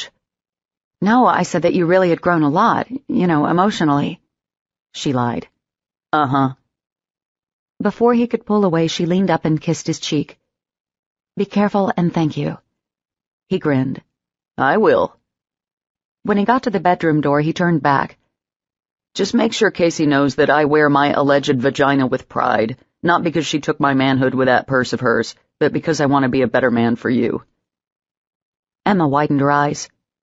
How did you... He chuckled. When I started gathering all the personal stuff to bring here, Casey accused me of growing a vagina. I figured there was no one else you would be texting at 1 a.m. besides her. Shaking her head, Emma said, Whatever, just go get my food, please. Me and my vagina will be back in 20 minutes, tops. And with a wink, he was gone. Chapter 9. Emma woke the next morning to the shrill ringing of her cell phone in her ear. Squinting at the clock with one eye, she groaned. It was barely 7 a.m, and she knew only one person would be calling her that early. Fumbling for her phone, she grabbed it and pressed the button. Good morning, Grammy, she murmured drowsily. Hey, sweetheart, how are you feeling? Sleepy. Grammy laughed. I'm sorry to wake you, but you know that Granddaddy and I think sleeping past 5 is too late. That's a travesty when you guys could sleep in. Listen, honey, I wondered if Aiden could come up here today. I took some things out of the freezer that I thought you would like, and I'm about to start fixing some casseroles for him to heat back up later on. Grammy, you should be taking care of yourself and Granddaddy, not me, Emma protested. Oh, what's a few casseroles? Most of it I'd already cooked and put away. Besides, I can't rest if I think you and the baby aren't getting good, healthy food. Aiden's actually a really good cook, Grammy. She harumphed into the phone. Not like me. Emma laughed. That's true. So you think you'll be up here after a while? Glancing over her shoulder, Emma was surprised to find Aiden still in the bed beside her. I'll ask him when he wakes up. He popped one eye open. I'm awake, he muttered. Does that mean you're going up to Grammy's to get us some food? She's cooking? Emma nodded. He grinned. Hell yes, I'll get my clothes on right now. With a laugh, Emma replied, He'll be up there around noon. At Grammy's sigh, Emma said, He needs to fix us breakfast first and get a shower. All right, then. I love you, baby girl. I love you, too. Once Emma hung up the phone, she cradled it to her chest. She wanted more than anything to feel Grammy's arms around her. No matter what was going on in her life, somehow just being in Grammy's embrace made everything all right. You miss her, don't you? She tore her gaze over to Aiden and then nodded. Will you give her a great big hug and kiss for me when you get up there? She asked.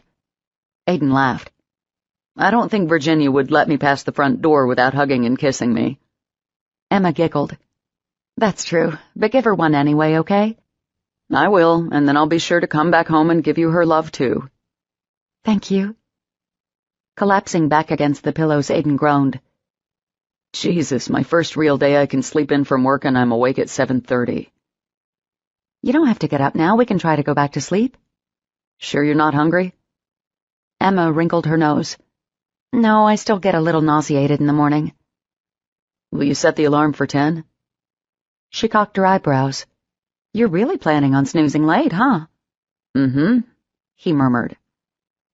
When she pushed back under the covers, Aiden scooted over in the bed. His arm snaked around her waist as he spooned against her. Nuzzling his face into her neck, he said, Warm me up.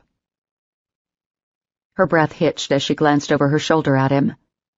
Are you really that cold? He popped one eye open and gave her a sly grin. Maybe. Uh-huh. Well, just watch it, mister. They had just settled back down when Noah struck up a kicking frenzy. "Oomph," Emma said, shifting to the right. "Seriously, Em, I'm not trying to cop a feel." She giggled. "I know you're not." She took his hand and brought it to the place on her stomach where Noah's foot was thumping. Aiden sucked in a breath. When she glanced back at him, he wore an expression of pure wonderment. He met her gaze and smiled. "Is he always so active in the mornings?" "Sometimes. Usually he really gets going after I eat." "Ah, like he's on a sugar rush or something?" "I guess so." Even after Noah settled down, Aiden kept his hand firmly against her belly. Although Emma should have protested, she didn't. It felt too good with his arm around her, and within a few moments she fell into a contented sleep. After the alarm went off at 10, Aiden hopped out of bed. As Emma rose up, she figured he was headed for the shower, but instead he reached for his phone. "What are you doing?" "Calling Becky." "Why?" "Besides going to Grammy's, I need to go to the grocery store and run a few errands. It might turn out longer than I expect, and I don't want to leave you alone that long." She rolled her eyes at him. "I think I can make it from the bed to the bathroom just fine, thank you." He shook his head as he stepped out of the bedroom. "Hey, sis, can you do me a favor?" she heard him ask. He wasn't gone long before he came back inside. "Becky's coming over." "Fabulous," she muttered.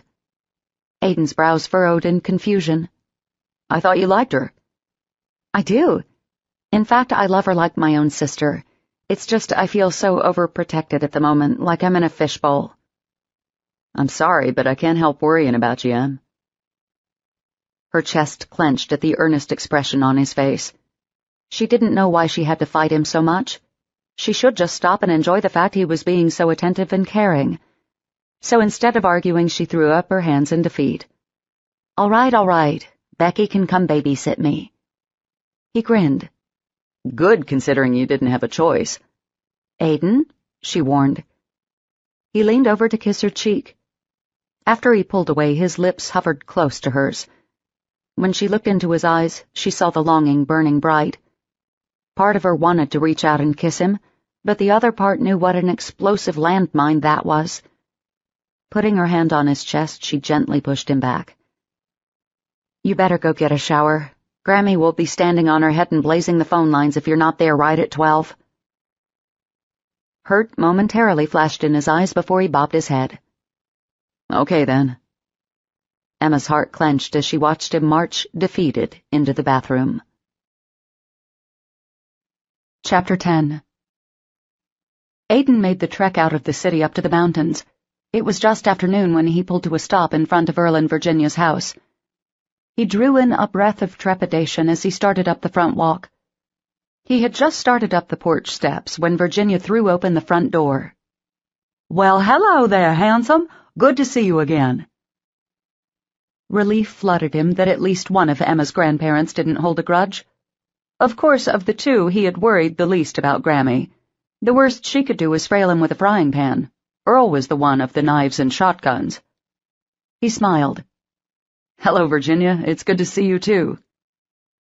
Just like he expected, she wrapped her arms around him and squeezed him tight. "How's my sweet girl holding up?" "Right now she's mad as hell that you're cooking for her and not taking it easy," he replied as he pulled away. Virginia cocked her silver head at him and he grunted. "Even though she wants me to tell you she's fine, I can't lie." "I figured as much." "Physically she's doing fine, but it's the emotions that are killing her. And me." Shoving his hands in his pockets, Aiden rocked back on his heels. "I wish I knew what to say or do to make her feel better. I hate to see her cry, and it kills me to see her scared like she has been." Virginia rubbed his arm. "Oh, honey, I'm sure you're doing a fine job taking care of her. Being pregnant is hard enough without throwing in pre-labor and bed rest into the mix."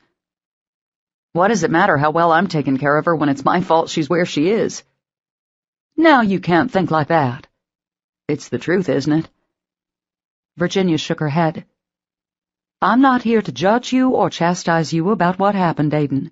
That's between you, the good Lord, and Emma. And if I know my baby girl like I do, the greatest stress on her came with what happened to your daddy. Riding in that ambulance, hearing those sirens, I know it brought back everything that happened with Emma's daddy." She cupped Aiden's chin. So don't run yourself down so much, okay? If you're in the pits, no one is going to be there to bring Emma up. A hesitant smile played at his lips. I guess so. Well, I know so. She waved him towards the house. Come on in and let's get the food. I don't want to keep you away from Emma too long. Not that she would care, he muttered under his breath. Virginia cast a knowing glance over her shoulder at him. She cares a lot more than you think she does. That sentiment made Aiden's heartbeat accelerate and gave him a little more hope. As he stepped into the living room, he locked eyes with Earl, who was lounging in the recliner. He gulped and steadied himself in anticipation for a showdown. "Hello, Earl." "Howdy, Aiden," Earl said, muting the television. "How are you feeling?" Earl shrugged. "I'm getting around a little better." Virginia huffed out a frustrated breath. He's trying to do too much and he's going to land himself back in the hospital. He shot her an exasperated look. "I hate sitting on my ass all day and being waited on hand and foot," Earl lamented. "You sound like Emma," Aiden mused. "Bless Emmy Lou's heart," Earl said. As Virginia swept by Earl, she kissed his cheek. "Trust me, darling, no one wants you up and about more than I do." Earl grinned up at her. "You're an angel, Jenny." An almost girlish giggle escaped her lips before she turned to Aiden. "Sugar, you just have a seat and I'll go pack up everything." Aiden glanced uneasily between her and Earl. "Are you sure I can't help you?" She shook her head. "Nope, I need to take out one last casserole from the oven." After she headed into the kitchen, Aiden reluctantly eased down onto the couch. He swallowed hard when he eyed the gun cabinet only a few feet away. The sound of Earl's voice caused him to jump. "What's wrong with you?" Nothing?" When Earl's brows shot up questioningly, Aiden sighed. "I was actually contemplating how much of a jump start I could get on you if you went for the gun case." Amusement twinkled in Earl's eyes. "Son, I'm not going to shoot you for what you did to Emmy Lou." "You aren't?" He shook his head. "First off, I want my great-grandson to have a daddy, and if you were maimed or 6 feet under, that wouldn't do him much good." Aiden gave a shaky chuckle. "No, I suppose not." Earl glanced past Aiden to the kitchen before turning his attention back to him. "Second off, I'm a lot of things, but a hypocrite ain't one of them." "Excuse me?" With a deep sigh, Earl said, "Let's just say when I was young and stupid, I made a mistake much like you did." Aiden couldn't keep his mouth from dropping open in shock. "So you, Earl rolled his eyes. "How plain you want me to make it for you? I was a cocky 25-year-old bastard who, just because Jenny wouldn't give me all her attention anymore because of our 2 sons, I let some cheap floozy almost ruin my marriage." "Yeah, that's pretty plain." "Thankfully for me, Virginia gave me a second chance, and I've spent the last 50 years making it up to her." Leaning forward, Aiden asked, "How long did it take her to forgive you?" "A long, long time." Aiden exhaled in frustration. "I just hope Em will be that forgiving." "Depends on how much work and effort you put into it." "Seriously? I swear that I'm working my ass off." Earl harumphed. "Trust me, until you've dug ditches in 90-degree heat to earn the money to buy your wife the pearls she's always wanted, you ain't got no room to talk." With a wince, Aiden said, "I guess not." Virginia's voice echoed from the kitchen. "Okay, honey, it's ready." When Aiden stood up, Earl held up his hand. "Listen, son, you just gotta keep trying. Emmy Lou comes from a long line of stubborn, hard-headed women, but I do know that she's crazy about you. So if you really want her, then you just keep on trying to win her back." Earl's comforting words sent a smile stretching across Aiden's face. "I sure as hell will."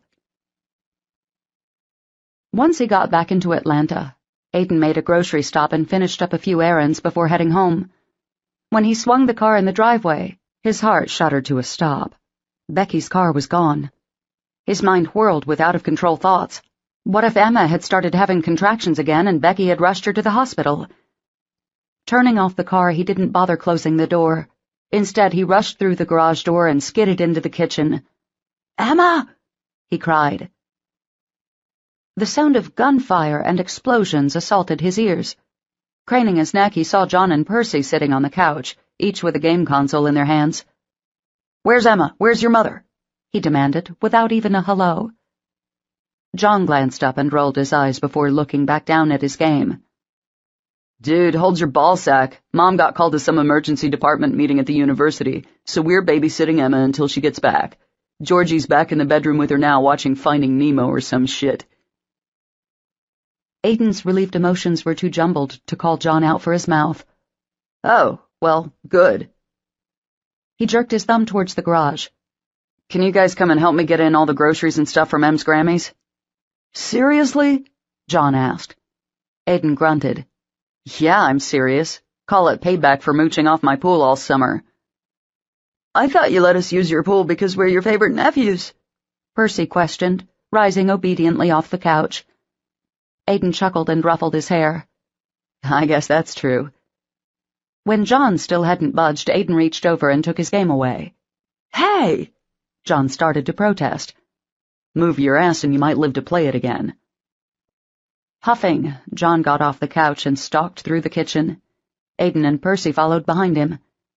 Aiden popped the trunk and leaned in to start handing some of the bags to the boys. "Uncle Aiden?" Percy began. "Yeah? Don't you think you ought to marry Emma?"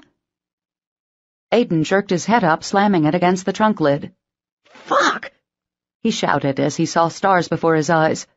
A few more expletives escaped his lips as pain raged through his skull. "Nice mouth you got there," John chided. Gritting his teeth, Aiden rubbed his aching head. "You mention that one to your mom, and I'll tell her about your ballsack comment." John's eyes widened. "Dude, that is so not cool." "Yeah, well, deal with it." Aiden started to resume gathering up the bags when he noticed Percy staring expectantly at him for an answer. Aiden sighed. "Perce." His blonde brows knitted together. "Don't you love her?" "Oh, Christ," Aiden muttered, raking his hand through his hair. He winced as pain once again shot through his head. "Did your mom put you up to this or something?" "No, when I asked her the same question, she just said that you were a cad." Percy shrugged. "I don't even know what that means." "I'm pretty sure it's a dude who acts like a douchebag to women," John said. Aiden glared over at John. "I am not a cad." John held his hands up. "I didn't say it, Mom did." Leave it to his sister, the English professor, to resort to name-calling him something from the 19th century. He handed Percy one of the boxes from Earl and Virginia's. "Perce, it's complicated because—" "You're a cad?" John asked. Ignoring him, Aiden said, "I was stupid and did something that hurt Emma's feelings pretty bad. It's going to take her some time to forgive me and let me back into her heart." Percy shifted the box he was carrying to one hip. "You're having a baby with Emma, so the responsible thing to do would be to marry her," he said sensibly. Aiden blinked a few times at Percy. "Did I hit my head harder than I thought, or did you actually just sound like a mature adult rather than a kid?" Percy shrugged. "Maybe. Dad always says I'm an old soul." Aiden laughed. "I think he called that one right." He glanced over to John, who wore an amused smirk. "Of course, anything you say has to sound light years above this one," he said, jerking his thumb at John. "Whatever," he grumbled. Aiden picked up a light bag and handed it to John. "What's this?" he asked, peering inside. Aiden quickly snatched it back. That's for Emma." "Doesn't quite look like her size," he mused with a wicked gleam in his eyes. "That's because it's for Noah, smartass." He motioned to the trunk. "Go on and bring those in. I'm gonna go check on Emma." John grabbed a few more bags while Aiden and Percy started in the house. He left the boys in the kitchen and started down the hallway. The sound of Emma's laughter warmed his heart. Then, in a sing-song voice, he heard Georgie call, "Noah! Noah! Kick for me, Noah!" Standing in the bedroom doorway, Aiden surveyed the scene with a smile. Emma held a flashlight to her baby bump. Hovering close to her, Georgie stared expectantly at Emma's stomach, as if waiting for something earth-shattering to happen. Emma glanced up to see him and smiled. "Hey, you're back." "Grammy sends her love and the promise she'll be down within the week." Emma huffed out a frustrated breath. And Granddaddy? She asked tentatively. Is still in a lot of pain, but he's doing pretty well, and he managed not to verbally or physically assault me. Emma's brows raised in surprise. That's good news. He motioned at her and Georgie. What are you guys doing? Trying the flashlight trick, Georgie replied, not taking his eyes off Emma's belly. Flashlight trick? He repeated as he walked over to them. Emma nodded. Since a baby's eyes start to open in the 6th month, supposedly pressing a flashlight to your belly will make him move. She smiled down at Georgie. He's never felt a baby kick, so he wanted to feel Noah. Aiden chuckled. Any luck? Georgie's lips turned down. Nope. He's showing me his true Fitzgerald stubbornness by not cooperating, Emma said. Hey now, I think he's equally inherited some of that from you too, Aiden argued. Kick, Noah, Georgie ordered. Aiden laughed at his determination. Did you ever think that maybe you're making him mad or something? How would you like someone sticking a flashlight on you and shining it in your eyes? Grabbing Georgie by the ankles, he slid him down the bed. Let's see how you like it, huh? Georgie giggled when Aiden snatched his shirt up and pressed the flashlight to his stomach. Stop it, Uncle Aiden, he said when he could catch his breath. Did your baby start kicking? Aiden asked. Georgie pushed his shirt down. I don't have a baby in my belly, silly. You don't? No, only mommies have babies in their bellies. Oh, I see. He tickled his fingers up Georgie's sides, causing him to laugh and squirm again. Quick, Georgie! Emma cried. Aiden grabbed Georgie's waist and hoisted him back up to Emma. She took his hand and brought it to her belly. His eyes widened. Uncle Aiden, Noah's kicking me! Emma grinned. He must like the sound of your laugh because that's what got him going, not the flashlight. Georgie dropped his hand to lean over and kiss the spot where he had been feeling. I love you, Noah. Aiden smiled when tears sparkled in Emma's emerald eyes. He was getting used to her hormonal waterworks at the drop of a hat. Georgie, however, peered up at her in surprise. Why are you crying, Aunt Emma? Because you're such a sweet boy, she replied, drawing him into her arms. She kissed the crown of Georgie's head as she hugged him. It didn't escape Aiden how Georgie had called Emma Aunt, and she hadn't protested. I gotta go pee-pee, Georgie said, squirming away from Emma and hopping off the bed. As he swept by Aiden, Emma's gaze honed in on the bag at his side. What's that? Oh, He rubbed his jaw and shifted on his feet. He didn't know why he was nervous about giving her the gift. It was just a stupid onesie. It's something for Noah. Emma's green eyes instantly lit up. Really? It's nothing much. I just saw it in the store and thought of him, and you. With a grin like a kid on Christmas morning, she snatched the bag from his hands. Her fingers dug inside to pull out the onesie. She unfolded it and peered at the writing. I'm cute, Mommy's cute, and Daddy's... She tore her gaze up to meet his. Daddy's lucky, he finished for her. Oh, Aiden, she murmured. Tears once again welled in her eyes, but a pleased smile curved on her full lips as she ran her fingers over the onesie. She tilted her head up at him. Thank you. This is too adorable and sweet. And I love that the first article of clothing anyone has gotten for him is from his father. Besides his christening gown, Aiden reminded her. Oh, you're right, but still. If I knew you were going to get that sentimental about it, I would have bought him something nicer, he mused. It's not just the onesie, Aiden, it's what it says, she said softly.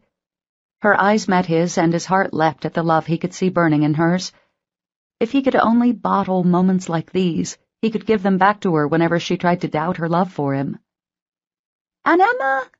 Georgie asked, squirming back up on the bed. What, honey? I was just wondering, how did Noah get in your belly? Well? Mommy says he's Uncle Aiden's baby, so did he put it there? Emma's eyes bulged as she stared up at Aiden. Well... John and Percy then appeared in the doorway.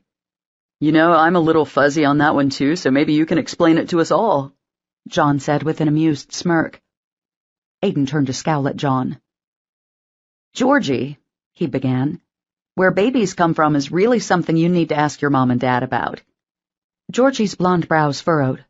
Why? Is it a secret? No, it's just, well... Aiden rubbed the back of his neck while trying to come up with an answer.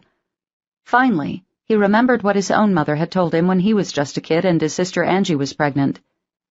It's like this. When a man and woman love each other very much, the love grows inside the woman and makes a baby. Rubbing his chin, John asked, So I guess that means you love Emma, huh? Aiden shot him a death glare before turning his gaze back to Georgie. Wonderment flickered on his face at the explanation.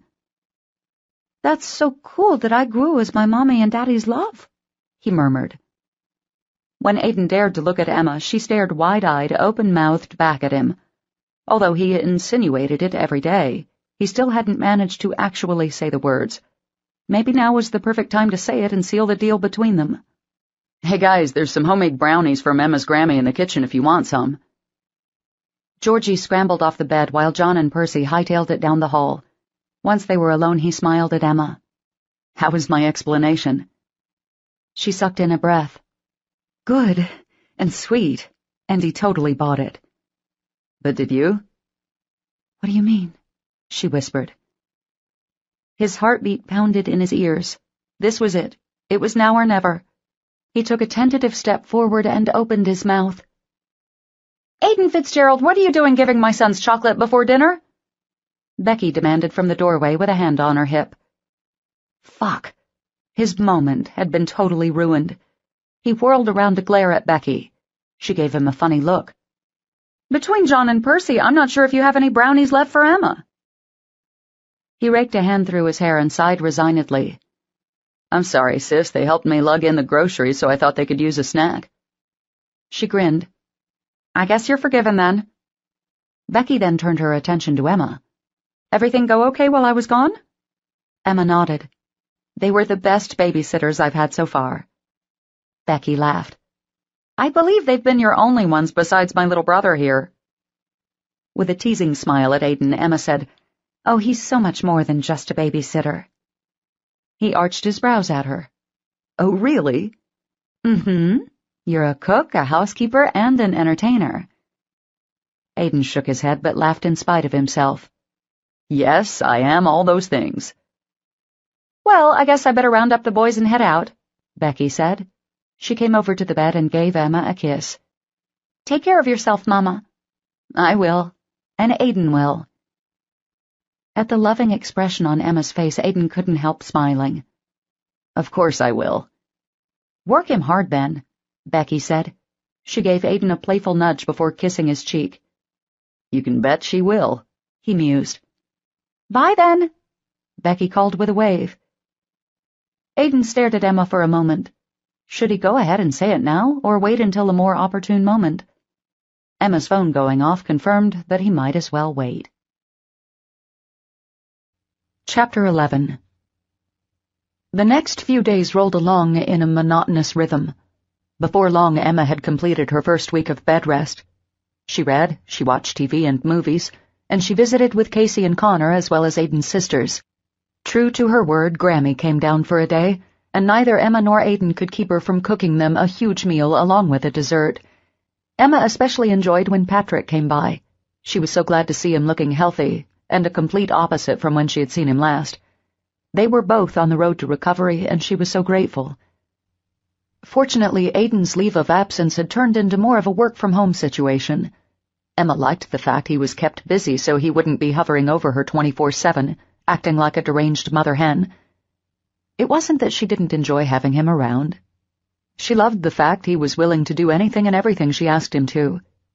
He was good company with the fact he ate all his meals with her and usually fell asleep watching movies, which meant he ended up sleeping by her side. Every day they seemed to grow closer and closer, but worry gnawed deep in the pit of her stomach. She feared her hormones and the close quarters of her bed rest situation were making her blind to the truths of Aiden's character. After all, she'd been fooled by him once before. Could she really ever trust him completely again? Could she emotionally withstand building a life with him only for it to all fall apart if he cheated again? On Monday afternoon, she had just settled in to watch a marathon of one of her favorite old series, Dr. Quinn, Medicine Woman, when her phone buzzed beside her. At the name on the screen, her heartbeat accelerated so fast it threatened to beat out of her chest. It was from Pesh. Would it be presumptuous of me to inquire about checking on you tonight? She shook her head as she read and reread his text. Not only did he always sound so different from the men she knew, but he was always so kind and thoughtful. He had already called twice to check on her, but he had yet to broach the subject of coming by. Sure, that sounds great. I've even secured a portable ultrasound machine so we can check on little man. At the mention of Noah, Emma's heart melted. Oh, thank you so much. Is 5 too early? I have to go in at 9 tonight. That's fine. Wonderful. Do you like Indian food? Emma nibbled her bottom lip before responding. Actually, I've never eaten any. Seriously? Yep. Wish you could see how far my mouth is hanging open right now. With a giggle, Emma typed, Sorry, die-hard Southern girl raised in the boonies. We'll have to remedy that. I'll bring you several courses from my favorite Indian restaurant. That sounds wonderful. Just text me the address and I'll see you in a little while. As her fingers punched out the street number of Aiden's house, revulsion flooded through her. Was she seriously about to bring another man into Aiden's house? A man whose very presence had the ability to confuse her about the depth of her feelings for Aiden? Oh, you're a hateful, awful person, Emma Harrison, she moaned, her head falling back against the pillows. Why did everything have to be so complicated? She knew what Casey would say. It became complicated because Aiden almost banged another woman and broke her heart and her trust. If he hadn't made such a mistake, she wouldn't even be entertaining the idea of Pesh. But at the same time, Aiden had been trying so hard to win her forgiveness, and she couldn't ignore the fact he was her child's father. Heartless bitch, she muttered as her internal monologue worked on overdrive of calling herself out. But in all honesty, it wasn't like she was inviting Pesh over to have sex with him. He was coming in a medical capacity, for goodness sake. Just because he happened to be bringing dinner didn't mean it was a date or anything special. She had told him at the hospital that she wasn't sure she had anything to give him, so it wasn't like she was leading him on, or being unfaithful to Aiden. Now all she had to do was figure out a way to tell Aiden about Pesh coming over. Her stomach churned at the prospect. Fortunately, she didn't have to wait long. He appeared in the doorway only a few moments later as she still sat staring at her phone screen. You need anything? She forced a smile to her lips. No, I'm good. Listen, I know you hate me hovering and all, so would it be okay if I ran some things down to the office? They don't seem to understand this whole leave of absence thing. No, that's fine. I may run by the gym after that. I shouldn't be gone more than 2 hours. I can pick us up some dinner on my way in. Oh, that won't be necessary. Aiden gave her a funny look. Won't you be hungry then? Actually, Pesh is coming by for a house call in a little while. He's bringing dinner with him. Emma sucked in a breath as Aiden's blonde brows disappeared into his hairline. You're having a date with Pesh tonight? It's not a date, she protested. Aiden crossed his arms over his chest and countered.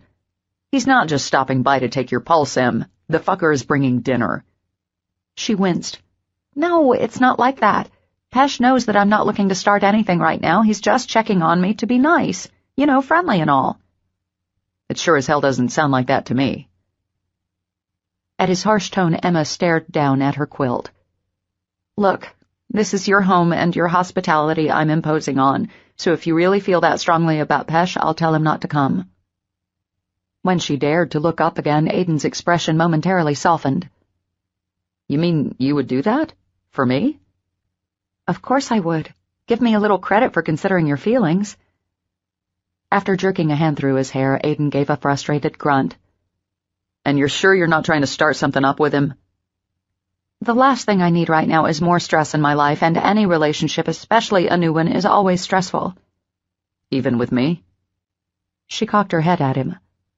I wasn't the one who caused the stress in our relationship, remember? Aiden cringed.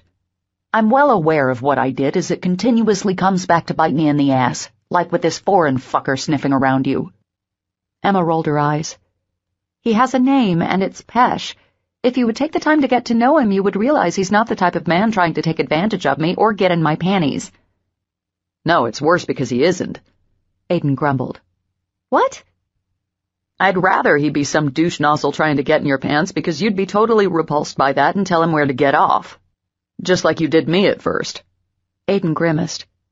But it's worse because he's some honorable dude who doesn't care that you're pregnant with another man's child. He reeks of commitment, for God's sake. Hell, you'll probably be engaged by the time he leaves tonight. After taking in Aiden's words, Emma remained speechless. When they had stared each other down for a few agonizing seconds, Aiden sighed. Fine, let him come by and check you out. He's not checking me out, he's checking my vital signs. He even has a portable ultrasound to check on Noah. Fabulous, Aiden muttered before starting to the door. You're not being fair, she said. Aiden whirled around, fire burning in his eyes. Excuse me? Can't you at all empathize with what I'm going through? All this confusion I'm feeling about you and about us and all the uncertainness. You felt this too, didn't you? Are you insinuating that what you're going through right now is the same thing I did about committing to you? No, it's just... Aiden held up a hand. I'd think long and hard about making any comparisons, Em, because in the long run my confusion led me to screw up the most wonderful thing I ever had. He shook his head sadly at her. I wouldn't want you to have to go through the same thing. Her chest caved in at his words, and she had to suck in a few harsh breaths. Was Aiden right? Was she throwing away happiness with both hands because of her stupid uncertainty? His voice brought Emma out of her thoughts. How long should I be gone tonight? Aiden, you don't have to leave. You can stay right here and see that there's nothing going on. I may be a masochist, but only to a certain extent, he replied bitterly. Emma sighed. He's coming at 5 and he has to go into work at 9. Aiden bobbed his head in acknowledgement. I'll have my phone if you need me. Without another word, he left her. When the back door slammed shut, she jumped. Beau came into the bedroom and gave her a WTF look. She rolled her eyes. Yeah, it's all my fault, right? Beau barked and came over to the bed. Emma sat up and leaned over to scratch his ears. Come on, I need to get ready. We're having company this afternoon. Beau's ears perked up at the mention of company, but she shook her head at him. But I'm sure you're not going to like Pesh very much. You'll get all territorial, which means I probably need to put you in the basement. He whined and backed away, causing Emma to giggle. Not now, silly, just before the company gets here. She then got busy getting ready for Pesh's arrival. After she showered, she put on a small amount of makeup.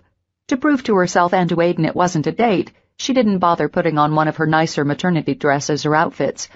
She maintained her daily wardrobe of stretch pants and a long-sleeve shirt. After banishing Beau to the basement, she was lounging on the couch with a book when Pesh rang the doorbell. Come in, she called. Pesh pushed through the door. His gaze scanned the room for her. When his eyes met hers, he gave a beaming smile. Well, hello. Don't you look wonderful? Emma glanced down at her clothes and then back up to him. Seriously? He chuckled. I don't mean your attire, I mean that your color looks very good. Your bed rest appears to be agreeing with you because you have a healthy glow. Oh, well, thank you. That's good to hear. You aren't starting to feel a little stir-crazy, are you? She grinned. Maybe a little. I've only been out of the house once to go to the doctor. Nothing exciting. Well, speaking of the doctor, let me get my bag and the monitor and we'll check to see how you're doing. That sounds good. Pesh disappeared out onto the porch for a moment before returning with a black medical bag and a large box with a handle. He sat them down on the side of the couch. He then glanced around the living room, taking in the decor. You have a very beautiful place. Thank you, but I can't take the credit since this isn't my house. He eased down on the couch beside her. I should have realized you were staying with someone. Nibbling her lip, Emma replied, Actually, this is Aiden's house. Pesh grimaced. I'm alone with you at his house? Emma's cheeks warmed. I'm sorry if it makes you uncomfortable. He's the only one who could take care of me. It's fine. He placed his hand on top of hers. I'll go anywhere if it means getting to spend some time with you. She met his intense gaze. "Thank you," she murmured. Everything that she had argued with Aiden about being interested in Pesh seemed to fly out the window when she stared into his soulful brown eyes. He flipped over her wrist and began taking her pulse. "A little fast, but it seems good," he noted. Leaning over, he started digging through his medical bag. He stuck the stethoscope buds in his ears and brought the silver disc to her chest. His demeanor was all professional as he instructed. "Breathe normally." As he shifted the disc across her chest, his arm brushed across her breasts, and she stiffened. If Pesh noticed her reaction, he didn't acknowledge it. Instead, his brows furrowed as he listened to her heart and lungs. Pesh's closeness caused her heartbeat to accelerate. His woodsy smell, the heat from his body, the tousled dark hair she wanted to run her fingers through, it drove her to distraction. Breathing normally like he had requested was completely out of the question. Instead, she managed to draw in several harsh pants.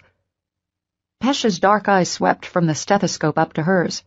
He took the buds out of his ears and smiled knowingly. "Either I'm making you nervous or you need to get back to the hospital for your erratic breathing and heartbeat." She felt a warm flush creeping across her cheeks. "No, it's you," she murmured. He cocked his eyebrows. "So you're saying if Dr. Pendleton were here taking your vitals, you wouldn't be reacting this way?" Laughter sputtered from her lips. "Of course not."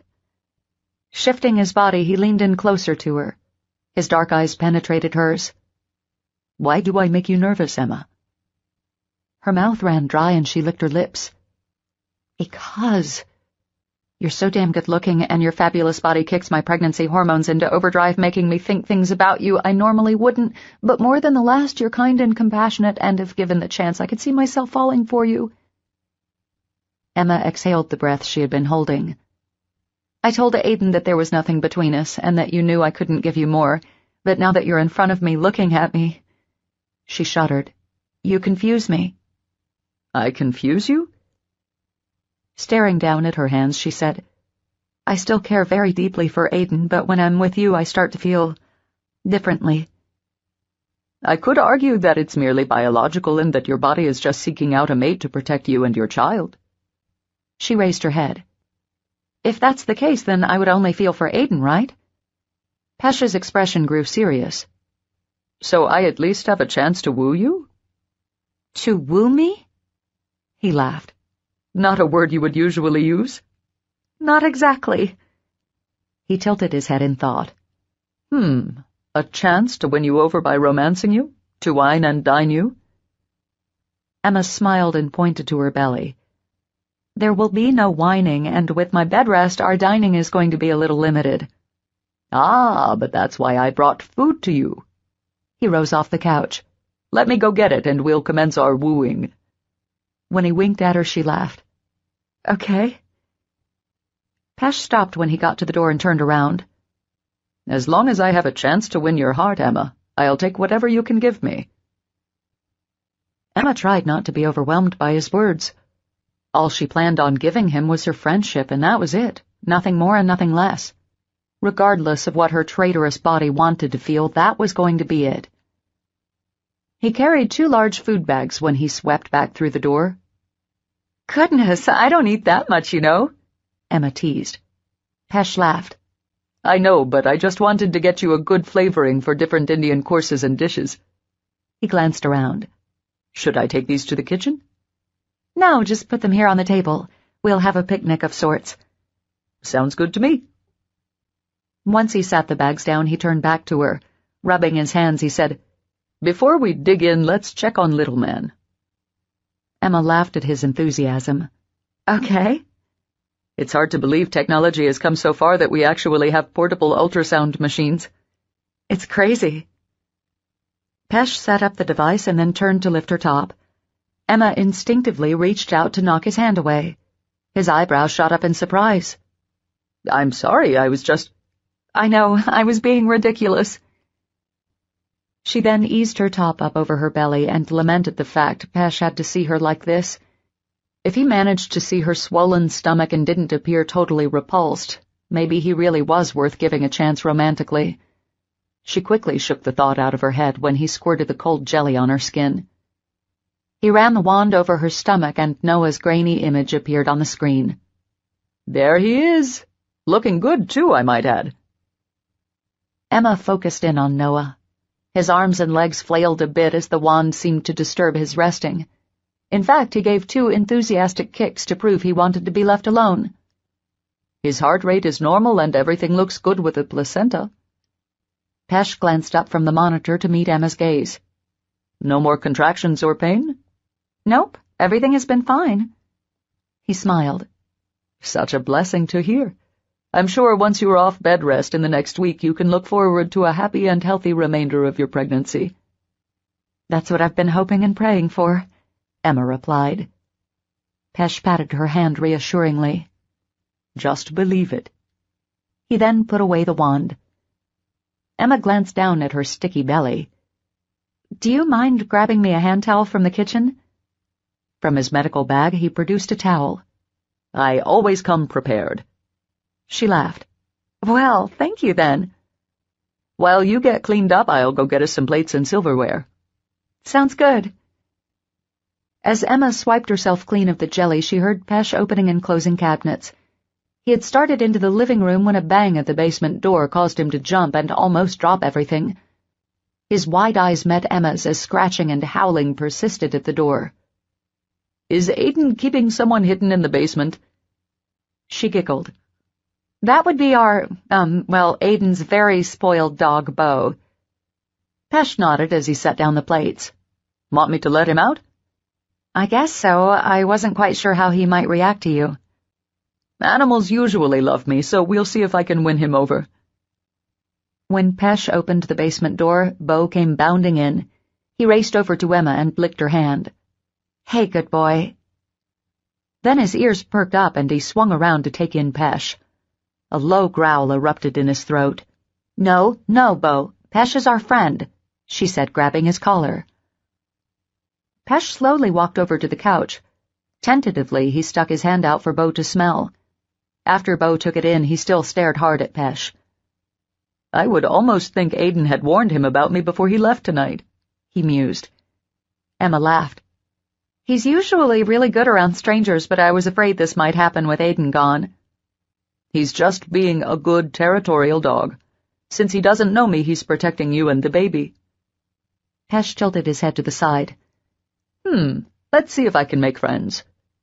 He dug his hand into one of the bags.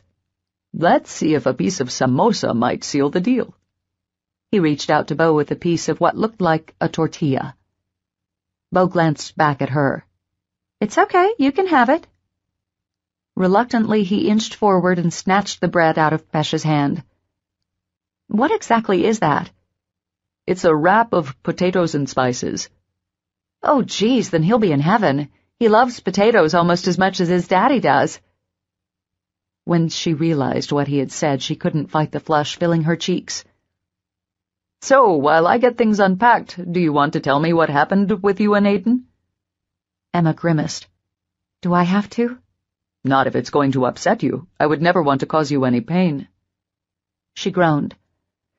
No, I guess it's only fair that you know what you're dealing with. Or what I'm up against? I guess, she murmured. So you and Aiden were dating, you got pregnant, and he couldn't commit?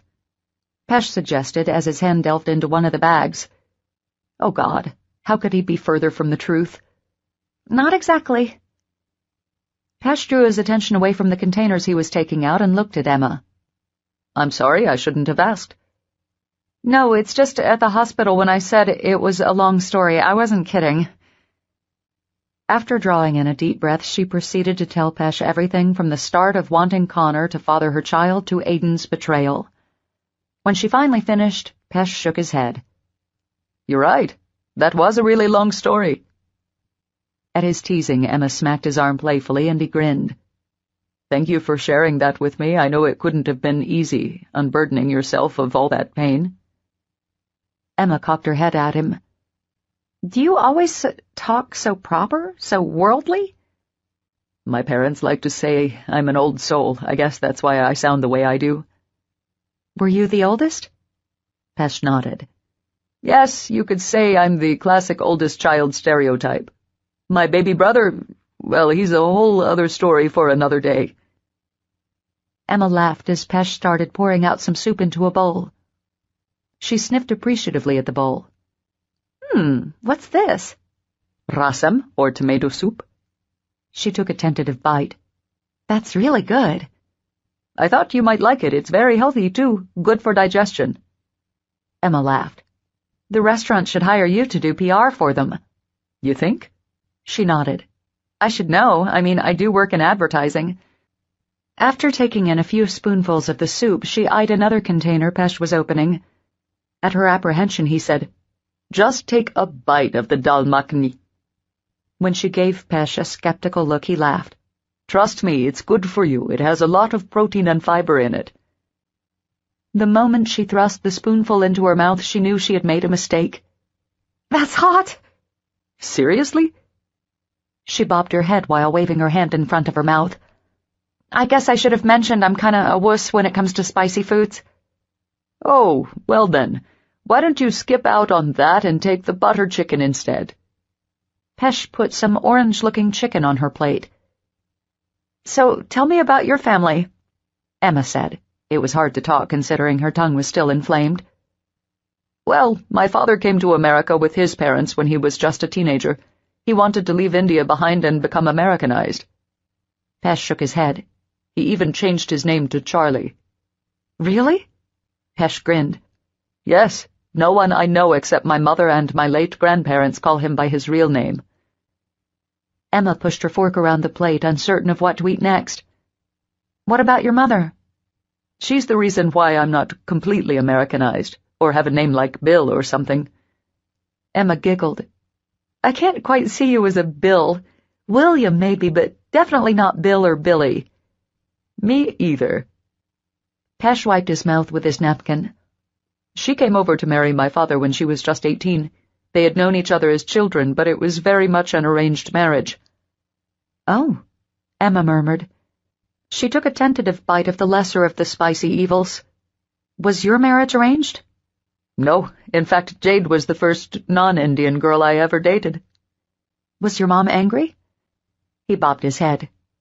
At first, but Jade very much wanted to acclimate herself to my life and my customs. Over the years we dated, she slowly grew on my mother. He grinned at Emma.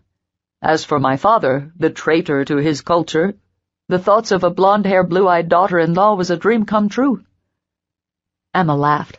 I can only imagine. When she glanced up from her plate, she saw that Pesh's expression had turned serious. What? I can only imagine he would be thrilled with an auburn-haired beauty with sparkling green eyes. Her fork clattered noisily onto the floor. She and Pesh both leaned over to retrieve it, and they ended up bumping heads. Emma muttered. She brought her hand to her head and rubbed her aching hairline. I'm sorry I upset you, Pesh said softly. You didn't upset me, it's just that— She nibbled her lip, unsure of how to proceed. When you say things like that, I feel like I'm leading you on. I don't want you to get hurt. Emma, I am a grown man. I'm fully capable of taking care of myself and my feelings. I'm also well aware of how plain you've made your intentions to me. She shook her head. Then why bother wasting your time on me if I'm all closed off? That's the same question one might pose to Aiden. Why should he bother pursuing you after what he's done and how you still feel about him? He gave her a hesitant smile. Because you're worth fighting for. Oh, God, she moaned. She covered her face with her hands. Did I say something wrong? From behind her hands she replied, Oh no, that's the problem. You never say the wrong thing. Everything you say and do is absolutely wonderful. Pesh laughed. I'm sorry for confusing you, Emma. I really am. She peeked through her fingers at him. Really? Well, I could lie and say yes, but the truth is I'm glad I'm slowly breaking down your walls. I want you to be able to see that whenever you're ready and if you really want me, I'll be here. You would say something like that, she grumbled. Standing up, Pesh stretched his arms over his head. Okay, I think it's time for a conversation change and for me to clean up. Oh, no, you don't have to do that. I wouldn't dream of overstepping your hospitality by leaving a mess." "There you go with that worldly talk again," she remarked. He wagged his finger at her. "Okay, so I talk worldly. What's something unique about you?" Well... "Oh, come on, I know there has to be tons of unique things about you." "Okay then, I'm a singer." His dark eyebrows shot up in surprise. "You are?" She nodded and then told Pesh all about growing up singing at her cousin Gary's bar. "You sang at a bar called Doc's?" Pesh asked, the corners of his lips turning up in amusement. "Yes, I did. That was Gary's nickname." I like the irony." When Pesh winked at her, she shook her head. "Okay, so I'm a singer. What's something else unique about you?" Scratching his chin, Pesh said, "Well, I own and fly my own plane." Emma widened her eyes. "You do?" "Yep. Actually, it isn't entirely my own plane. My father and middle brother also have their pilot's licenses." "Wow, I've never been up in a small plane before." "Then I'll have to take you sometime." Emma's heartbeat fluttered at the insinuation. As if he read her confused thoughts, Pesh grinned. "Are you sure you're done eating?" Considering her stomach was already churning from the mixture of spices and dishes, she knew she couldn't eat another bite. "I'm good, thank you." "You won't mind if I take the leftovers in for the other doctors and nurses?" No, go right ahead." Pesh grinned. "So I didn't sell you on Indian food, huh?" Emma laughed. "I think from now on I better stick with one dish instead of sampling them all." Pesh had just finished cleaning up when his pager went off.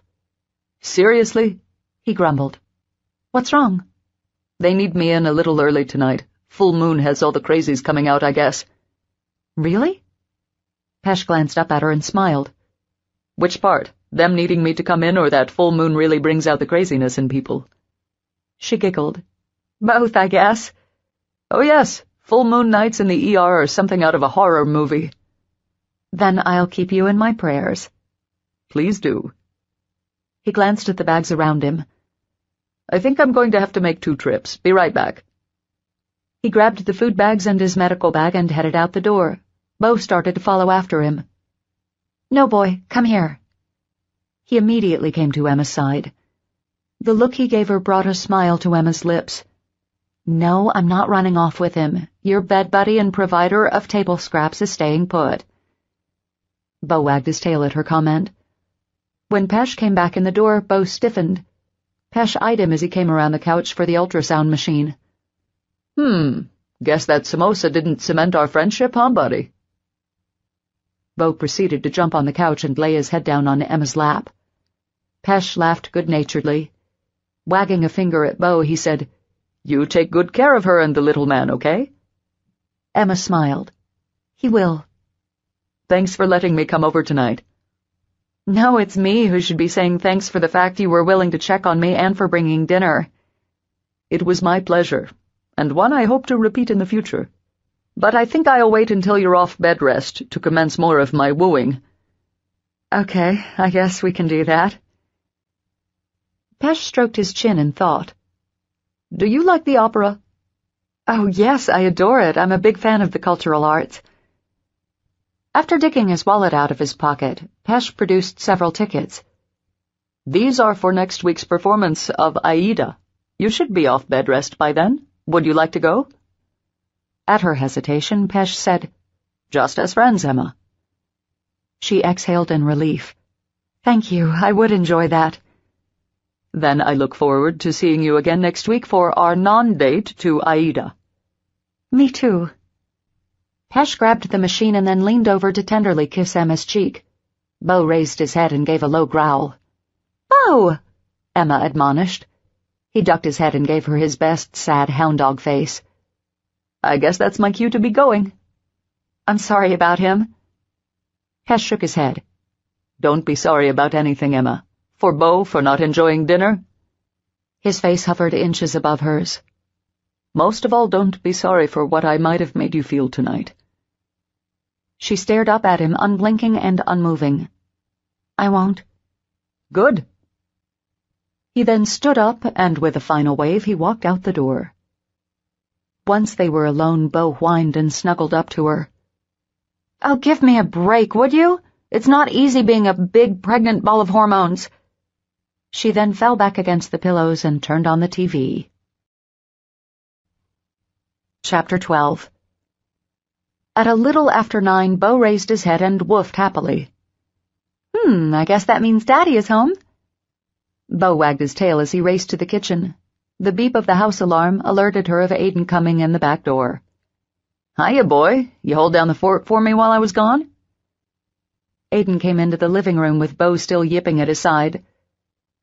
"I sure hope he didn't do anything embarrassing like pee on you to mark his territory while your date was here." "No, he didn't," Emma snapped. "Speaking of, how was your date?" Aiden asked, tossing his keys on the table. "It wasn't a date," she muttered. "Excuse me, Miss Testy." He inhaled sharply. "Ugh, what stinks in here?" "Pesh brought Indian food for me to try." Emma's stomach rolled at the thought of ever eating again, least of all anything with spices. "Where have you been?" she asked, trying to change the subject. "I had me a hot date." Emma jerked her head up to stare at him. She couldn't stop her eyes from widening in shock or her mouth dropping open. He had been with another woman? After everything he had said to her before he left? Her nausea revved into overdrive at the prospect, and she fought the rising bile in her throat. You did?" He nodded and plopped down on the coffee table.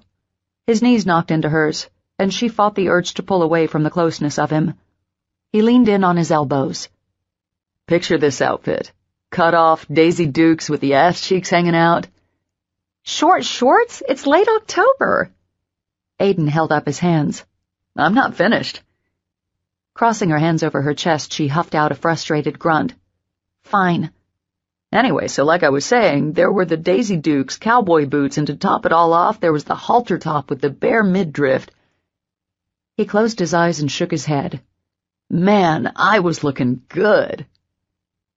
His eyes snapped open, and then he winked at her. Emma stared at him in disbelief. "There wasn't a girl wearing that? You mean you?" Aiden laughed. "I was just teasing you, Em. I went over to Pop's and we watched the game. I sure as hell wasn't out with a woman." The prospect of him being on an actual date had worked her into such an emotional firestorm that along with the relief she felt, she also knew she was going to be sick. She had only a moment to panic about whether or not she would make it to the bathroom before she leaned forward and threw up in Aiden's lap. He gazed from his soiled pants back up to her eyes. "Damn, Em. I know my joke was bad, but did you seriously have to puke on me?" Tears of mortification stung her eyes. I'm sorry." His expression turned from amusement to compassion when she burst into tears. He reached over and rubbed her arm. "Hey, don't cry. You're not the first person to puke on me. I did belong to a fraternity back in the day. Nothing is worse than drunk guy vomit." "I can't believe you're being so nice about it," she sobbed. "Well, it's not like you did it on purpose." He raised his eyebrows at her. "Did you?" "No, I would never do that." He rubbed her cheek with his thumb. "I know, I was only teasing you again, Em." "I don't think the food agreed with me. Too many different spices and sauces," she replied, wiping her nose with the back of her sleeve. I think that speaks volumes about the company as well, don't you?" "Aiden," she warned, her embarrassment fading into anger at his assumptions. He cocked his head at her. "Sounds to me like Noah is trying to tell you something. I'm glad the little man already has his dad's back." She narrowed her eyes at him. "I've never eaten Indian food before. It has nothing to do with my feelings or Noah's. It's my digestive system speaking, thank you very much," she snapped. Aiden grinned. "Ah, there's those lovely pregnancy mood swings I love so much." She sniffed in a frustrated breath. "Come on, you need to get cleaned up and I need to go back to bed." When Aiden stood up, vomit slid down his pants legs. He made a face. "Geez, I think that's seriously about to trigger my gag reflex." His hands went to his button and he unzipped his pants. He quickly stepped out of them and balled them up. "I better throw these in the washer." Emma leaned forward to get up off the couch just as Aiden turned. Her face grazed across his crotch. At his sharp intake of breath, she jerked back. Sorry, she mumbled. This night just keeps getting better and better, he grumbled.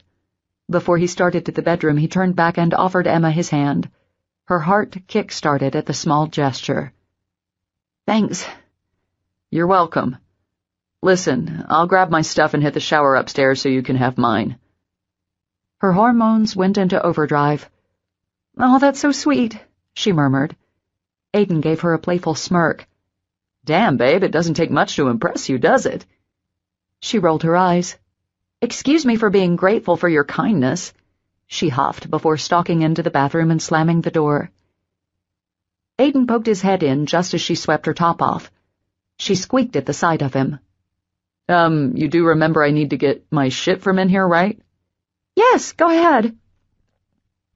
Only in her bra, Emma began brushing her teeth. Once Aiden swept up his shampoo and body wash, he leaned to grab his toothbrush before bestowing a kiss on her bare back. Longing shuddered through her. If Aiden realized her reaction, he didn't say anything. Now don't stay on your feet too long. Giving him a salute, she mumbled through a mouthful of toothpaste. Yes, sir. He shook his head. Always you in that mouth. She grinned at him before he headed out the door. When Emma was finished showering, Aiden was still upstairs. Exhausted from the emotional roller coaster ride of the day, she fell immediately into a deep sleep. But it wasn't restful. Dreams plagued her. First, she had one where Aiden and Pesh were fighting over her with a duel to the death like in the olden days. Then she dreamed that when Noah was born, he looked just like Pesh rather than anything like her or Aiden. Finally, her mind reeled into another dream, one that was all too surreal since it had once happened. Cool water lapped against her bare neck and shoulders as she kicked her legs to stay afloat in Grammy and Granddaddy's pond. She could almost touch the bottom if she let the water cascade over her head. As she treaded water, Aiden swam up to her with a predatory gleam in his eyes. A shiver of anticipation ran through her. Are you cold? Aiden asked. A little, she murmured. Then let me warm you up. He pulled her into his arms and brought his lips against hers. You taste sweet. A little sweeter than usual. She grinned against his mouth. I might have made a pit stop for some cake before I came to your room. Aiden chuckled. Midnight craving for food and sex, huh? Yep. I think it's time we fulfilled that second craving, don't you? Please. Wrap your legs around me, babe. She did as she was commanded. Aiden grunted as he started walking them through the water to the shore. Am I too heavy? No, not at all, he murmured through gritted teeth. She laughed. Aiden, I can make it myself. You don't have to carry me. It's not that you're too heavy, it's just this is harder than I thought it would be in the water. Oh, but you're my hero now for sure. She then brought her lips to his cheek. She kissed a trail down to his jaw before nipping and licking her way over to his lips. She moved her hips against his groin. Damn, Em, he murmured, gripping his hands tighter against her ass. Am I getting you worked up? Oh, hell yes. Good.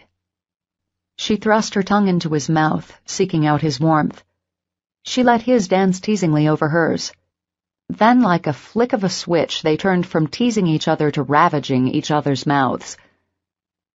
Once Aiden stepped out on shore, he held Emma tight as he sank to his knees, causing her to squeal as she was pitched back. You okay? He asked. She glanced up at him. The full moon cast a halo around his head, making him appear momentarily angelic. I'm fine now. She widened her legs to allow him to ease between them. Make love to me, Aiden. He stared intently into her eyes, and she knew the fact she had used the term making love had not been lost on him. Whatever you want, babe, he replied with his usual cocky smirk. When he thrust into her, she cried out and gripped his shoulders tight. He moved slowly, tenderly within her. His tongue mirrored the movements of his languorous strokes while his hands cupped one of her breasts, bringing the nipple to a hardened peak. Just as she was so close to coming, he changed his pace and began rocking harder and harder against her, causing the sand and twigs beneath her to dig into her back. He shook her in his arms. No, not like that. Be gentle with me, Aiden, she murmured. Slowly, she was sucked out of making love on the shore and back into Aiden's bedroom. Someone was shaking her. No, Aiden was shaking her. Em, wake up. Her eyelids fluttered open to stare up at his concerned face. What happened? His hand left her shoulder to cup her cheek. You were moaning. I think you were having a nightmare or something. No, I was about to come, she mumbled drowsily. Excuse me? Suddenly she was wide awake. Her hands flew to cover her face that burned with mortification. Oh, God! Aiden chuckled beside her. Em, you naughty girl, were you moaning because you were having a sex dream? Ignoring him, she rolled over to her side. She fluffed the pillow and flopped back down. Wait a minute, when you said be gentle with me, Aiden, that wasn't about me waking you, was it? I'm going back to sleep now. He nudged her shoulder playfully. Oh, come on, Emma, admit it, you were dreaming about having sex with me. His voice vibrated with pleasure. I must have been good if you were about to come. She snorted exasperatedly. I'm surprised you're even asking about how good you were. Don't you always think you're amazing? His hand snaked around her shoulder, rolling her back over. With one arm on the other side of her head, she was pinned beneath him and forced to face him. You're the only woman in the world I want to be amazing in bed for or to give mind-blowing multiple orgasms to. He shook his head. No one else, I swear. Staring into his eyes, she brushed the back of her hand over the stubble on his cheek. You need to shave, she murmured. Aiden arched his eyebrows. You don't want me to grow it out? Maybe have a goatee or a beard? No, I like it just the way it is. Then I'll shave. For you. Overwhelmed by her burning feelings for him and still reeling from her sex dream, Emma leaned up and brought her lips to his. Aiden immediately froze, and she felt like she was kissing a marble statue. When her mouth opened to slide her tongue against his lips, he slowly started to thaw. Her hand, that had been caressing his cheek, slipped into his hair. She ran her fingers through the silky strands, tugging and pulling as she went, just like her teeth did to his bottom lip. Aiden gave a low moan in the back of his throat as he thrust his tongue into her mouth. God, she had missed the feel of his mouth on hers, his tongue dancing tantalizingly along hers. Desire pooled below her waist, and she knew she wanted him more than ever before. He moved his hand from her shoulder to her breast, kneading and cupping the sensitive flesh through her nightgown. She widened her legs, allowing his hips to dip between them. But when he started to lift the hem of her nightgown, Emma's eyes flew open as reality, rather than a dream, crashed over her. Wait, Aiden, no! He pulled his head from her neck to stare at her with eyes hazy and drunk with desire. Please tell me this isn't because you don't want to do this, but it's because we've both just realized the doctor said not to. She nodded. I'm not even supposed to have an orgasm because it can cause contractions. He smirked at her. Then it was a good thing I woke you from the sex dream, huh? Blushing, she gave a half laugh. I guess so. As he pulled himself off of her, she said, I'm sorry. Don't be. We both got carried away. He smiled as he snuggled against her. Besides, it may not be as physically gratifying just to hold you all night, but there's nothing I'd rather do. Emma groaned. Why do you have to say things like that? What? She lowered her gaze. You keep saying and doing all these amazing things. It confuses me. You want me to be an asshole or something? No, of course not. Oh, I get it. You want me to be the old self-centered Aiden so it's easier for you not to feel what you do. I didn't say that. But don't you want me to change? I fell in love with the old Aiden, remember? He growled in frustration. But don't you want me to be a better man for you and Noah? Of course I do. Then let me say and do what I want. Fine. They lay in silence a few moments. You're really never going to forgive me, are you? Aiden asked. Wait, where did that come from? He rose up into a sitting position. Everything I've done for you in the past 8 days, everything I've said, all the apologies, trying to make it right, it hasn't meant shit to you, has it? That's not true, Emma argued. Obviously it is. If you were totally sold on us getting back together, you wouldn't let Pesh come over, even in a medical capacity. You would have already said you wanted to be with me. I said if it bothered you so much, I wouldn't let Pesh come over, and you were more than welcome to have stayed here. It's your house, for goodness sake. You could have stayed and seen for yourself that nothing romantic happened between Pesh and me, but you chose to leave. So now you're trying to act like I left, so that must mean I didn't really care if Pesh tried to make a move? No, that's not it at all. Once again, everything is all my fault, right? Emma rubbed her temples.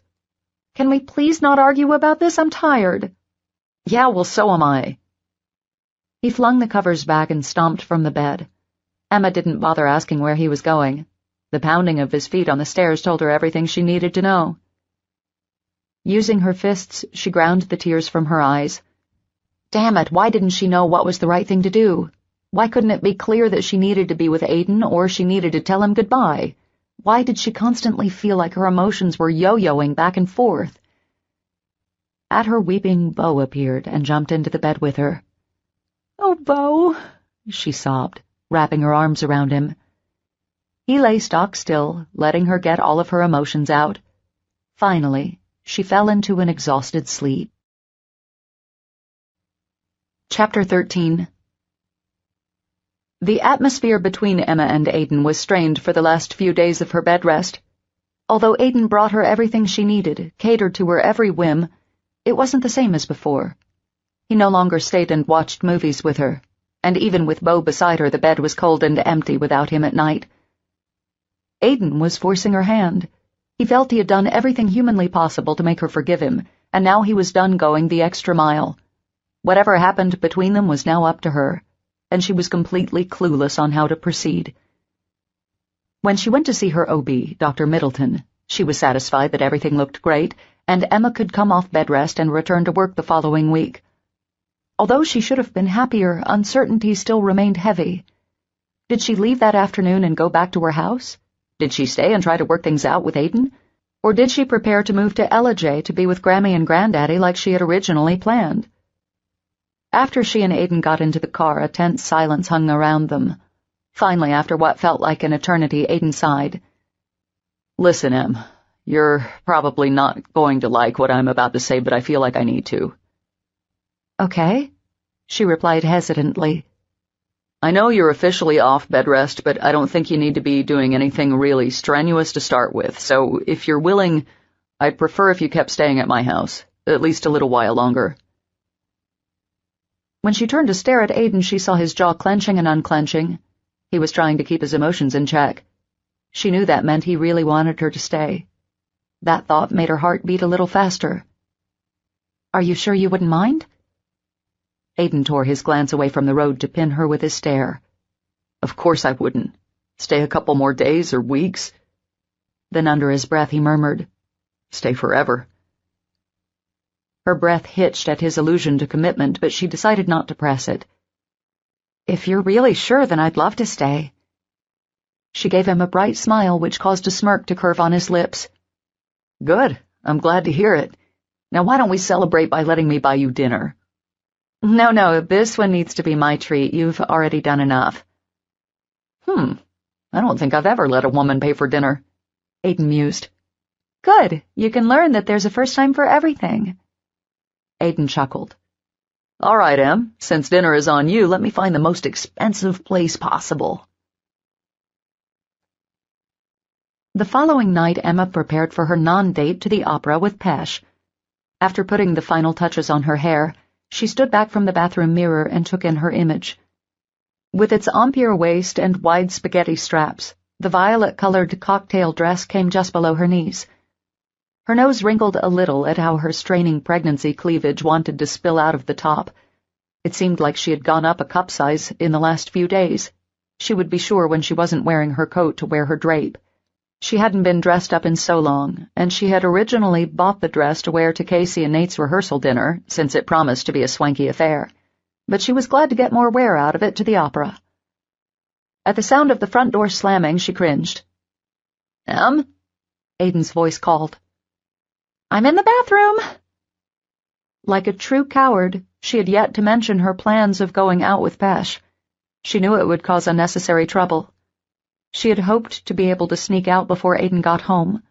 Leaving behind a note or text that she would be out would have been so much easier than having to face him. But Aiden couldn't seem to get it through his head that there was nothing between her and Pesh, and at the same time, he had yet to tell her the magic 3 words she had been longing to hear.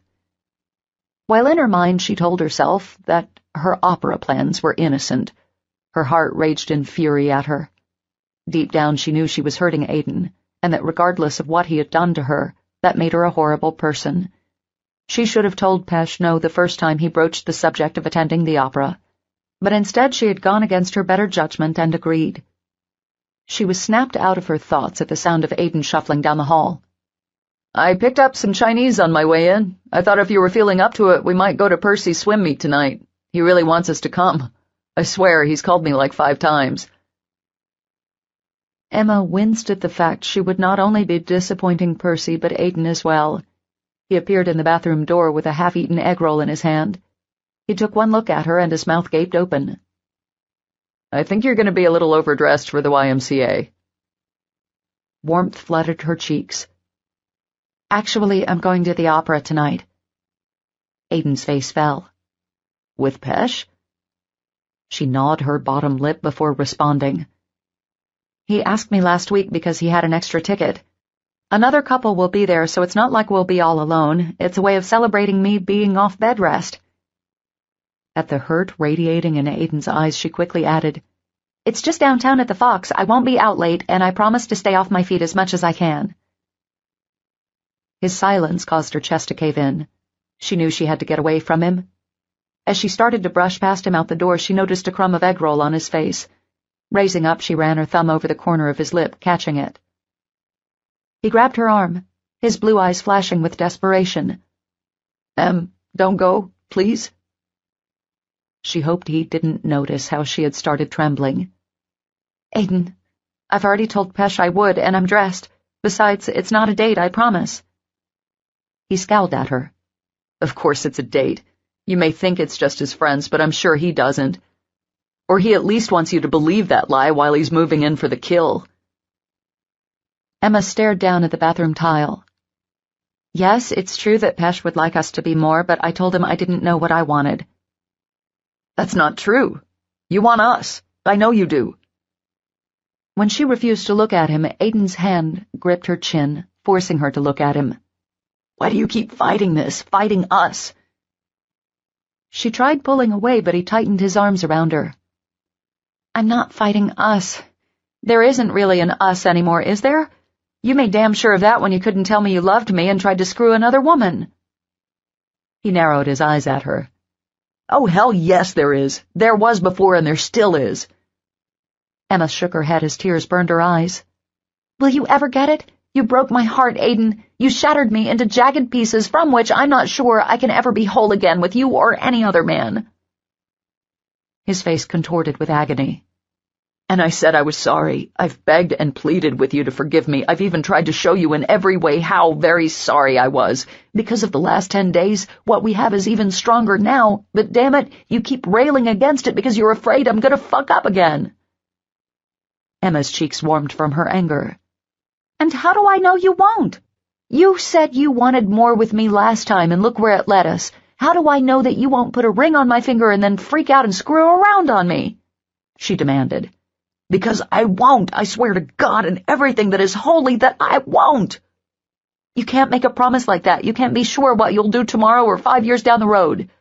I am sure. I know in my heart that I've never felt for anyone like I've felt for you. All I want is you. Aiden. His response was to crush his lips to hers. That familiar electricity popped and crackled around her. Physical need, along with love, pulsed through her, and she thought she would die if she didn't get closer to him. She wanted to touch and taste every inch of him. Aiden gave an agonized groan when her tongue brushed against his lips. He widened his mouth, accepting her tongue and teasing it with his. Almost instinctively, she wrapped her arms around his neck, as his went around her waist. They moved frantically against each other. When he started to pull away, she gave a cry of protest. Feel us, Emma. It's right here, and all you have to do is accept it, he murmured against her lips. Her eyes opened, and she gazed up at him. Emma, The sound of the doorbell cut him off and snapped her out of his spell. "Oh, God," she moaned. Her hands dropped from his neck to push against his chest. "Let me go." When he still held her tight, she brought her panicked gaze to his agonized one. "Please, Aiden." His arms dropped limply from her as his shoulders dropped in defeat. Fine, go to him. I hope he can give you what you obviously don't want from me. But don't think for 1 minute that you're not doing the same thing I did. You're running away from happiness and trying to calm your fears with someone else. He then turned and left her alone in the bathroom. Feeling lightheaded, she gripped the countertop. Tears pooled in her eyes, but she fought to keep her composure. She heard Aiden open the front door and ask Pesh inside. She glanced in the mirror and grimaced. Her kiss with Aiden had smeared her lipstick. "Just a second," she called. "Take your time," Pesh replied good-naturedly. Emma was sure he was just being polite, considering the fact Aiden was there. Once she finished adjusting her makeup, she grabbed her purse and hurried down the hallway. Pesh stood in the foyer with his back to her. His hands were thrust into his pockets, nervously playing with his keys while Aiden was nowhere in sight. She cleared her throat. "I'm so sorry I was late." He whirled around and then drank in her appearance. A bright smile curved on his face. "You look so absolutely gorgeous that any man would be a fool not to instantly forgive you." "Thank you," she replied. She couldn't help noticing how handsome he looked in his dress coat that hid the suit and tie he was wearing underneath. A cream-colored scarf was draped around his neck. "You look very nice yourself." "Thank you. I appreciate that." He glanced around the foyer. "Where's your coat?" "Oh, just 1 second." She started for the closet by the kitchen when Aiden appeared, clutching her formal dress coat in his hands. "You don't want to forget this. It's supposed to be down in the 40s tonight. I don't want you or Noah catching a chill," he said. She started to reach for it, but he held it out to put it on her. Turning her back to him, she faced Pesh. His jaw clenched as she watched Aiden slide the coat up over her arms and onto her shoulders. "Thank you." "You're welcome." Aiden's fingers lingered on her until she finally stepped away from him. "I guess we better go. We don't want to miss our dinner reservations," Emma said to Pesh. "Good seeing you again, Aiden. Tell your father I hope he's taking good care of himself." "Yeah, same to you. I'll tell Pop you said hello." Emma couldn't believe that Aiden was practically being cordial, but when they reached the front door he called, "Take care of my girl." Pesh's hand froze on the doorknob. I will?" he muttered before he jerked the door open for Emma. Once it closed behind him, Pesh exhaled noisily. "I'm so sorry for that," Emma began as they started down the stairs. "It's okay. I would probably have reacted the same way." "Seriously?" Pesh nodded as he held open the door of his Jaguar. "If someone was trying to encroach on the woman I loved, I'd probably be less than civil." "But you're not encroaching. He knows we're just friends." Emma couldn't help noticing that Pesh flinched at the word friend. "We are still friends, aren't we, Pesh?" A smile forced its way to his lips. "Of course we are." Uneasiness crept into the pit of her stomach. Her expression must have alerted Pesh to her feelings because he said, "Emma, if you don't feel comfortable about tonight or leaving Aiden, we don't have to do this. I would never, ever want to do anything that makes you uncomfortable." The sincerity in his voice made Emma shake her head. "No, I'm fine. Let's go." But the truth was she was far from fine. Her emotions buzzed and hummed like a swarm of locusts ready to overtake her at any moment. He nodded, and after she had eased down into the seat, he closed the door for her. Once he made his way around the car, he slid inside and cranked up the engine. He turned to her and smiled. "I'm glad you've consented to come with me tonight. My sister and brother-in-law will be joining us." "Oh," she murmured at the insinuation of a double date.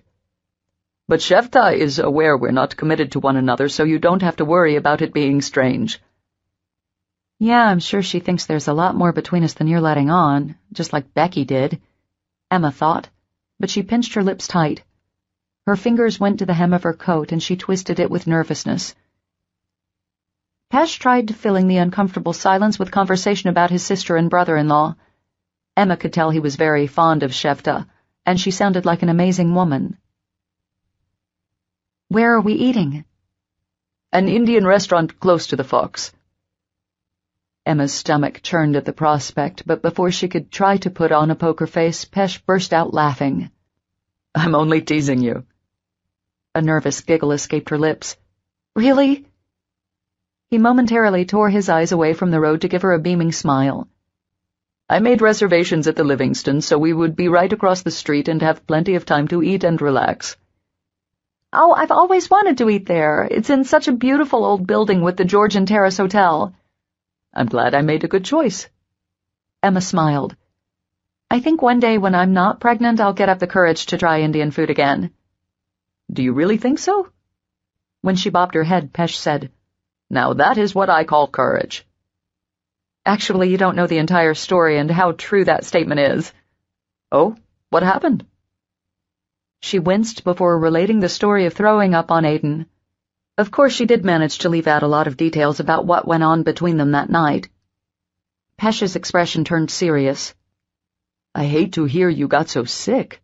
I should have realized mixing all those spices wouldn't be good for you, especially if you had such a sensitive palate." "It's okay, things like that happen," Emma said as they eased into the parking lot across from the Livingston. After turning off the car, Pesh turned to her. "So we'll be on the lookout for the blandest food possible tonight to ensure you don't have to make a run for the bathroom or throw up in the orchestra pit?" Emma laughed. "I'm not that sensitive." "Phew, good to hear." He then came around not only to open the car door for her, but he took her hand to help her up out of the car. She cocked her head at him. "You know, I'm not so enormous yet that I'm having mobility issues." He winked. "I know. I just used it as a ploy to get to hold your hand." Emma couldn't help laughing at the impish grin that formed on his cheeks. "May I keep it to escort you into the restaurant?" "I suppose so." "Didn't want you to think I was getting too forward." "I'll make sure to let you know if that happens." When the crosswalk sign turned, they hustled across the street and into the restaurant. Once they reached the hostess stand, Pesh dropped her hand. "Reservation for Nadine?" he said. The hostess glanced down at her book. "Yes, 2 of your party is already here. Please follow me." Pesh motioned for Emma to go first, and she fell in step behind the hostess. When they stopped in front of the table where an attractive Indian couple sat, Emma drew in a deep breath. "Shevta, Sanjay, this is my friend Emma Harrison," Pesh introduced. Emma thrust out her hand to Shevta. "Nice to meet you." Shevta rewarded her with a broad smile as she pumped Emma's hand.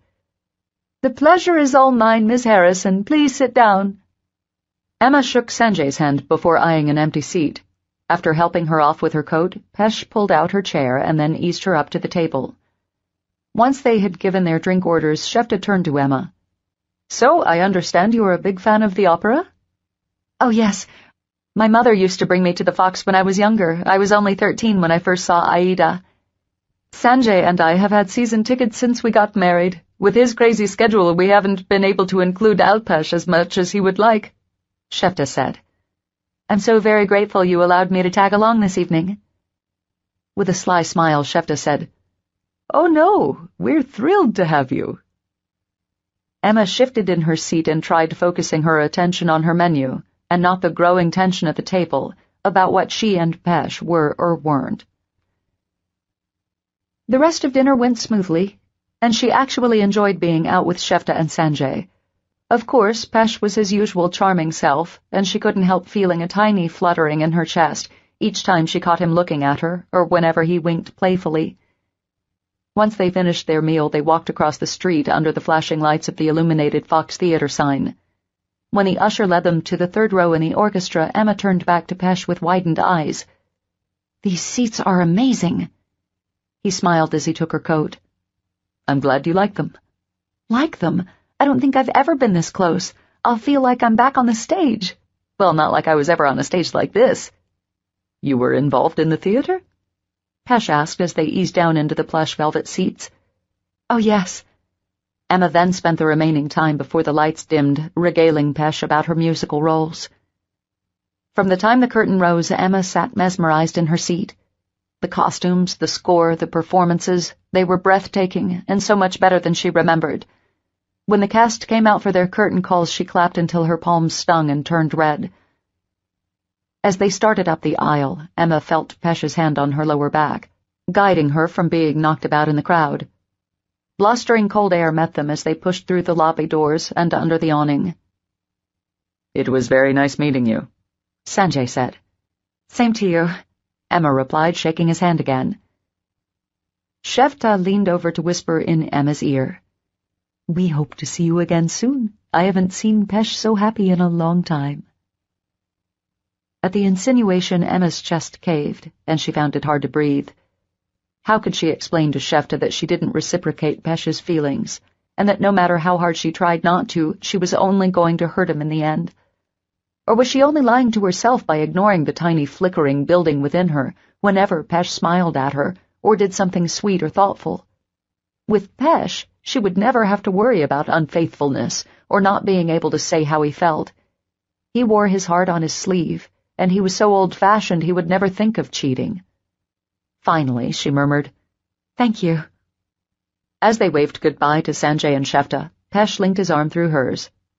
"So, did you enjoy Aida again?" "Oh, I adored it. It's such a beautiful love story, even the sad parts." "You had me worried with all the sniffling." Emma grinned. "I couldn't help it. It's a mixture of me being a hormonal ball of mush as well as the fact I always cry in emotional parts of movies, books, or the theater." They were about to round the corner to the parking lot when Pesh stopped. "What's wrong?" Emma asked. Pesh motioned to the horse-drawn carriage at the curb. "How about a ride?" Emma widened her eyes at both the romantic sentiment and the prospect of getting into the carriage. "I would love to, but—" "You're afraid you can't get up there?" She furrowed her brows. "How did you—" He laughed. "Lucky guess. But have no fear. I'm pretty sure we can manage it." He took her hand and put it on the carriage side. "Now put your foot in the stirrup." His hands went to her waist and tenderly hoisted her up. She pulled her other leg up and then pitched forward onto the seat. "Oomph!" she muttered as she tried rearranging her dress. "Are you okay?" "I'm fine." "Okay, we're ready." Pesh called to the driver. "Yes, Mr. Nadine?" With a crack of the reins, the carriage lurched forward, sending Emma collapsing back against Pesh's chest. As she pushed herself off of him, Emma asked, "How does he know your name?" "If you want a carriage ride after 10, you have to hire one." "You hired a carriage ride for us?" Emma questioned incredulously. "Yes, well, at the time it seemed like a good idea. Another way for me to woo you. Of course, that was before I picked you up and experienced the whole scene with Aiden." Emma ducked her head. "I'm so sorry." Pesh's fingers tenderly cupped her chin, forcing her to look at him. "Please don't apologize. I'm just happy to have had this lovely evening with you." At his earnest expression, Emma smiled. "So am I, and thank you for being so understanding." "It's my pleasure." They took in the sights and landmarks while the traffic and people bustled around them. To combat the cold, she snuggled closer to Pesh. He momentarily tensed before wrapping her in his arms. Although she hated herself for it, she couldn't help noticing how he felt entirely different than Aiden. He was taller, more muscular. She felt almost tiny wrapped in his embrace, even with her ever-expanding belly. "Emma," he whispered. She jerked her head off his chest to stare up at him. The intense longing burning in his eyes took her off guard and sent the tiny flickering within her to start crackling and building. Before she could stop herself, she leaned forward, giving Pesh the invitation he sought. His warm lips brushed tentatively against hers. When Emma didn't pull away, he pressed them harder. Ever the gentleman, he didn't try to deepen the kiss by seeking entrance for his tongue. Instead, he pulled away to stare into her eyes. The flickering had sent flames shooting below her waist, and she brought her lips back to his. This time she slid her tongue along his lips. Pesh gave a moan low in his throat before darting his tongue against hers. In that moment, Emma couldn't get close enough to him or get enough of him. Her hands were in his hair while she shifted to almost sit on his lap. She whimpered in frustration when Pesh's hands came to her shoulders to push her back. Emma, no. What? She muttered through her haze. He shook his head. This isn't you. It's your hormones. Wait, no, that's not it at all. She gazed up at him. Trust me when I say you're a really, really good kisser. Pesh chuckled. And in 5 minutes you're going to hate yourself and me, just like I do right now. Why? Because I feel like a giant jackass for even putting the moves on you, considering you've just come off bed rest, we barely know each other, and your emotions are with someone else. She blinked a few times, taking in his words. Then her hands flew to cover her face. Oh, God, I just acted like a complete and total slut, didn't I? Emma moaned. No, you didn't. When she peeked up at him, Pesh gave her a sheepish grin. Besides, you have your pregnancy hormones to blame. I should have known better. She reached out to take his hand in hers. It's not just the hormones that make me want you, Pesh. You're an amazing man. Handsome, strong, compassionate, giving of yourself and your heart. Any woman in my place would be willing to drop her panties for you, even if they usually had morality. He laughed. All this time, and who knew I was such a panty melter? Emma grinned. You need to get out of the ER more. If I had more evenings to look forward to like this, then maybe I would. At his insinuation, Emma stared down at her lap. A frustrated noise came from the back of Pesh's throat. Unwrapping himself from her, he scooted over to the other seat and tapped the driver. Ed, I think it's about time you backtracked and took us back. It's a little too cold for Emma to be out this long. Yes, sir. For the remainder of their ride, he sat across from her, and they talked of Atlanta, not what was happening or not happening between them. Emma felt frozen solid by the time they got back to the car. She thrust her hands in front of the heater while shifting to enjoy the heated leather seats. I'm sorry you got so cold. I should have realized the weather wasn't cooperating for a carriage ride. Rubbing her hands together, she turned to smile at him. No, I enjoyed it. Everything about tonight has been so wonderful. Should I take that for a real compliment considering you've been cooped up for 2 weeks? Emma laughed. Yes, you should. Although you probably could have taken me to something I hate like a sporting event and I would have enjoyed it. Not much on sports, huh? Wrinkling her nose, Emma said, My heart is with the theater and the arts. Pesh smiled. I'll have to remember that. They had barely gotten on the interstate when exhaustion set in. The toasty warm car and the fact she hadn't done so much in weeks kept her fighting to keep her eyes open. It wasn't long before she nodded off. The car coming to a stop jolted her awake. Her eyelids fluttered open to take in Aiden's driveway. Yawning, she turned to Pesh. I'm pretty rude company, aren't I? He shook his head. I'm surprised you made it as long as you did. It's been a big day. Yes, it has. Here, let me walk you to the door. As Pesh started around the car, Emma grabbed her purse. The house was dark as they started up the front walkway. Aiden hadn't left the porch light on for her. She drew in a shaky breath at the thought of facing him again. When they got on the porch, Emma turned to Pesh. I want to thank you again for the lovely evening. Pesh smiled. It was my pleasure. I hope it's something we can do again. Emma nodded. Me too. She leaned over to kiss Pesh chastely on the cheek. When she started to pull away, Pesh quickly pecked her on the lips, and then before she knew it, his lips were moving against hers. Within a second of them being joined, his tongue plunged into her mouth and Emma knew it was all over. He wrapped his arms around her, drawing her flush against him. She brought her arms against his chest, but instead of pushing him away, she slid her hands up to his neck and curled her fingers into his hair. At her actions, a growl reverberated deep in Pesh's chest. Without warning, he pushed her back against the brick wall. As he pressed himself into her, she could feel the fabric of her dress, along with her thigh-highs, snagging against the rough foundation, but she didn't care. She couldn't get enough of him being close to her.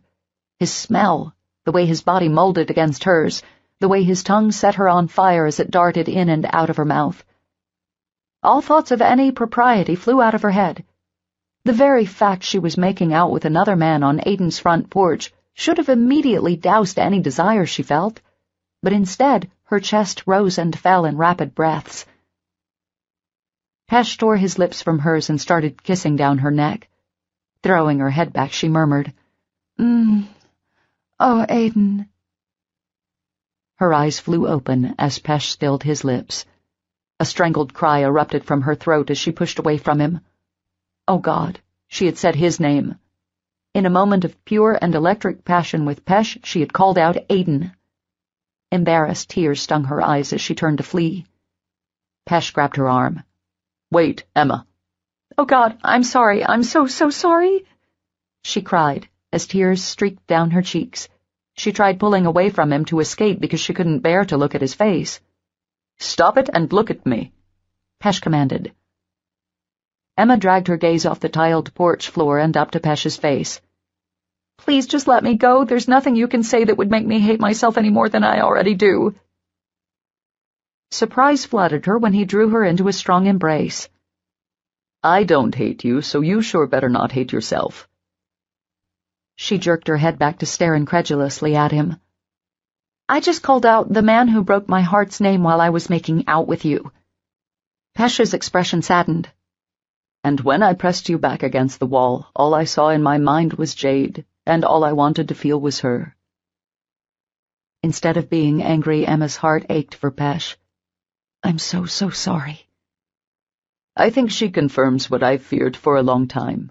We're just two broken people who aren't ready for someone else, no matter how hard we try to force it. He pushed a strand out of her face. We're both still desperately in love with other people. I want to love Aiden. I mean, I do love him, desperately at times, but I'm afraid to let myself feel what I do. Your wife was always true to you. She would have never left you. I'll admit that what Aiden did still infuriates me to where I want to inflict bodily harm on him. But he loves you, Emma. He's been working his ass off the past 2 weeks to try to get you to see that. But he can't even say the words. Every time he tries, he gets interrupted, and then he never makes an effort again. Pesh took her chin in his fingers and forced her to look him in the eye. I want you to think about this for a minute. What would you rather have?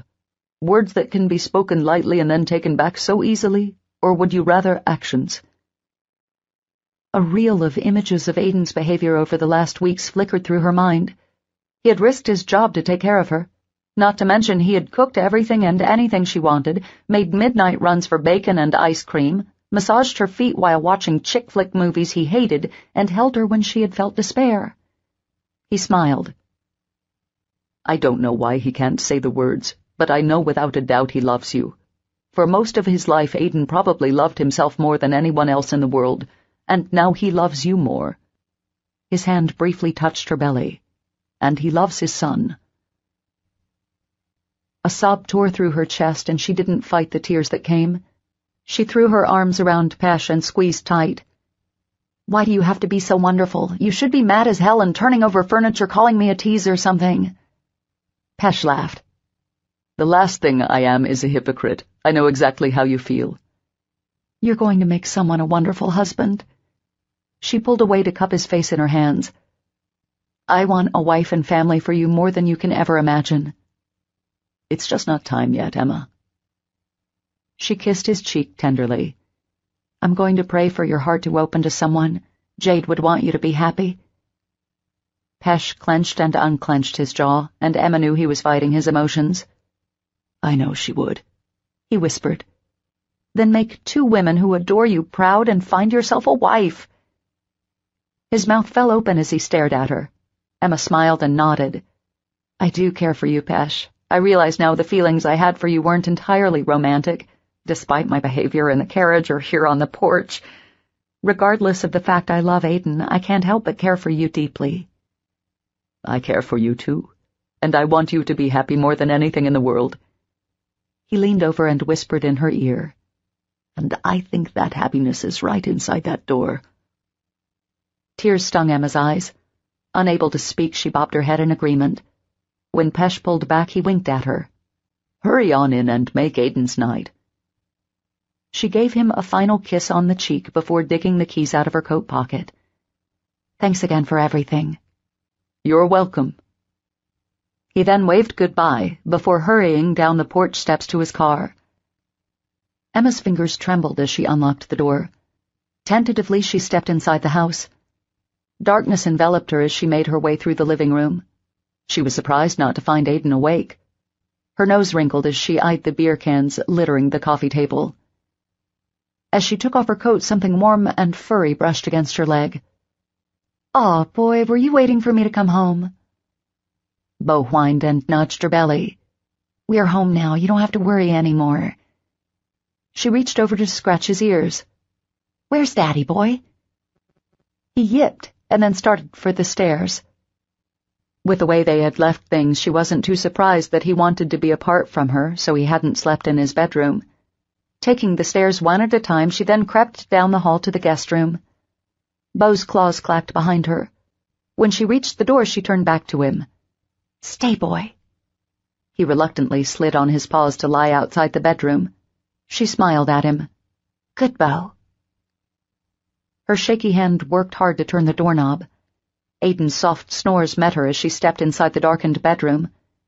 Since he hated sleeping in the dark, the nightlight next to the bed lit her way across the floor. She eased down on the bed beside him. Lying on his back, the sheet was bunched around his waist while one arm was thrown lazily over his head. As she gazed down at him, she wondered how she had ever thought she could want anyone else. Mortification caused her to shudder when she thought of how she had kissed Pesh, when all along she had only wanted it to be Aiden's lips and Aiden's hands on her. Just like Aiden had fought his feelings for her by taking home a stranger, she had tried to do the same thing with Pesh. And like him, nothing she could have ever done with Pesh would have driven away her true feelings for Aiden. In the end, there would only be two loves in her life, Travis and Aiden. She rubbed the back of her hand along his cheek. It brought a smile to her lips because she realized how he was keeping a close shave because he knew she liked it. When he didn't wake at her touch, she leaned over and kissed his lips. She pulled away and stared into his sleeping face. "I love you, Aiden Fitzgerald. I always have and I always will. I'm sorry for hurting you," she whispered. He grimaced in his sleep, his hands fisting the sheet. Em, please, I love you." Emma's heart jolted and then restarted. Her hand flew to her chest and rubbed where the slow, aching burn filled her. He was calling out to her. Somehow, somewhere in his subconscious, he really did want her, and he had said the words she had longed to hear. At that moment, she wanted nothing more than to make love to him and truly cement their feelings for each other. With another kiss, Aiden still slept soundly. Biting her lip, Emma knew the one way she was going to have to wake him up to ensure he would be ready and willing. Leaning over, she began kissing a moist trail down his bare chest. When she reached the waistband of his underwear, he still hadn't stirred. Easing it down, she took his cock in her hand. Working her fingers over him, his length began to swell. Aiden shifted in the bed, but his breathing didn't change. When she slid him into her mouth, his hips bucked. Then a low groan rumbled through his chest. "Emma," he murmured, and she paused. Her heart stilled when she realized he was still asleep and calling out for her. Chapter 14. Aiden tried shaking himself out of his dream. Once again, his nights were filled with Emma. His days were consumed by the growing ache of his feelings, and now he was even tormented in his dreams. Tonight was physically painful, as he could actually feel her lips on him, moving him in and out of her warm mouth. He groaned. "Emma," he murmured. God, he wanted her. He wanted to wrap his arms around her and bury himself deep inside. He wanted to hear her cry out his name again, like she had before. "Emma, I need you." "I'm here, baby, and I want nothing more than to make love to you." His eyes flew open. He realized he wasn't alone in the bed. This was no dream Emma. She was real and was straddling him while she worked her lips and tongue over his erection. "No, wait," he croaked. When she licked and then sucked one of his balls into her mouth, he threw his head back against the pillow. Fuck, it had been so long. His hips moved involuntarily, bucking his length farther into her mouth. No, he couldn't do this. Their relationship started on sex, and he wasn't about to let it restart that way. It was about love this time. Pure and beautiful love. He pushed himself into a sitting position. "No, Emma, don't," he said. Her eyes glanced from his cock up to his eyes in surprise. He shook his head. "I don't want you to do this." She pulled away so violently he winced as her teeth scraped along his length. He tried to grab her shoulders, but she stumbled off him so fast that he couldn't. She ran into the bathroom and slammed the door. He rolled his eyes up to the ceiling. Why did he seem to have a gift for completely and totally fucking things up every single time he was around her? He threw back the sheet and hurried over to the bathroom. He could hear her crying. When he reached for the doorknob, he found it locked. I'm sorry, you misunderstood me, I swear."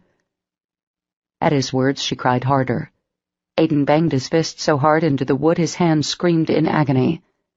"Damn it, Emma, would you please open the door and let me explain?" "How could I possibly misunderstand you? You said you didn't want to sleep with me," she screeched in between the sobs that drove spikes into Aiden's heart. Growling with frustration, Aiden kicked the door.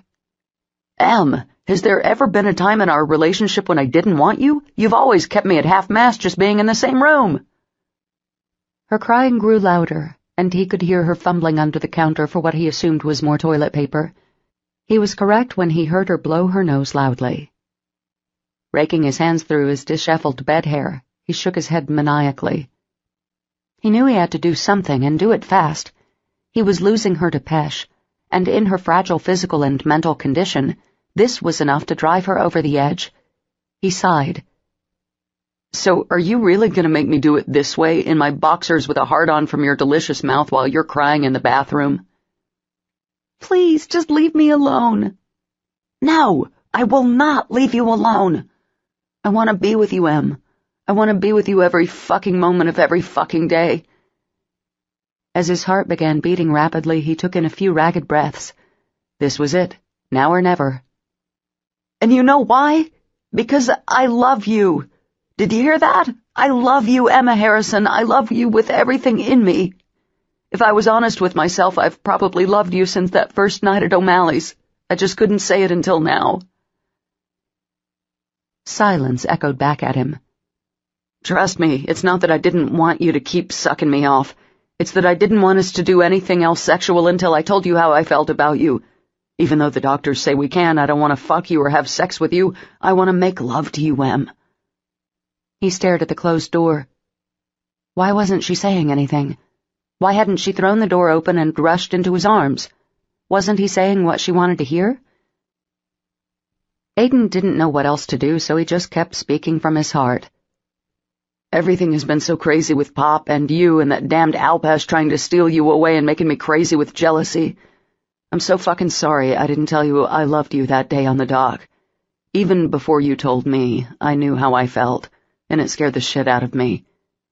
I felt more for you in that instant than I did for Amy in the 4 years we were together."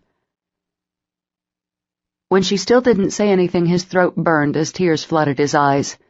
Damn it, he never wanted to cry in front of her.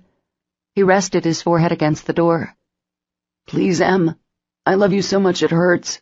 I ache for you in my soul, please. I can't live without you. I want to be with you every minute of every day.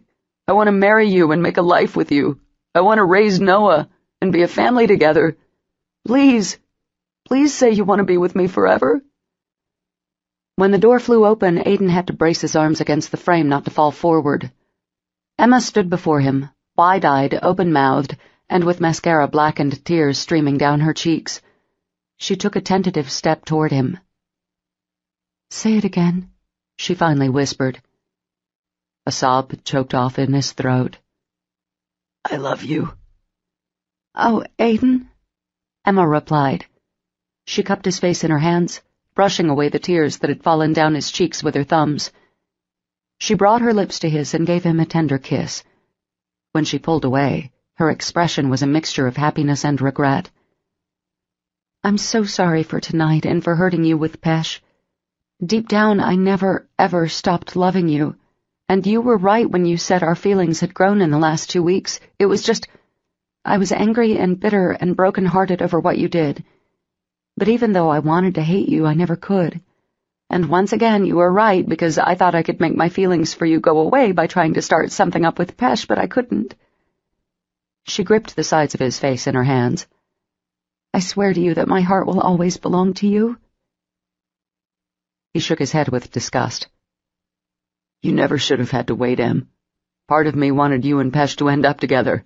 I knew he could give you everything I should have without question, and his love wouldn't be tainted by cheating. Emma brought her finger to his lips to quiet him. Stop beating yourself up. You made a mistake, and now it's forgiven. Aiden sucked in a breath. Really? Oh, yes. She gave him a lingering kiss before pulling away. And I should have never gone out with Pesh tonight or had him over. Not only was it disrespectful and hurtful to you, it was stupid of me to try to tempt fate. Besides, he could never give me what you have. You made my dreams come true by giving me Noah.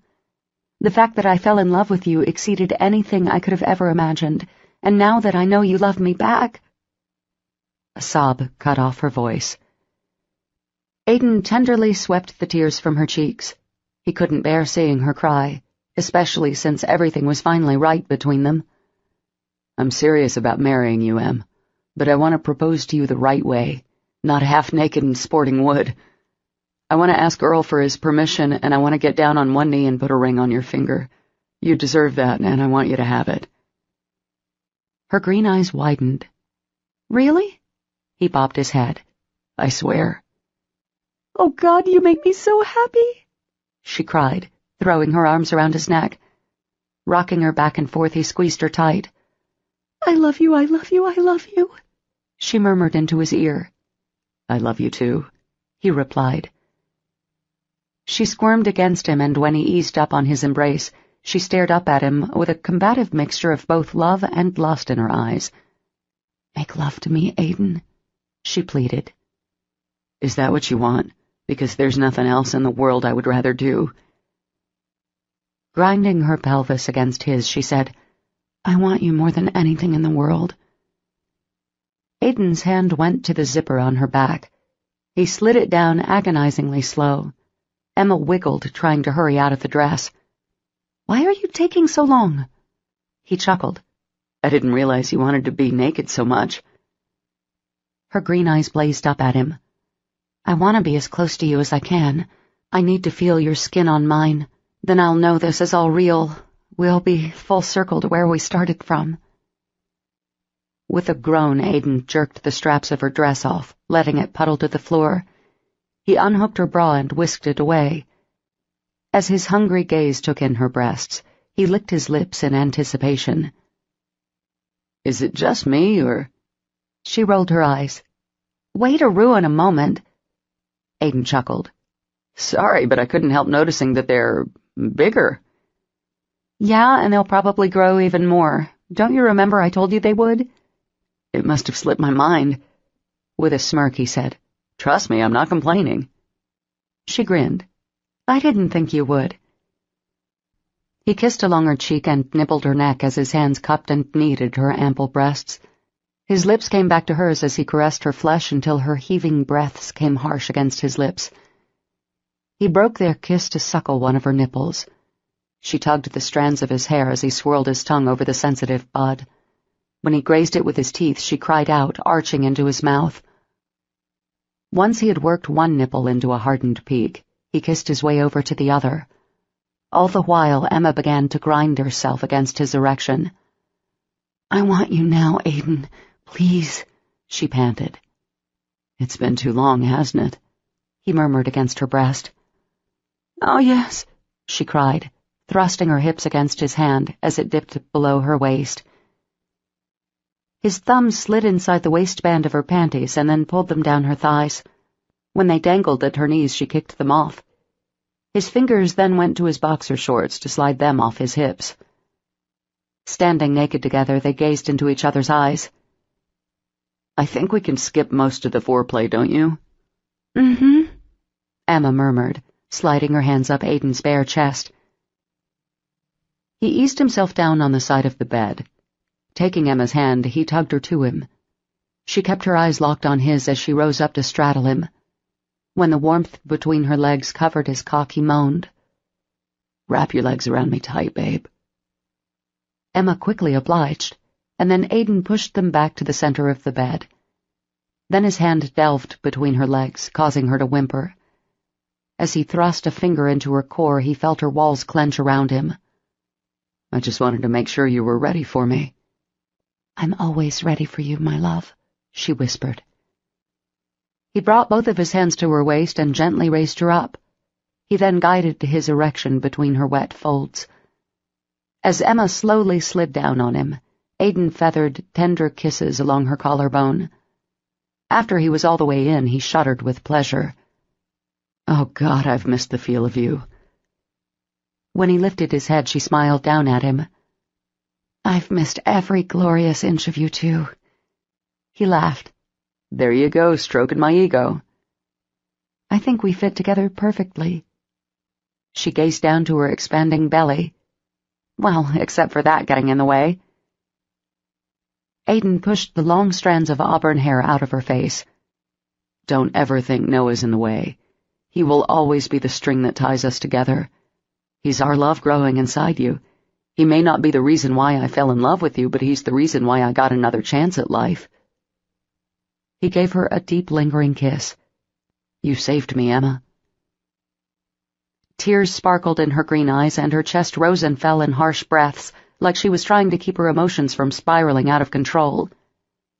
"Oh, Aiden," she cupped his face in her hands. "I love you so much," she murmured against his lips. Pressed chest to chest, Emma began to lift her hips as Aiden raised his. She panted in his ear as the slow, languid strokes took him deeper and deeper. Wrapped together, they kept their eyes on each other. They were a tangle of arms and legs, but they were one.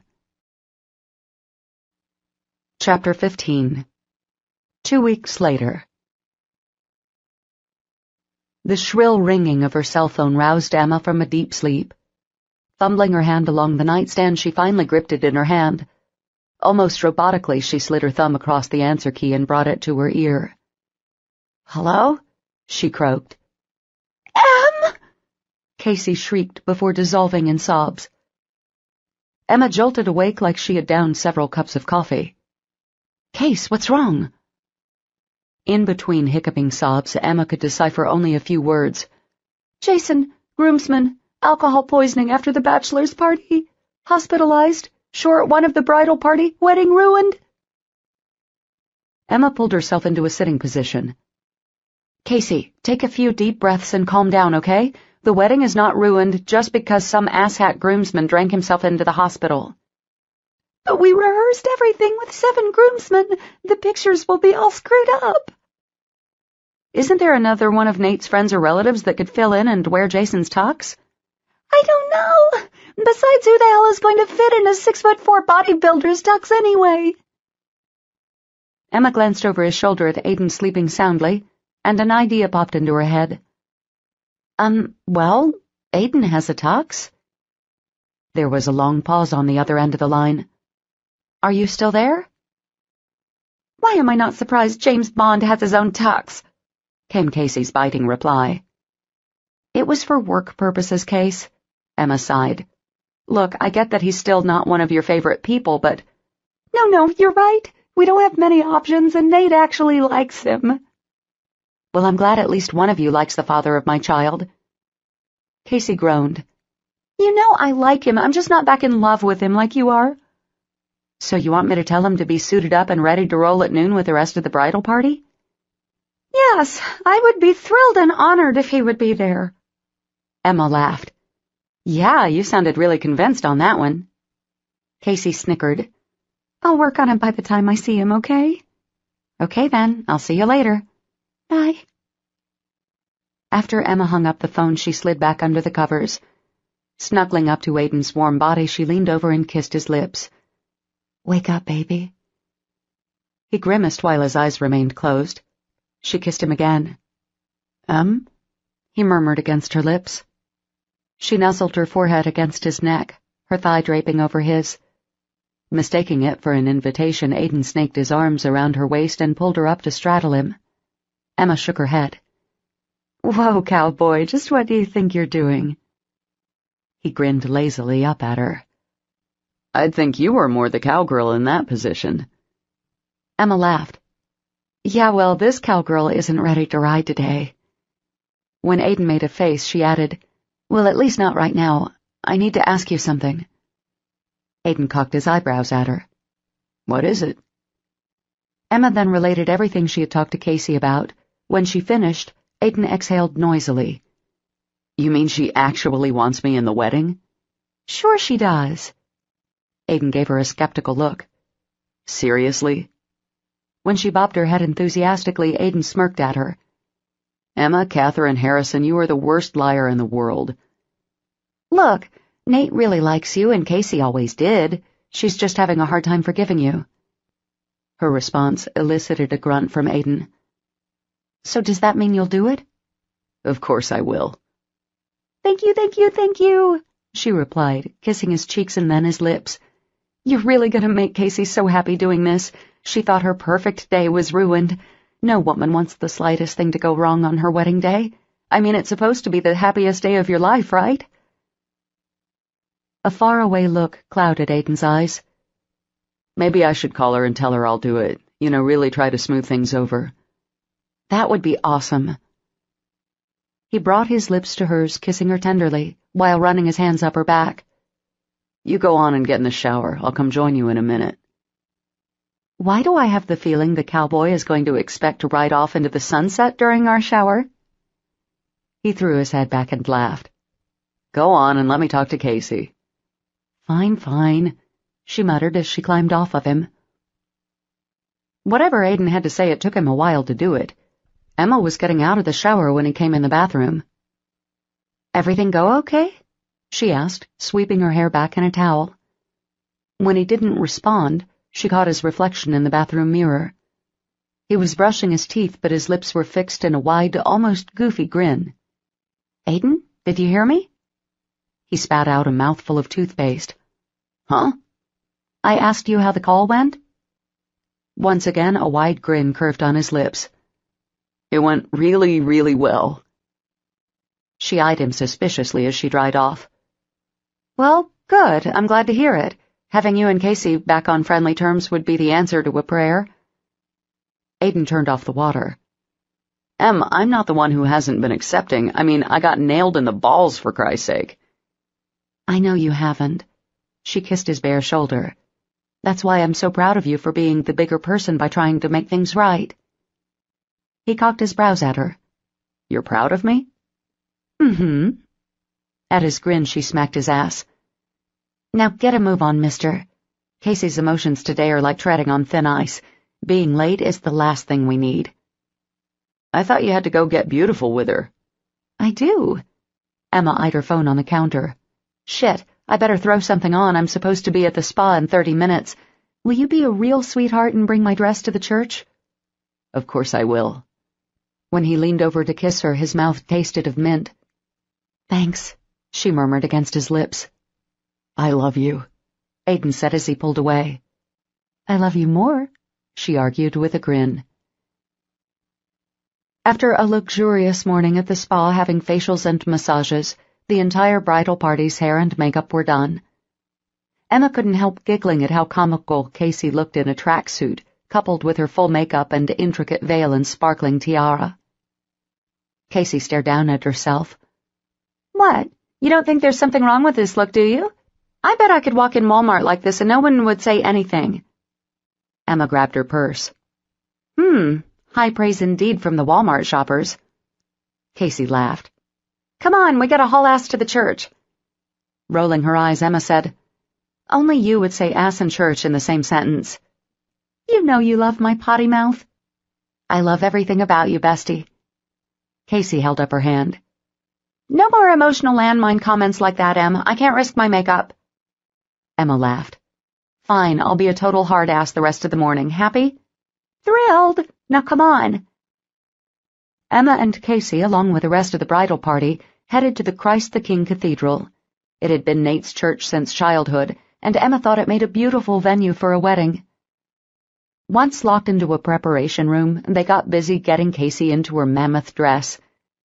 Emma stood back gazing at Casey. Her earlier promise was forgotten when tears filled her eyes. "You look amazing." Casey pointed a finger. "Em, you promised." "I can't help it. It's the hormones making me even more emotionally crazy." "Ugh! You seriously have to quit the waterworks or you'll have me crying and this waterproof stuff only works so much." "Fine, I'll go put on my dress." "Good. And while you're at it, think of disgusting things, people who piss you off, anything not to be crying." Emma swept a hand to her hip. "Don't you think people will wonder why your very pregnant bridesmaid has such a screw-you look on her face?" Casey laughed. "As long as you're not crying, we're good." "You're impossible," Emma grumbled as she slipped into the dressing room. The maroon dress hung in its bag on the hook where Aiden had delivered it. She slipped into it, and then after trying to wrestle with the zipper, she headed back into the main room for help. Carly, Casey's 16-year-old sister, happily obliged. Emma eyed her reflection in the mirror as a knock came at the door. "It's Aiden," a voice called. Carly giggled as she ran to open the door. When Aiden stepped inside, his gaze flickered over the room for her. The moment he saw her, he beamed. "You look beautiful." Emma grinned. "Thank you." Staring down at her dress, she shook her head. "Frankly, I feel like an Oompa Loompa at the moment." "Trust me, babe, you don't look like one." When she gave him a skeptical look, Aiden winked at her. "Then I must have a Willy Wonka fetish because I'd like to devour you right this instant." Emma smacked his arm playfully as Casey asked, "And what about me? No compliments for the bride?" Without missing a beat, Aiden said, "You're an exquisite vision of perfection in white who will take Nate's breath away the moment he sees you." Casey grinned. "Smooth, Big Papa, very smooth." He leaned in and pecked her cheek. "It's the truth." "I'll take it then," she replied. "I'm so glad to get to be a part of your happy day." "So am I," Casey replied with a wink. Emma's mouth gaped at their exchange, especially when Casey kissed Aiden's cheek as well. What happened to her hating him? Was the very fact he had been willing to stand in and save the day enough to make Casey forgive Aiden for all he had done wrong? "Did you need something?" she asked. "I just wanted to check on you, see how you're feeling, but most of all I wanted to bask in your rapturous beauty." "Oh my God, that's so sweet!" Carly exclaimed, while one of the other bridesmaids bobbed her head. Aiden's lips curled into a cocky grin at their appreciation of his sentiments, while Emma rolled her eyes. "Seriously?" He laughed. "Actually, it's time to take the bridal party photographs." "I thought as much." Aiden placed his hand on her shoulders, his expression waxing concern. "I may have been joking, but I did want to check on you." Her heart warmed at the seriousness his tone had taken. "I'm fine." His lips tightened into a hard line. "Try to stay off your feet as much as you can today." "Aiden," she protested. "I'm serious." "I was cleared to return to work and all normal activity 2 weeks ago, remember?" "That still doesn't mean you should be going full throttle all the time. It was one thing going back to work, but between the rehearsal dinner and bachelorette party this week, you've been pushing yourself." As much as she hated to admit it, she was exhausted. Okay, Mr. Bossy. When we finish with the pictures, I'll sit down and put my feet up until the ceremony." A pleased smile filled his lips. Good. He brushed one of the curly tendrils out of her face. "But save me at least one dance at the reception." Her stomach clenched at the very mention of the reception.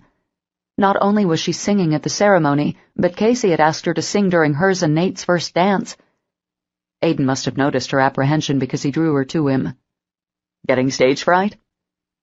She gulped down the rising bile in her throat. "A little." "You'll sound amazing, you always do." "I hope so," she croaked. He pulled away to cup her face in his hands. "Well, I know so." He brought his lips to hers. Both a calming and pleasing tingle spread from the top of her head down to her toes. No, don't you two start. You'll ruin Emma's makeup before the pictures, Casey protested.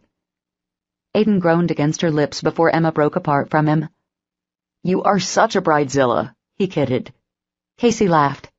Watch it, Big Papa. I might find another purse to nail you with. With a shake of his head, Aiden only chuckled at her jibe. Don't think I haven't warned Nate to steer clear of you when you're pissed and wielding a purse. It's a dangerous weapon. Emma continued to be so shocked by their friendly banter that she merely followed dumbly behind them as they walked into the sanctuary. After taking a million pictures, first with Casey and then after she disappeared with Nate, Emma began to feel her face was frozen in a smile, and she might be blinded from all the flashbulbs. All too soon it was time for the ceremony to start. Emma took her place in front of Carly and gazed out at the massive crowd in attendance. Glancing over her shoulder, she watched as Casey took her father's arm. He leaned over and kissed her cheek. "You'll always be my little girl," he said. A pang of sadness washed over Emma that her own father would never walk her down the aisle. At the same time, she knew that if she and Aiden ever married, Granddaddy would be more than happy to do the honors. She turned away from her feelings of sadness and regret. Instead, she embraced the ones of pure and complete happiness at the future ahead for both herself and Casey. She didn't have to force a beaming smile to her face when she met Aiden at the altar door. As she slipped her arm through his to take their walk down the aisle, Noah gave a gentle kick. She couldn't help feeling like the most blessed woman on earth. Chapter 16. Emma sat with the bridal party at the head table under multiple glittering chandeliers. She couldn't believe how beautiful everything looked, from the overflowing floral arrangements to the ice sculptures. Casey and Nate's families had gone all out for the reception. After devouring his plate, Aiden cut his eyes over to survey how she was playing with her food. "Noah's gonna get feisty if you don't eat," he cautioned, wiping his mouth with his linen napkin. "I'll eat when I finish singing. The last thing I want to do is puke from nerves on Casey and Nate's big day." At his skeptical look, she replied, "I promise as soon as I'm done I'll shovel it in, including several pieces of the bride and groom's cakes."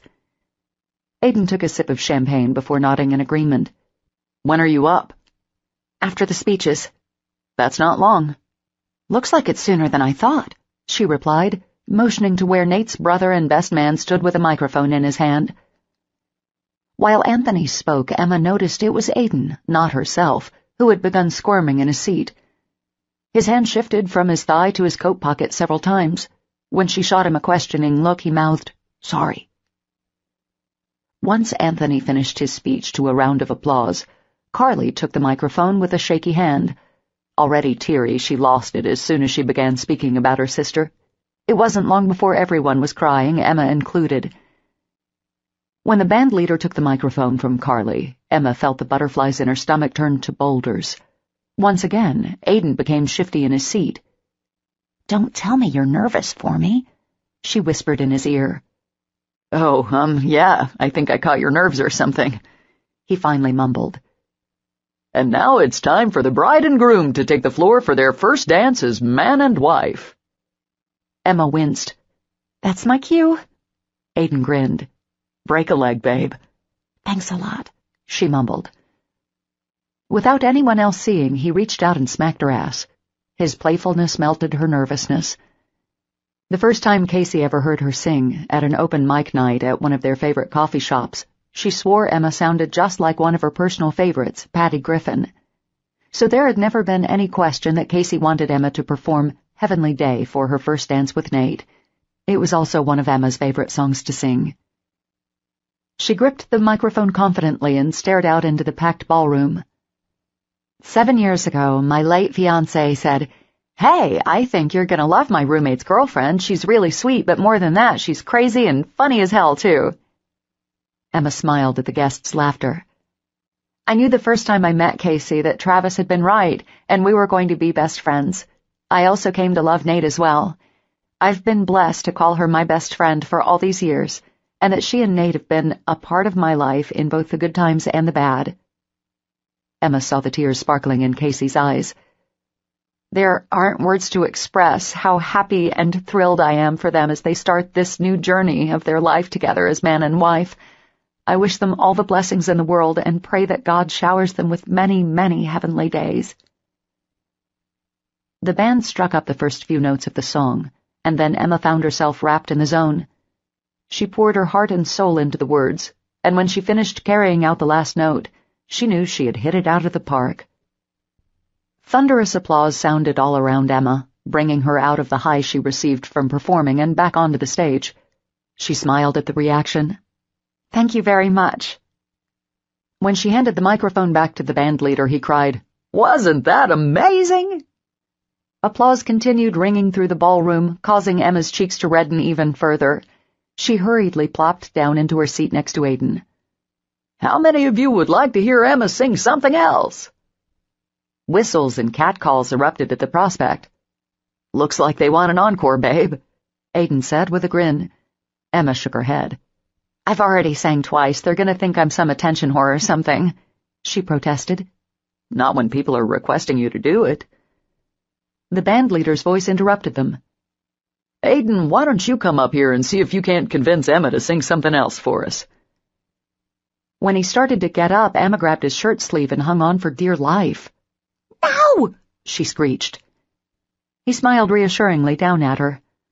"I'll never understand how 1 minute you can be the most self-possessed professional singer and the next scared to death to perform." "It's just part of my sweet neurotic side," she replied. "Look, just take a deep breath.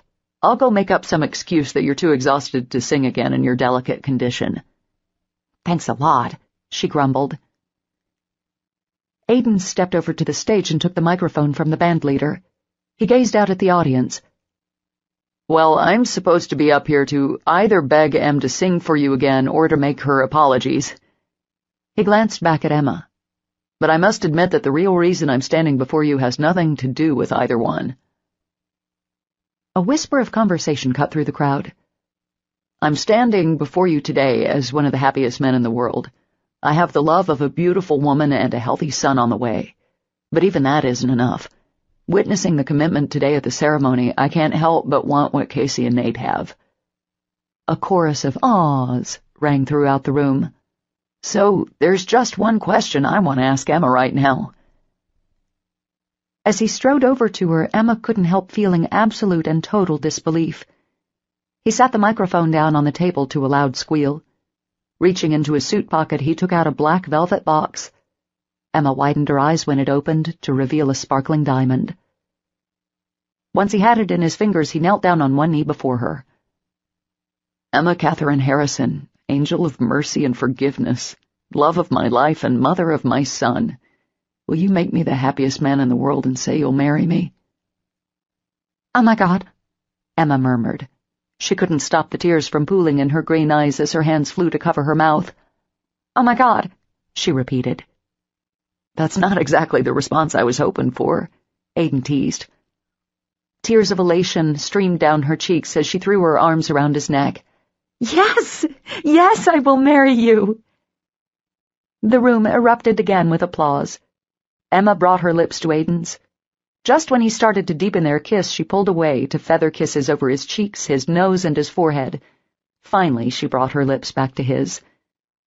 He pulled from their embrace to take her left hand in his. His thumb tenderly ran over her knuckles before he slid the ring on. "There, now we're officially engaged." She giggled before grabbing him by his shirt and jerking him to her again. As she kissed him passionately, he laughed against her lips. "Em, you do remember we're in a room full of people, right?" She squealed and then pulled away. Laughter echoed around them. "That's a mighty fine yes, don't you all agree?" he called to the crowd. "Hell yeah!" Connor called from his table. Emma covered her face in embarrassment. Fortunately, the band leader came over and took the microphone back. "How about a song for the newlyweds and the newly engaged couple?" he asked.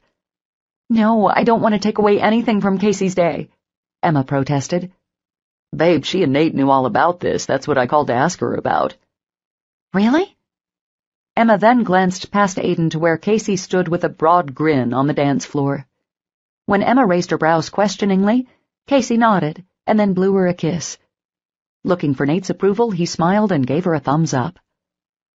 "Okay then, let's dance." Aiden then led her out onto the floor. As she brought her arms around his neck, she couldn't help but stare in wonderment at her ring. From time to time, as they swayed to the music, she would momentarily forget about it until the light caught the diamond, and it sparkled back at her. She felt the urge to pinch herself to make sure it hadn't all been some wonderful dream. "You like it?" "It's beautiful." Aiden beamed. "I wasn't sure what you'd like, so Connor helped me pick it out." "Really?" He nodded. "He has damn good taste." A grin cut across his face. "Of course, each time I tried to go for a cheaper ring, he liked to remind me of things from our past." Emma laughed. "I don't think I even want to know what all he said to induce you into buying such a large diamond." "He should think of a side career for the CIA. His powers of persuasion are intense." The song then came to a close. "All right, everyone, it's time to cut the cake. Does anyone want to put good money on the fact that Nate will be drenched in icing in about 2 seconds? The band leader questioned to a chorus of laughter and catcalls. After the cake was cut and everyone stuffed themselves on the sugary, decadent deliciousness, Emma once again returned to the dance floor with Aiden. As they swayed to the music, Aiden smiled down at her.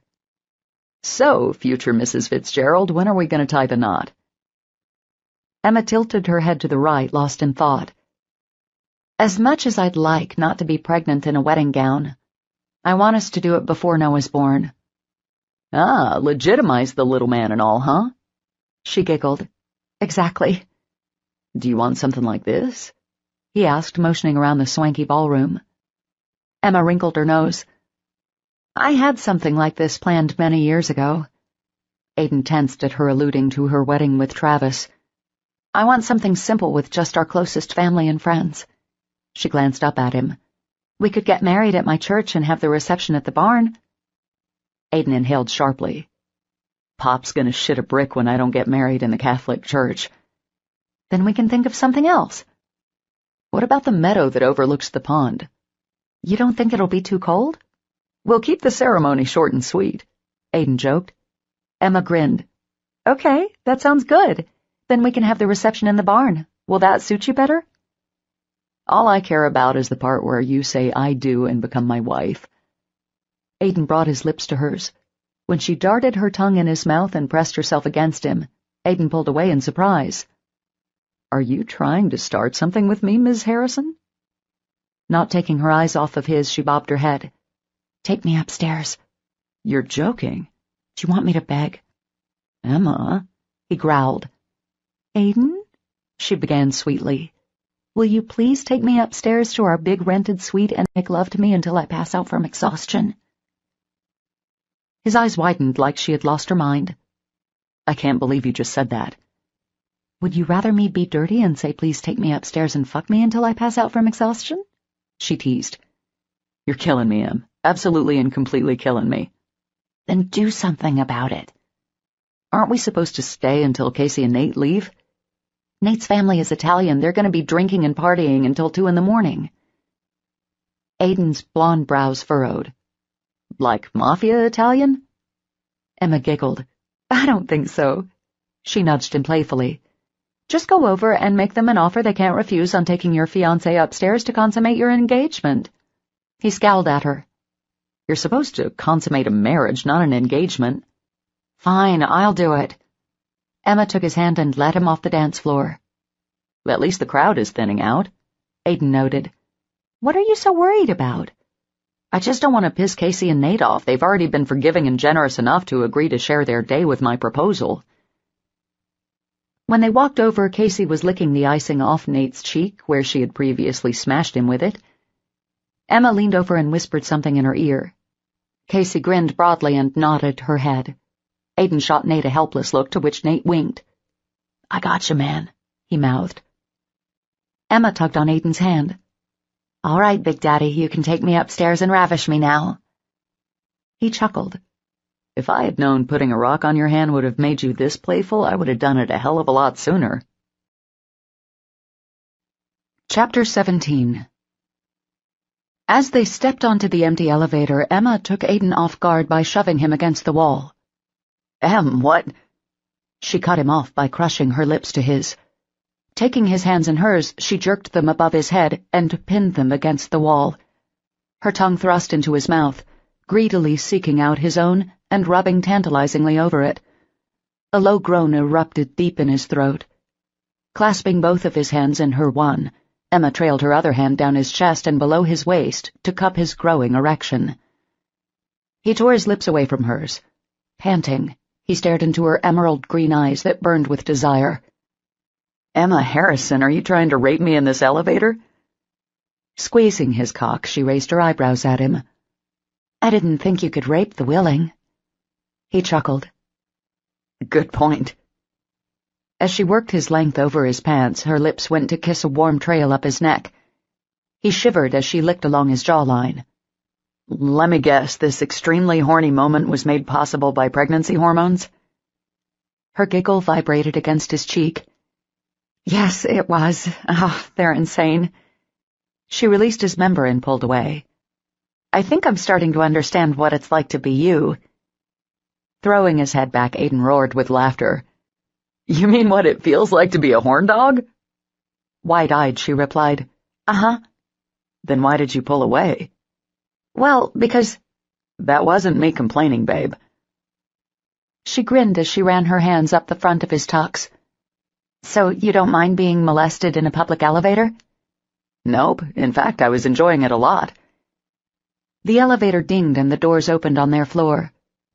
Guess we'll have to continue this in our suite, Emma said. Aiden slipped off his tux jacket and brought it in front of his waist to hide his condition. Although he enjoyed the hell out of Emma being so aggressive in the elevator, it somewhat wrecked his plans for the evening.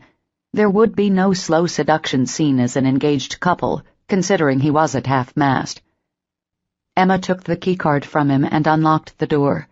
He held his breath as she stepped inside. Oh my God, she murmured. He craned his neck to watch as her heels tapped across the rose petals littering the floor. On the table there was a bucket of champagne and strawberries. Even though he couldn't see her face, he knew her gaze was taking in the bedroom, where candles waited to be lit, and a pink-wrapped package sat on the bed. She whirled around to stare at him in the doorway.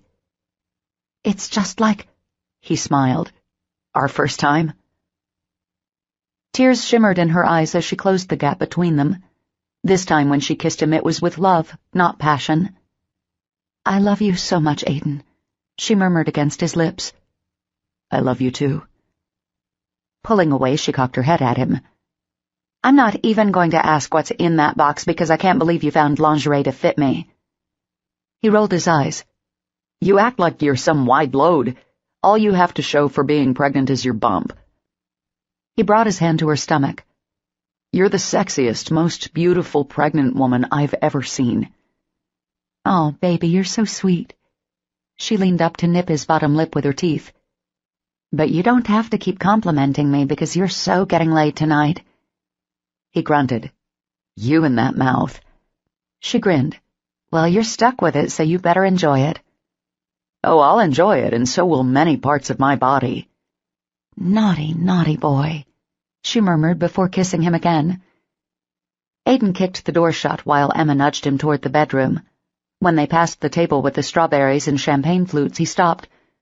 Desperately wanting to savor the moment, he said, Wait a minute, babe. What is it?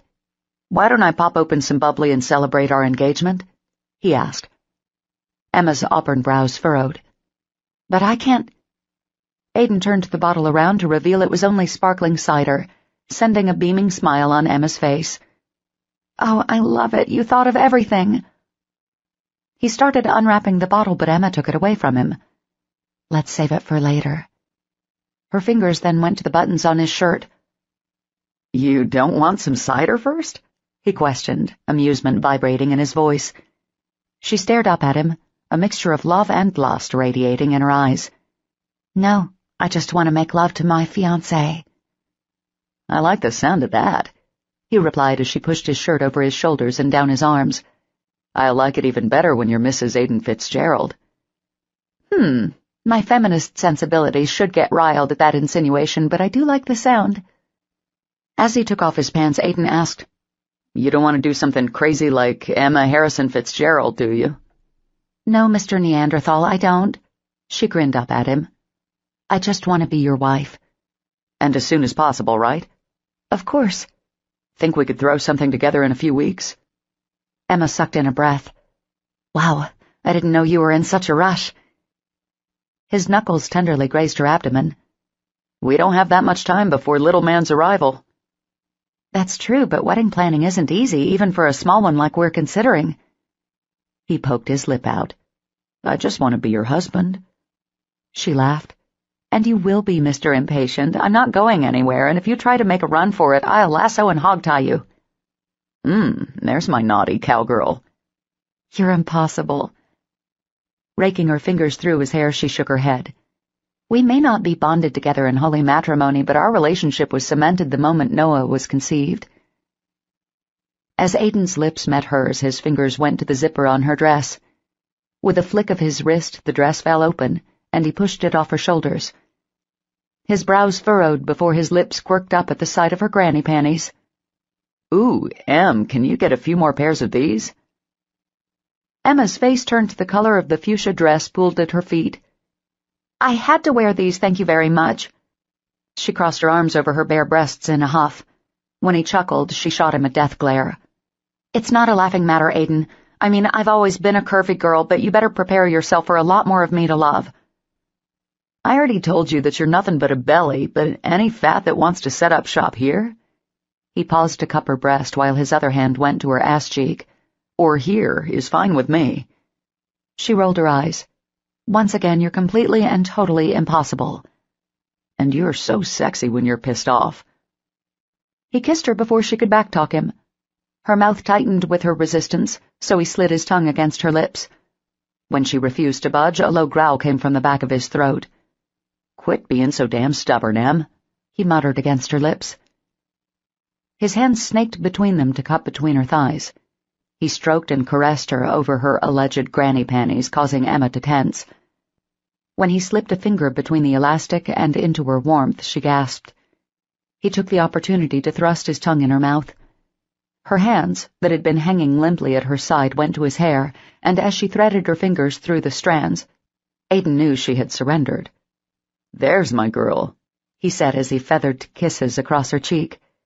When it got to her ear, he plunged another finger inside of her, as he whispered, My beautiful, sexy girl who takes my breath away, no matter what size she is or what underwear she has on.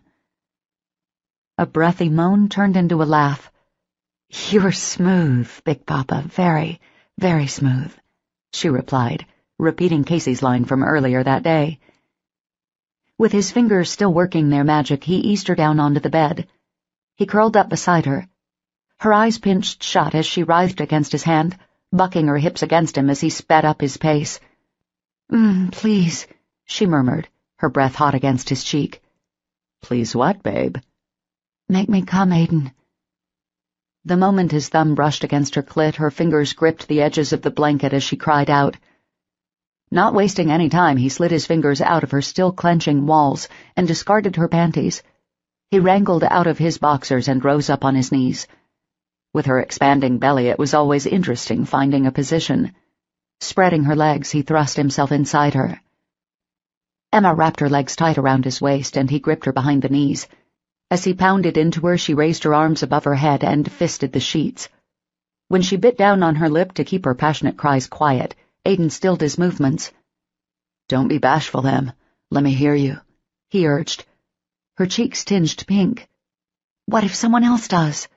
Who cares? I want to hear you. I want to know what I do to you. She trembled at his words. Okay, she murmured. He grinned down at her. Good. When he plunged back inside her, he was rewarded with a low moan from Emma. Bringing his hand between them to stroke her while he moved in and out caused her to shriek and then scream. He closed his eyes and threw his head back as Emma's cries were music to his ears. It wasn't long before she went over the edge, calling out his name over and over again. He continued thrusting in and out of her as her walls convulsed around him. He wasn't ready yet. He wanted to prolong his pleasure as long as possible, but when he felt Emma tightening herself around him, his eyes snapped open. She smiled triumphantly at him as he started to let himself go. Now it was his turn to emit deep, throaty cries and groan. Once he finished shuddering inside of her, Aiden rolled over on his back, collapsing beside Emma on the bed. His chest heaved, and he fought to catch his breath. She snuggled up to him and kissed his cheek. "I love you, Aiden." "I know," he panted. The loud smack of her hand coming down on his thigh echoed through the room, along with his deep chuckle. He turned to catch her outraged expression. "And I fucking love you too, Emma." Chapter 18. 3 weeks later. Emma surveyed her reflection in Grammy's full-length mirror. Turning left and right, she let the poofy layers of her bridal gown twirl around her. In her mind, the dress had been the most beautiful thing she had ever seen, with its empire waist flowing into yards of satin, along with the intricate pearl and sequined-encrusted beading of the bodice. She never imagined finding such a beautiful maternity bridal gown, especially on short notice. But now that the big day had arrived, she wasn't so sure. "Oh, I think it's safe to say I look like the Stay Puft Marshmallow Man," she moaned. "Oh, hell no, you do not," Casey argued, adjusting the glittering tiara at the top of Emma's head. Emma's cousin, Stacy, nodded as she helped to fluff out the long veil. "Don't be silly, Em. You're absolutely gorgeous." "If I were straight, I'd totally want my bride to look just like you," Connor said with a wicked grin. "Oh, God, you're starting to sound too much like Aiden," Emma replied. "Now you listen to them, sugar. You look stunning," Grammy cried from behind Emma. She hadn't even looked up from digging around in her jewelry box for one of Emma's borrowed items. The blue lace interwoven into her garter counted for something blue, while the dress and veil completed the new. Carefully concealed under the yards of fabric was her old, in the form of a pair of cowboy boots. Today she was going for comfort, as well as shoes that fit on her swollen feet and wouldn't make her trip and fall. Emma sighed. "I appreciate you guys trying to make me feel better, but seriously, it's a toss-up between the Stay Puft dude and the Michelin tire guy." Casey snorted. "Stop fishing for compliments." Grasping Emma's shoulders, she turned her around. "You are the most beautiful bride I have ever seen in my entire life, and I'm including myself in that figure. It doesn't matter if you're 7 months pregnant. The moment you start down that altar, you're going to take Aiden's breath away." Tears welled in Emma's eyes at Casey's compliment. "Oh shit, don't start the waterworks now and mess up your makeup." She waved her hands frantically in front of Emma's face. Emma pushed them away. Okay, I won't cry." "Good." With a strand of pearls in her hand, Grammy stepped over to them. "Can you all give us a moment?" Casey smiled. "Sure, we'll go get the bouquets out of the fridge." "Don't even think I'm letting you put on my boutonniere." "And just why not?" "Because you always end up stabbing me," Connor cried. They continued bickering as they went out the door. Once they were alone, Emma arched her brows expectantly. Grammy's expression was so serious it made Emma uneasy. Trying to lighten the mood, she joked, "You know you don't have to have the sex talk with me, right?" Grandma waved her empty hand dismissively. "I should hope not. Of course, I assume that ship sailed back with Travis." Emma's face warmed as she nodded. Without another word, Grammy moved to stand behind Emma. She brought her hands over Emma's head and then slipped the strand of pearls around her neck. They rested a little past Emma's collarbone. As she fastened the clasp, Emmy gripped Emma's shoulders and then caught her gaze in the mirror. "All my life I wanted a strand of real pearls. For our 3rd wedding anniversary, your granddaddy worked 2 extra jobs to buy these pearls for me, after he did something much like Aiden did." Emma gasped in horror. "Oh, Grammy, I can't believe Granddaddy would ever do something like that." "He thought he could run from marriage and commitment, but when he did, he realized his mistake. It's something I've never told anyone, not even your mama." Grammy smiled. "Of course, our making up after his affair was the whole reason why she was here in the first place. I guess I got these pearls and your mama out of the deal." "So you forgave him?" "I'm still with him, aren't I?"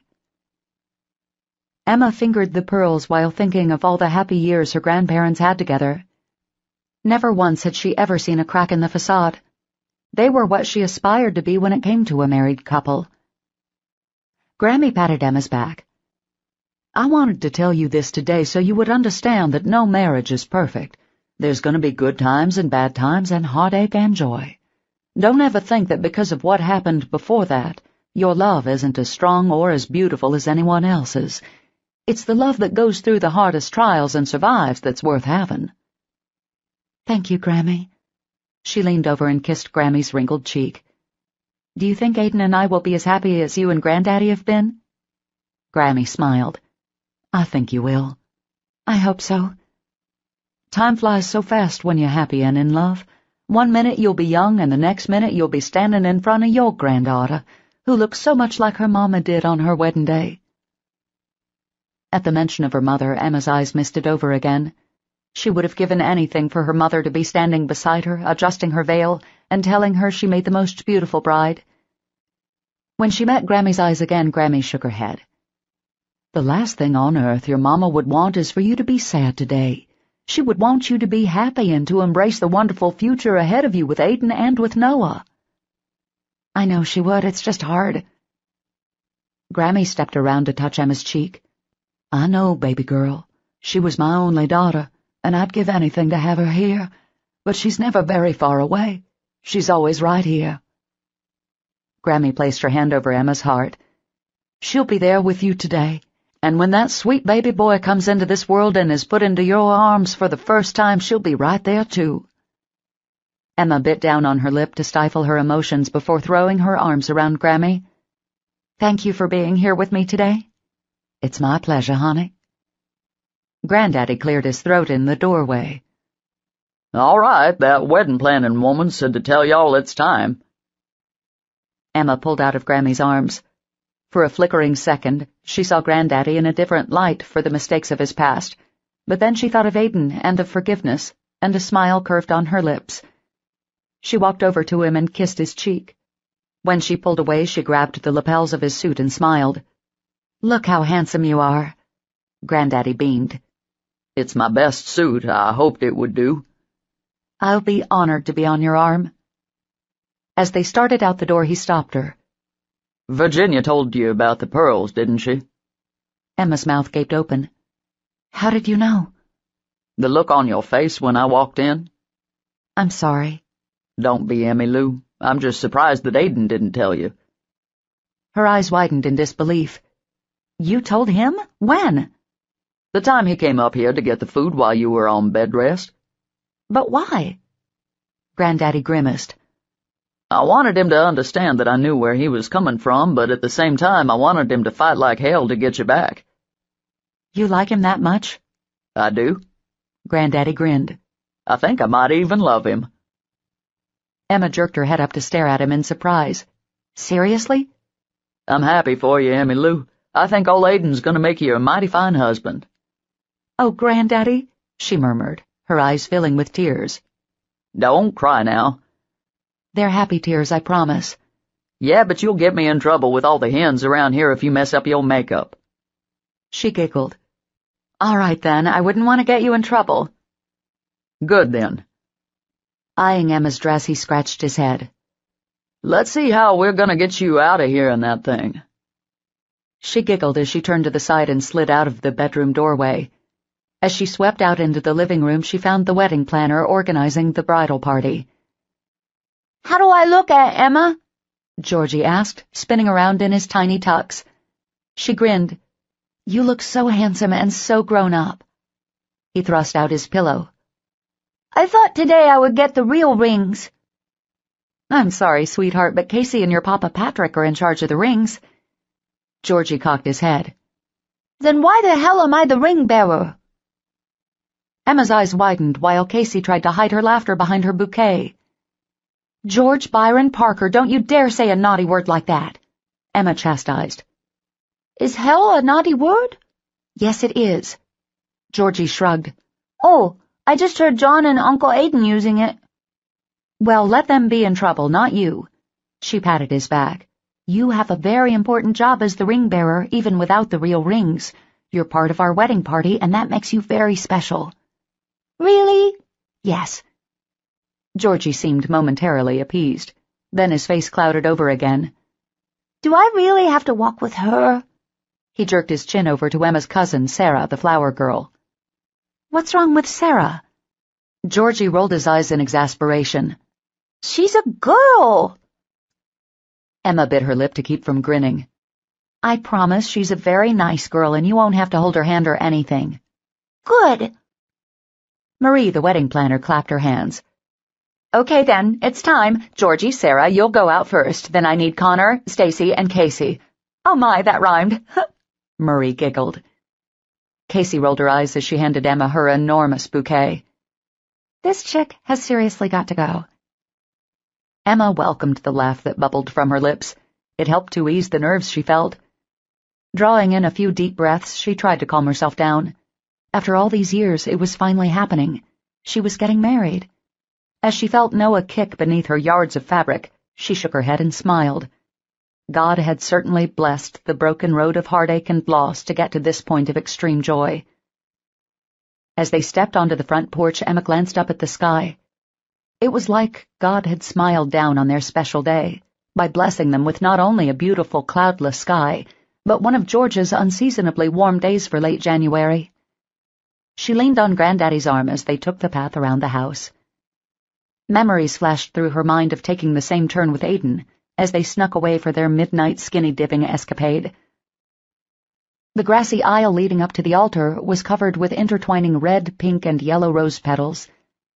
Emma's heart warmed as it was a special touch, not just to liven up the dying winter grass, but it was a reminder of happy times with rose petals in the hotel room on their first baby-making venture, as well as their engagement. It brought a beaming smile to her face. But her smile grew even wider at the sight of Aiden standing at the front of the altar. He peered down the aisle, trying desperately to catch a glimpse of her. The string quartet finished playing Canon in D, and then changed over to the first strains of the bridal march. It's showtime, Emmylou, Granddaddy said, a mixture of amusement and regret vibrating in his voice. She drew in a deep breath and stepped forward into the aisle. As everyone rose out of their chairs for her entrance, her gaze honed in on Aiden's as he finally took her in. His mouth gaped open while his blue eyes widened. Her breath caught at his reaction. Instead of the cocky grin she expected at her appearance, surprise filled her when Aiden's eyes shimmered with tears. Her heart shuddered and then restarted. In that moment, all she wanted was to power walk up the aisle so she could get to him and throw her arms around him. She couldn't imagine ever loving him more than she did in that moment. An eternity seemed to pass before she reached his side. Aiden swept the tears from his eyes with the back of his hand. Although a shaky smile flashed on his face, emotion raged in his blue eyes. Without thinking, she let go of Granddaddy's arm and wrapped her arms around him. "Oh, Aiden," she murmured, squeezing him tight. Emma, I'm almost speechless. I mean, you're like nothing I ever could have imagined. He sucked in a ragged breath and shuddered in her arms. You're like a fucking vision. Once again, a flashback filled her mind of the night she met him for their first baby-making session. He had crossed the crowded hotel lobby, kissed her, and then told her those words. God, Em, I love you so much it hurts, came his pained whisper in her ear. I know. I love you so much, too. The minister cleared his throat. I don't believe we've gotten to that part yet. Remembering where she was and how she was totally blowing the carefully scripted plan, she jerked away. Oops, she replied, a warm flush filling her cheeks. Laughter rang through the crowd. Stepping back, she slipped her arm once again through Granddaddy's. I'm supposed to give you away, Emmylou, not have you run away as fast as you can, he quipped. She smiled at him through her tears. You're never giving me away, and you know that. I wouldn't have it any other way, baby girl. Especially not with you carrying that fine, strapping great-grandson of mine. He's going to need a man to teach him a few things. Granddaddy, Emma hissed as Earl winked at Aiden. The minister once again cleared his throat. Dearly beloved, we're gathered here today in the sight of God to join together Aiden Patrick Fitzgerald and Emma Catherine Harrison in the bonds of holy matrimony. Emma began to tune the minister out and drown herself in the smiling image of Aiden before her. She barely noticed when Granddaddy officially gave her away and left her side to go sit with Grammy. She even had a hard time focusing on her cousin, Dave, as he sang a twangy rendition of John Lennon's Grow Old Along with Me. There was no one for her in that moment but Aiden, the man who had made all of her dreams come true. Emma jolted back into reality when the minister called her name, and she then repeated her vows as he prompted her. I, Emma Catherine Harrison, take you, Aiden Patrick Fitzgerald, to be my lawfully wedded husband, to have and to hold, from this day forward, for better or for worse, in sickness and in health, for richer or for poorer, until death do us part. In a booming voice, Aiden repeated his vows with complete and total assurance, which made Emma's heart flutter. He then took her wedding band from Patrick, his best man, and slid it onto her finger. With this ring I thee wed. When she glanced up at him, he winked at her, and she couldn't help grinning at the glimmer of his cocky side rearing its head. She took his ring from Casey and slipped it on his finger and repeated the words. They then turned to the minister, who smiled. By the power vested in me by God Almighty in the fine state of Georgia, I now pronounce you husband and wife. He gave Aiden a pointed look. You may now kiss your bride. About time, Aiden replied before bringing his hands to cup her face. His lips met hers in a chaste yet passionate kiss. Thunderous applause echoed around them as Aiden pulled away. Linking her arm through his, they started down the aisle and down the hill to the barn to celebrate. As Dave and her cousin's band perfectly harmonized the lyrics to her first dance song, Emma swayed in Aiden's arms. Glancing up at the canopy of twinkling lights, she couldn't believe how Marie and her team had transformed the barn into a winter wonderland. It was utterly breathtaking, and she couldn't help sighing with contentment at how perfect everything had turned out. Working on their tight schedule hadn't been easy, but Grammy, along with her aunts and cousins, had whipped up a meal better than any catering company. Just the thought of the delicious barbecue she had consumed sent a small burp escaping from her lips. With his blue eyes twinkling with amusement, Aiden gazed down at her. "Excuse me?" she peeped. Eat a little too much? Maybe. Damn, it was good. It was, wasn't it? Yes, everything has been good. Well, this song could be a little better. Aiden wrinkled his nose. How in the hell did I let you talk me into John Denver for our first dance as man and wife? For You is a beautiful song. Did you even bother listening to the lyrics? It's about how the rest of my life is for you and you alone. Aiden grinned at her outrage. You're right, it is a beautiful song, and Dave is knocking it out of the park. But still... And just what would you have preferred? Emma asked as the last chords of the song finished. Before she could press him again, Dave interrupted her thoughts. Our next song was especially picked out by Aiden. He wanted Emma to know how much the lyrics mean to him and their relationship. So, Em, here's You Save Me. Emma gasped as she jerked her gaze from Dave to Aiden. His signature cocky smirk curved on his lips. You really did that? She asked as Dave began singing the Kenny Chesney classic. Yes, I did. As she stilled in his arms, she let the familiar lyrics echo through her mind. She felt Aiden's breath warming her cheek. And it's the truth, Em. You do save me. I would still be lost if you hadn't come into my life, and I thank God every day that you gave me another chance to show you how much my soul cries out for you. There will never be anyone else for me in the world. Tears welled in her eyes as he tilted her chin to look at him. His jaw was hard set with determination. I mean it, Em. You saved me too, she whispered. He kissed her tenderly before pressing his face to her cheek. If you would have told me this time last year I would be a married man with a kid on the way, I would have laughed my ass off and called you crazy, he mused. When she tensed, he pulled away. Boy, I was a crazy bastard then. She returned his smile. I would have done the same thing if someone had told me I would not only be married, but carrying the child of the creep who hit on me at the Christmas party. Aiden laughed. Fate has a funny way of working things out, doesn't it? Yes, it does. He tightened his arms around her as the song came to a close. So why don't we hurry up and cut the cake so we can get the hell out of here and start our honeymoon? Emma rolled her eyes. Are you really that impatient? He grunted. You cut me off 10 days ago. I'm going to explode. I wanted our first night as man and wife to be special, she countered. A smirk twitched on his lips. Then let's make it special sooner. Patience is a virtue, Mr. Fitzgerald. I'm not going to miss out on dancing the night away with you because of your libido. Besides, I want to dance with Granddaddy and your father, and I want you to dance with Grammy. We're only going to have a wedding reception once. Okay, he grumbled. Leaning in, she whispered in his ear, I promise I'll make it worth your while. Aiden chuckled. You don't have to promise me anything, babe. I'm so crazy in love with you, I'll do anything you ask, including waiting to get laid. Wrapping her arms around his neck, she said, Oh, who needs poetry when I have you to say romantic lines like that? He grinned. You know I'm one hell of a man, babe. Chapter 19.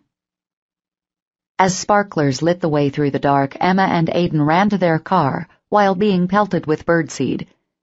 Emma only gave the shaving cream-covered and condom-decorated Mercedes a fleeting glance before throwing open the door and collapsing onto the seat.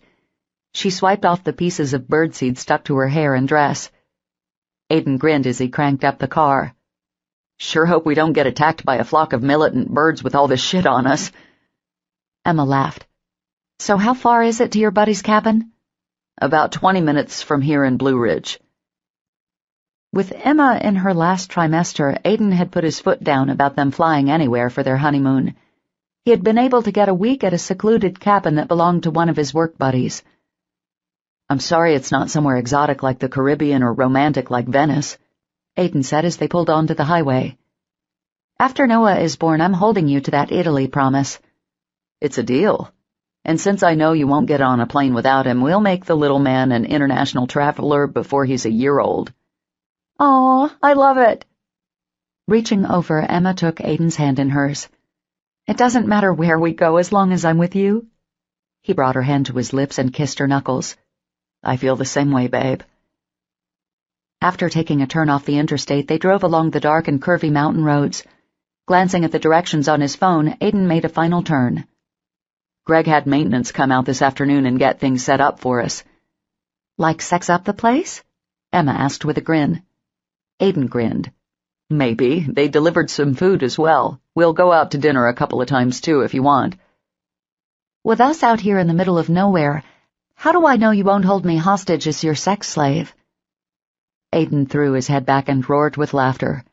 No, babe, you're my wife, never my sex slave. Pity, she murmured. When he jerked his wide-eyed gaze from the road to meet hers, she giggled. Just kidding. He exhaled a noisy breath as they turned into the driveway. Floodlights momentarily blinded her. When Emma stepped out of the car, she fought to keep her mouth from dropping to the ground in disbelief. She glanced at Aiden and shook her head. What? He asked. You said your buddy was letting us have his cabin. That, she motioned to the giant mansion, is not a cabin. It's a lodge at least. I bet it has 8 or 10 bedrooms. And we can christen every one of them while we're here, Aiden remarked. She laughed. Yeah, we'll just have to see about that one. Come on. If you think this is amazing, wait until you see inside.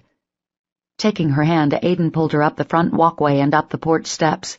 Once Aiden unlocked the door, he glanced back at her with a mischievous twinkle in his eyes. Whatever you're thinking, I can, without a doubt, say the answer is no. Aiden chuckled. Come on, I just wanted to carry my bride over the threshold. She couldn't help rolling her eyes. Your bride is 7 months pregnant.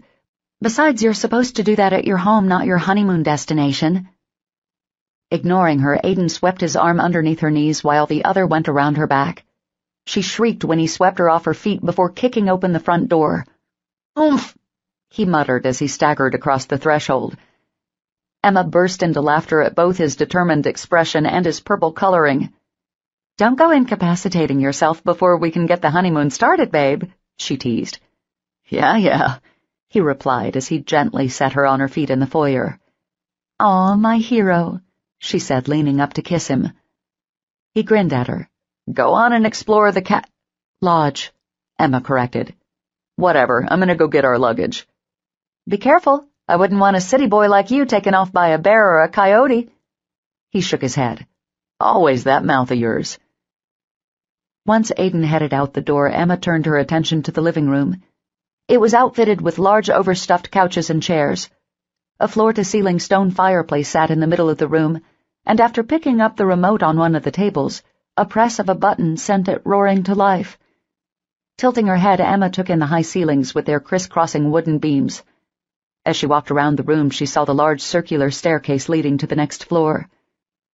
Aiden came huffing inside with 3 of their bags. "Need some help?" she asked. "No, I got it," came his muffled reply from behind the luggage.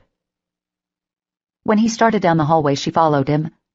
At the end of the hall was the master bedroom. Her eyes widened when Aiden flipped on the light switch. Not only did it boast a huge 4-poster bed, a sitting area with a couch, love seat, and chair, but its own fireplace with a furry rug in front of it. "Is that?" she asked, pointing down at the floor. Aiden grinned. "No, it's fake bear skin or some other politically correct fake fur." "Good to know." "I bet it feels soft against your skin, though," he murmured, his breath hovering over her cheek. "I bet it does." She leaned in and gave him a lingering kiss. When she pulled away, her gaze fell to the bags at their feet.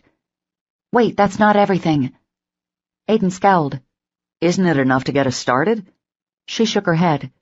"You didn't bring in my treat case." His brows shot up. "Your what?" A sly grin stretched on her lips. "You heard me. It has all the treats that I got at my lingerie shower. Handcuffs, massage oil, some edible underwear." Aiden held up his hand.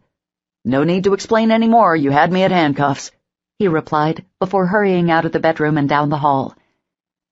Shaking her head, Emma then turned her attention to the far wall of the bedroom. It had floor-to-ceiling windows with glass doors that opened onto a balcony. Emma gasped as she stared out of the window at the magnificent view. Even with just the glow of the porch light, she could see the mountains for miles and miles. She couldn't imagine how breathtaking it would be when the sun came up. The sound of more luggage, dropping to the floor, alerted her of Aiden's presence again.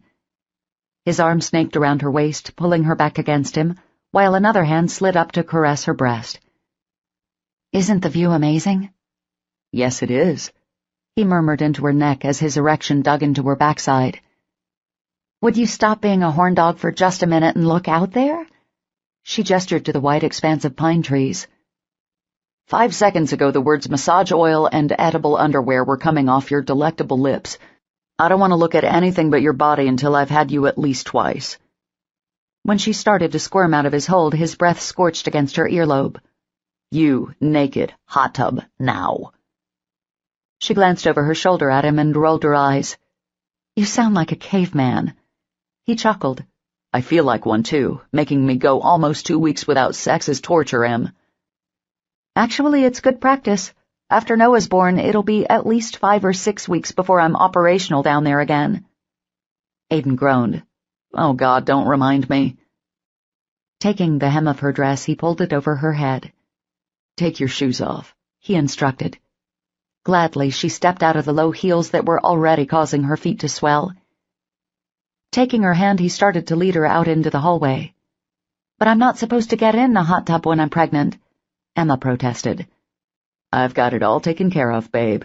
I made sure they took all the necessary precautions to lower the water temperature. It'll be about the same as lukewarm bath water." "Really?" He nodded and pulled her closer to him. "Besides, I figure with you riding me, you won't be totally submerged in the water anyway." Emma shook her head. "You always have a devious little sex plan, don't you?" "Yup." She laughed as Aiden opened the door to the room across from the master bedroom. With just a flick of a switch, dimmed candlelight illuminated the room. "Electric votive candles? Who is your friend, the ladies' man or something?" Aiden laughed as he started unbuttoning his shirt. "Actually, he's married with 5 kids. Guess he likes to keep the romance alive, huh?" The hot tub sat bubbling in the corner of the room against more floor-to-ceiling windows. In the daytime, she imagined the view would be almost as impressive as the one in the bedroom. After ripping off his shirt, Aiden started for his pants. Emma took the cue and started helping him. Once she slid off his belt, she doubled it over in her hands. While Aiden bent over to slide his pants and boxers down, she took the opportunity to smack his bare ass with the belt. The crack echoed through the room. Aiden whipped up in surprise while rubbing his ass cheek. Emma, what the hell was that about? She giggled. You don't like a little spank every now and then? The corners of his lips curved up in a smirk. Now I didn't say that. Without taking her eyes off of his, she smacked his other cheek. She shivered when his blue eyes burned dark with desire. Why are you spanking me? Because you've been a naughty boy. His blonde brows arched up. Have I now? Mm-hmm. All you've cared about since we got here is getting your pleasure. She brought her hand to her chest. What about mine? Ah, so I should attend to your pleasure first? Yes, please. And what would you have me do? Emma's sassiness began to waver, and suddenly she didn't think she could say the words. Well, I want us in the hot tub. And? Aiden prompted as he reached around to unhook her bra with quick, expert precision. I want your mouth on me. You do? He whisked her panties away, leaving her feeling very vulnerable under his hungry gaze. He brought his thumb to her mouth and traced her bottom lip. You want my mouth here? No, she murmured. His fingers trailed down over her chin and down her neck to cup her breast. You want my mouth here? He repeated. She shook her head. Releasing her breast, he slid his hand down her hip to cup the mound between her legs. Do you want my mouth here? Yes, please, she whimpered as his hand began to work her into a frenzy. Then come here. Emma cried out in frustration when Aiden took his hand away. He backed up toward the hot tub. She watched as his deliciously naked form climbed inside. He crooked his finger at her. Still clutching the belt, she let it fall from her fingers to clatter to the floor. When she stepped into the hot tub, Aiden was still standing. Gently, he pushed her to have a seat on the side. Kneeling down before her, his hands went to her knees to widen her legs. Glancing up at her, Aiden feathered his fingertips back and forth over her outer thighs, causing her to shiver. Emma bit down on her lip to keep from arching her hips toward him. Leaning over, he began tediously kissing and nibbling his way up the inside of her thigh. Just when his warm breath hovered over her mound, he turned and began to give her other thigh the same attention. Aiden. What, babe? Stop being a tease, she murmured. His laugh vibrated against the sensitive skin of her inner thigh. He raised his head. I'm sorry, you did tell me where you wanted my mouth, right? Yes. Dipping his head back between her legs, Aiden licked a slow trail up her moistened slit. His fingers came to spread her warmth before he thrust his tongue inside. As he plunged in and out of her, Emma bit down on her lip to keep her vocal cries silent, but a deep moan rumbled through her chest. With one hand she grasped the side of the hot tub while the other went to the strands of Aiden's hair. After he removed his tongue from inside her and began circling and suckling her clit, he thrust one finger and then two into her.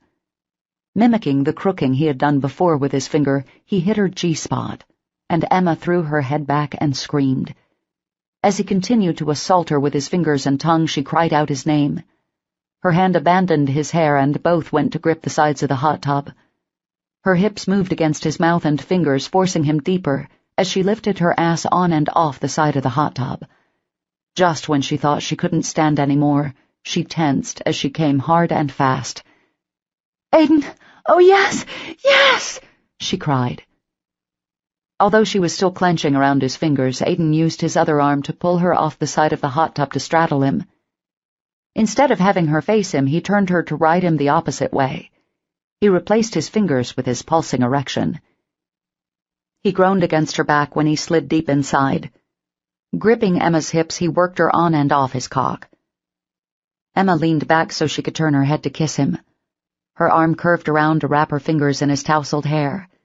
As his tongue plunged into her mouth, his hands left her waist to cup her aching breasts. He kneaded the flesh and twisted her nipples into hardened peaks, causing her to gasp with pleasure into his mouth. Can you take it harder, babe? He panted against her cheek. Yes. His hands left her breasts, and he once again gripped her waist. He raised his hips to thrust harder as he pushed her on and off his cock. Emma glanced over her shoulder at him before clenching her walls tight around him. "Oh, fuck, Em," he muttered before throwing his head back against the hot tub wall. Bracing her hands on her thighs, she rode him faster and faster until they were both grunting and groaning with pleasure as the sound of smacking skin and thrashing water echoed through the room. After a while, Aiden asked in a ragged breath, "Are you close?" "Maybe," she replied. His response was to take one of his hands and bring it between her legs. The moment his fingers rubbed against her clit, she came undone. She cried out his name again as she collapsed back against him, resting her head against his shoulder. He gave a few more hard thrusts before spilling himself inside her. Once Aiden finished convulsing, he wrapped his arms tightly around her, before kissing a moist trail up her neck. "Damn, that was worth the wait." Since she could barely move, Emma murmured, "You think?" "Oh, yes." "I'm glad you think so. I wanted our first time making love as man and wife to be special." Glancing at him, she grinned. "I'm not sure what we just did qualified as making love, but I'll take it." Her body rose and fell with his laughter. "No, it wasn't. I'll make it up to you. Next time it'll be slow and gentle. Real love-making for my wife." When he sucked on her earlobe, she shivered. That sounds good." Their moment was interrupted by Emma's stomach rumbling. "Guess you worked up an appetite, huh?" Aiden mused. "I'm always hungry lately. Or I guess I should say Noah is always hungry lately." "Go on and raid the pantry." "You sure?" With a cocky grin, he asked, "What kind of sex-obsessed asshole would I be to deny you sustenance?" Your usual self?" she teased. "Not funny." He grunted before easing out of her and gently pushing her to her feet. When she wobbled a bit, his hands grabbed her waist. "Easy now, let me help you out." After he climbed out of the hot tub, he took both of her hands in his to make sure she didn't slip. She rewarded his efforts with a kiss. "Thank you, my love." "You're welcome." 2 terry cloth robes hung behind the door, and after toweling off, Emma gladly threw on one. She padded down the hallway into the kitchen. Flinging open the massive stainless steel refrigerator door, she eyed the contents. Aiden must have placed quite an order for them because there was a huge vegetable tray, one of all kind of sandwich meats and cheeses, and a bowl of fresh fruit. After grabbing the vegetable and fruit, her eyes landed on a can of whipped cream. Glancing back at the bedroom, she nibbled her lip and wondered if she had the sassiness to actually suggest it. Turning around, she placed the items on the counter before taking a deep breath and grabbing it. As she started munching on some carrots and celery, she knew what she really wanted. "Babe?" she called. "Yeah?" "Did you bring in that box of food that Grammy sent with the barbecue leftovers?" "Hang on, I think it's in here." While she heard him fumbling around in the mountain of suitcases, she opened the fruit bowl. She was halfway through it when he finally appeared. "Grammy's to-go boxes look like luggage," he mused. "She's serious about the Tupperware and containers." Motioning to the floral bag, Emma said, "I bought her that from the America Smart in Atlanta." Then something else caught her eye and she gulped. "You found my handcuffs?" A mischievous grin curved on his lips. "While looking for the leftovers, I found your treat bag." Her cheeks warmed at the thoughts of some of the items. "Most of what was in there were joke gifts from my lingerie shower, not real stuff for us to use." "Then why did you bring them?" She shrugged. "I was in a hurry, so I just threw it all in the bag." Aiden twirled the furry green handcuffs on his finger. "You don't want to try these?" Nibbling on her lip, she said, "I will if you will." "What's that supposed to mean?" Slowly she walked around the side of the counter. Aiden hadn't even bothered putting on a robe or any clothes. She snatched the handcuffs off his finger with one hand while she brought her other to his chest. Pushing him, she directed him over to one of the kitchen chairs. "Sit," she instructed. "Yes, ma'am," he replied, a curious gleam in his eye. Opening up one of the cuffs, she took his hand. Without protesting, Aiden let her snap it around his wrist. Walking behind him, she pulled his other hand back and then cuffed him. Aiden tugged against the binding, but it didn't give. Am I your prisoner now?" "Maybe." Glancing over her shoulder, the can of whipped cream caught her eye.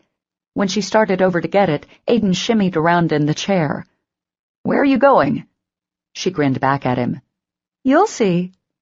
She grabbed the can, then made her way back over to him. He gazed at the can and then cocked his brows at her. And just what do you plan to do with that? Why, eat it, of course. She shook it up and then popped off the top. Leaning over, she squirted a zigzagging line from his chest bone down to his belly button. Aiden jerked at the cold liquid hitting his skin. Straddling him, she eased down on his lap.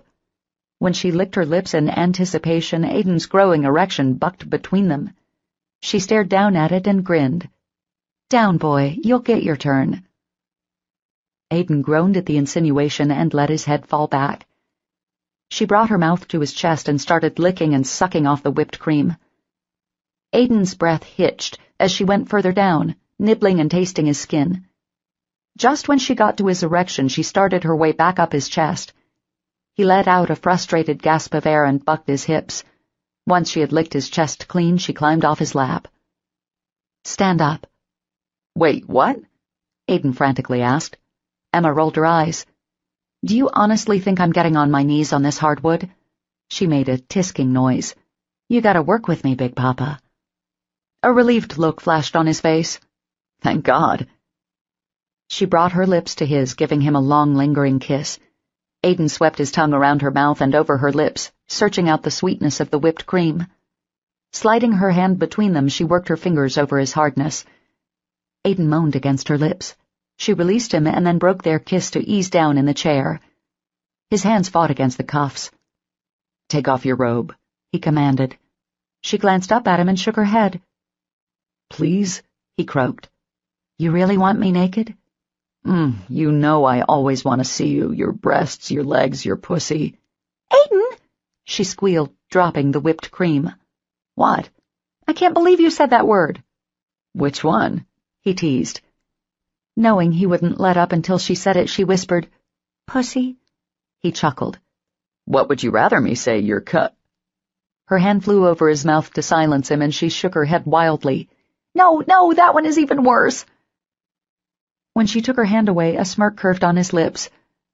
Emma, did you not enjoy me stroking and licking your pussy tonight? Please stop saying that. She bent over to pick up the whipped cream can. When I get out of these handcuffs, I'm going to finger your... She shot him a warning look. I mean it, Aiden. A wicked grin flashed on his face. You're going to beg me to fuck your... down there. Fighting not to smile, she said, If you don't stop, I'm going to use the sash of this robe to gag you so I don't have to hear you anymore. Aiden chuckled. At least that means you'd be naked. You're impossible. Come on, babe, I just saw every inch of you 15 minutes ago. Fine, if it'll shut you up, she huffed. She untied the sash and the bulky robe fell from her body. Aiden gave her an appreciative wink. Thank you, beautiful. She glanced shyly up at him. You're welcome. Cocking his head, he then asked, Now will you please suck me off? Emma busted out laughing. When you ask nicely like that, of course I will, she teased. She waved the can of whipped cream at him. But let's sweeten the pot, okay? Okay. After squirting a considerable amount of whipped cream into the palm of her hand, she started slathering Aiden's cock. He shuddered and closed his eyes. When she leaned over to flick her tongue across the tip, he groaned. She slid her tongue from the root back to the tip, nipping and licking off the sweetness. She then grabbed him in one hand and swept him into her mouth. Hollowing her cheeks, she suctioned him hard. He bucked his hips while his arms flexed against the binding of the cuffs. She knew he wanted to be free to wrap his fingers in her hair. When she let him fall free of her mouth, his body trembled. Please. Ignoring him, she went about licking off the remaining whipped cream, while making long strokes with her hand. Her fingers were almost stuck together, so she sped up the pace. Taking only the tip back in her mouth, she swirled her tongue around and around the shaft, alternating between suctioning it and teasingly flicking it. Aiden's chest heaved, and his breath came in raspy pants. When she took him deeper in her mouth, a groan rumbled through his chest. She could feel him tensing and tightening for release. She jerked him harder and faster in her hand while her mouth worked over him. Yes, oh God, A shudder ran through his body as he came into her mouth. Fuck yes! His hips jerked and bucked through his release. He gazed down at her with a thoroughly fucked gleam in his eyes. Please tell me you have a key for these. Rising out of the chair, she then crooked her finger for him to follow her down the hall, and he happily obliged. Chapter 20. 1 month later. Aiden trudged through the garage door, exhausted at the prospect of boarding a plane for Charlotte in just a few hours. At least he'd gotten to leave work a little early. After he dropped his briefcase on the kitchen table, he called, "Em?" "I'm in the nursery," she replied, her voice muffled from above. He smiled as he started up the stairs. Her voice raised in song trilled back to him. When he got to the nursery doorway, he saw her bustling around, putting away some blue blankets in the chest of drawers. "Hey, baby." She whirled around. "Hey, I was just finishing up in here and then I was going to pack your bag." With a grimace, he said, "I'm still not so sure about leaving you." She crossed the room to him. "It's going to be fine. You'll barely be gone for 2 days." "I still don't like it." Emma wrapped her arms around his neck. "My due date isn't for another 3.5 weeks. First babies rarely come early, so it's going to be fine." "You're still having Casey come spend the night with you, right?" She grinned. "Yes, worrywart. In fact, she and Connor are taking me to dinner, and then we're having a slumber party." Aiden laughed. "That should be an interesting evening." "Jealous that you'll miss the makeovers and gossip?" "No, I think I'll pass." "Suit yourself." He gazed around the light blue nursery walls. At first he was skeptical about Emma's idea of doing a Noah's Ark theme to play on Noah's name. Through her work contacts, she had found an artist to draw a rainbow and animal-themed mural along the walls. He couldn't believe how amazing it had turned out. The last piece of furniture had been delivered the week before, so the room was now outfitted with a bed, changing table, chest of drawers, and glider and ottoman. Now all it needed was Noah himself to complete the picture. "Looks like you've got everything just about ready for little man's arrival." She nodded while rubbing her belly. "Just a few more stuffed animals. The full-sized giraffe and elephant are still on back order." "More stuffed animals? You already have enough animals in here to make a zoo." She grinned. "No, it's an ark we're going for, babe." "Whatever." She grabbed his hand. "Come on, you can shower and shave while I get you packed." "Are you insinuating I stink?" She giggled as they started down the stairs. "No, but considering you overslept this morning and ran out the door without shaving, least of all showering, I'm thinking you should have one before your business dinner tonight." "I thought you liked it when I had a little stubble." She smiled and rubbed his cheek. "I do, baby." He reached out to caress her backside as they started into the bedroom. "You usually like it most when it's rubbing against your thighs as I'm going down on you." "Aiden Fitzgerald!" She squealed, smacking his hand away. He laughed. "You know it's the truth." She wagged a finger at him. "Go get in the shower, dirty boy." Wrapping his arms around her waist, he pulled her to him. "I could be a lot dirtier if we were to have a quickie, a nice send-off before I have to leave." She squirmed out of his arms. "You need to clean up and then you have a flight to catch, mister, so get busy." Aiden groaned. "You're such a party pooper lately. No lovin' for your man. I thought the sex ban wasn't supposed to happen until after Noah was born." He knew he was in serious trouble when her green eyes narrowed at him. "Yeah, well, I'm so sorry that I'm exhausted from working full-time, keeping up this house, and most of all carrying your son, whose Fitzgerald stubbornness knows no bounds when he wants to kick and move all night when he should be sleeping," she countered. Raking his hand through his hair, he gave a defeated sigh. "I'm sorry. I just miss you. I miss us, that's all," he said before he trudged into the bathroom. He showered and shaved in record time. Wrapping a towel around his waist, Aiden opened the bathroom door. He took one step into the bedroom and froze. His mouth gaped open in shock. Emma lounged on the bed, propped up on her elbows in the green negligee he had bought for their engagement night that she never got to wear. What truly made his cock twitch was the fact she was wearing her cowboy boots and a cowboy hat. His mouth ran dry. "What are you doing?" "Well, since I've been so tired lately and haven't been in the mood, I felt bad about denying you a quickie. You really have been kind and understanding, and a horn dog like you does have his breaking point." Aiden chuckled. Thanks, I think. So I thought I'd make it up to you by giving you the going-away present you wanted, she replied with a coy smile. She patted the bed beside her. So giddy up, cowboy. I'm finally ready for a ride. Aiden cocked his head and grinned. Well, yippee-ki-yay, motherfucker! She giggled as he closed the gap between them. I can't believe you just made a Die Hard reference. Yeah, well, I can't believe you told me to giddy up like I'm some horse. You were my stud horse once upon a time, remember? Were. I'm your husband now, so the whole giddy-up thing is a little ridiculous. Role-playing, babe. Sweeping her hat off her head, she placed it on his. When he started to take it off, she said, I like it. You can't be serious. She bit her lip before reaching over to snap the towel from his waist. She drank in his appearance and then grinned up at him. Yes, I like the sight of you naked in a cowboy hat very, very much. You naughty girl, he murmured as he leaned over to kiss her. He made quick work of whisking the negligee over her head. The sight of her voluptuous naked form sent his erection bobbing against his stomach.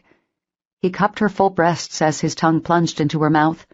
He worked the nipples until they were erect buds, causing Emma to moan and nibble his bottom lip between her teeth. She then brought her hands around his neck and stroked and tugged the hair at the base of his neck. He groaned into her mouth as his fingers trailed from her breast down to the apex of her thighs. No underwear?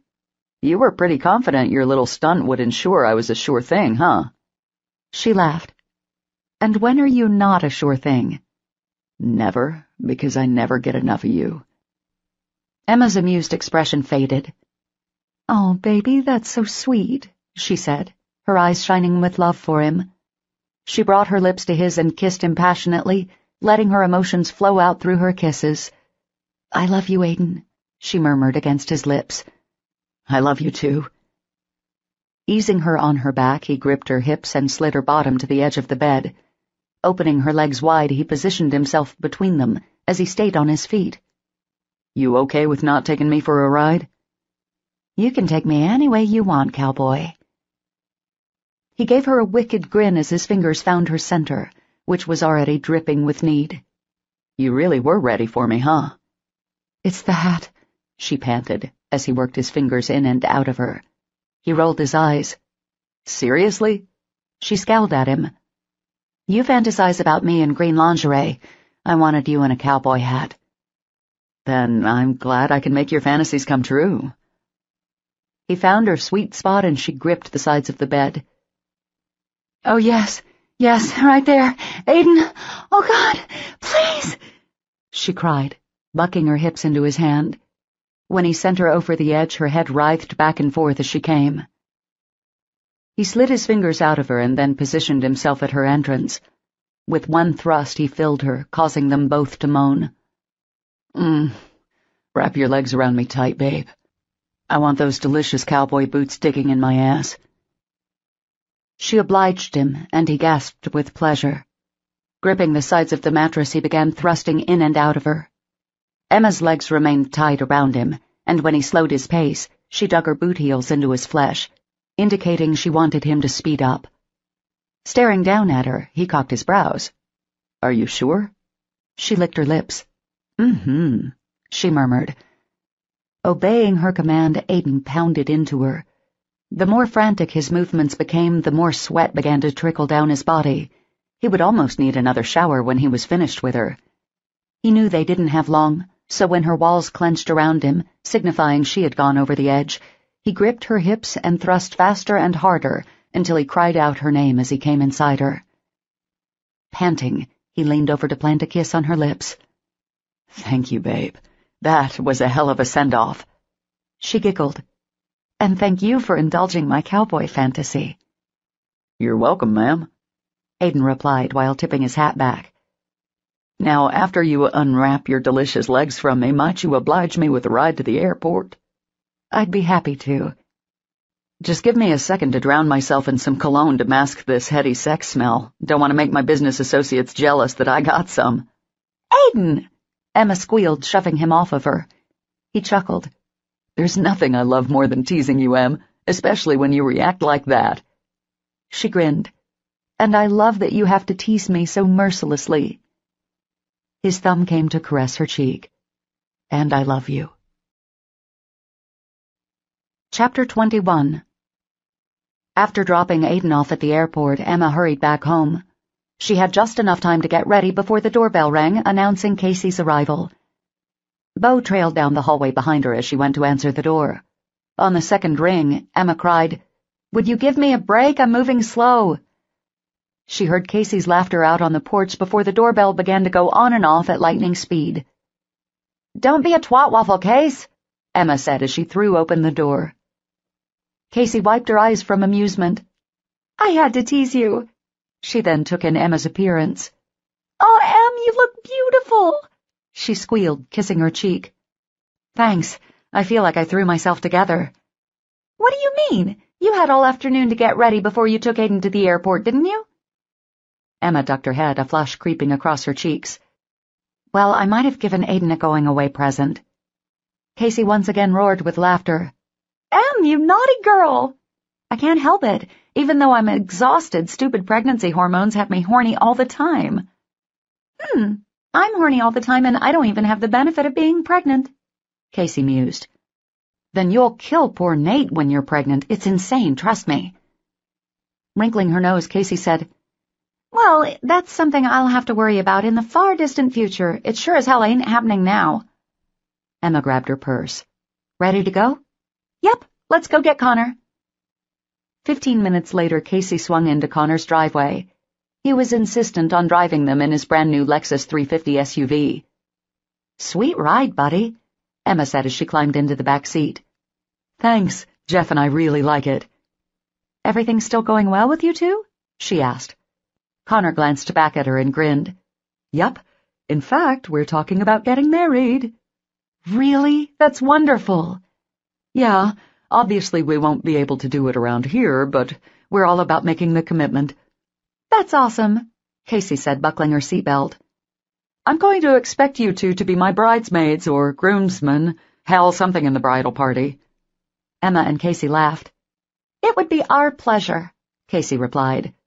"As long as it's after I've had enough time to get some baby weight off," Emma teased.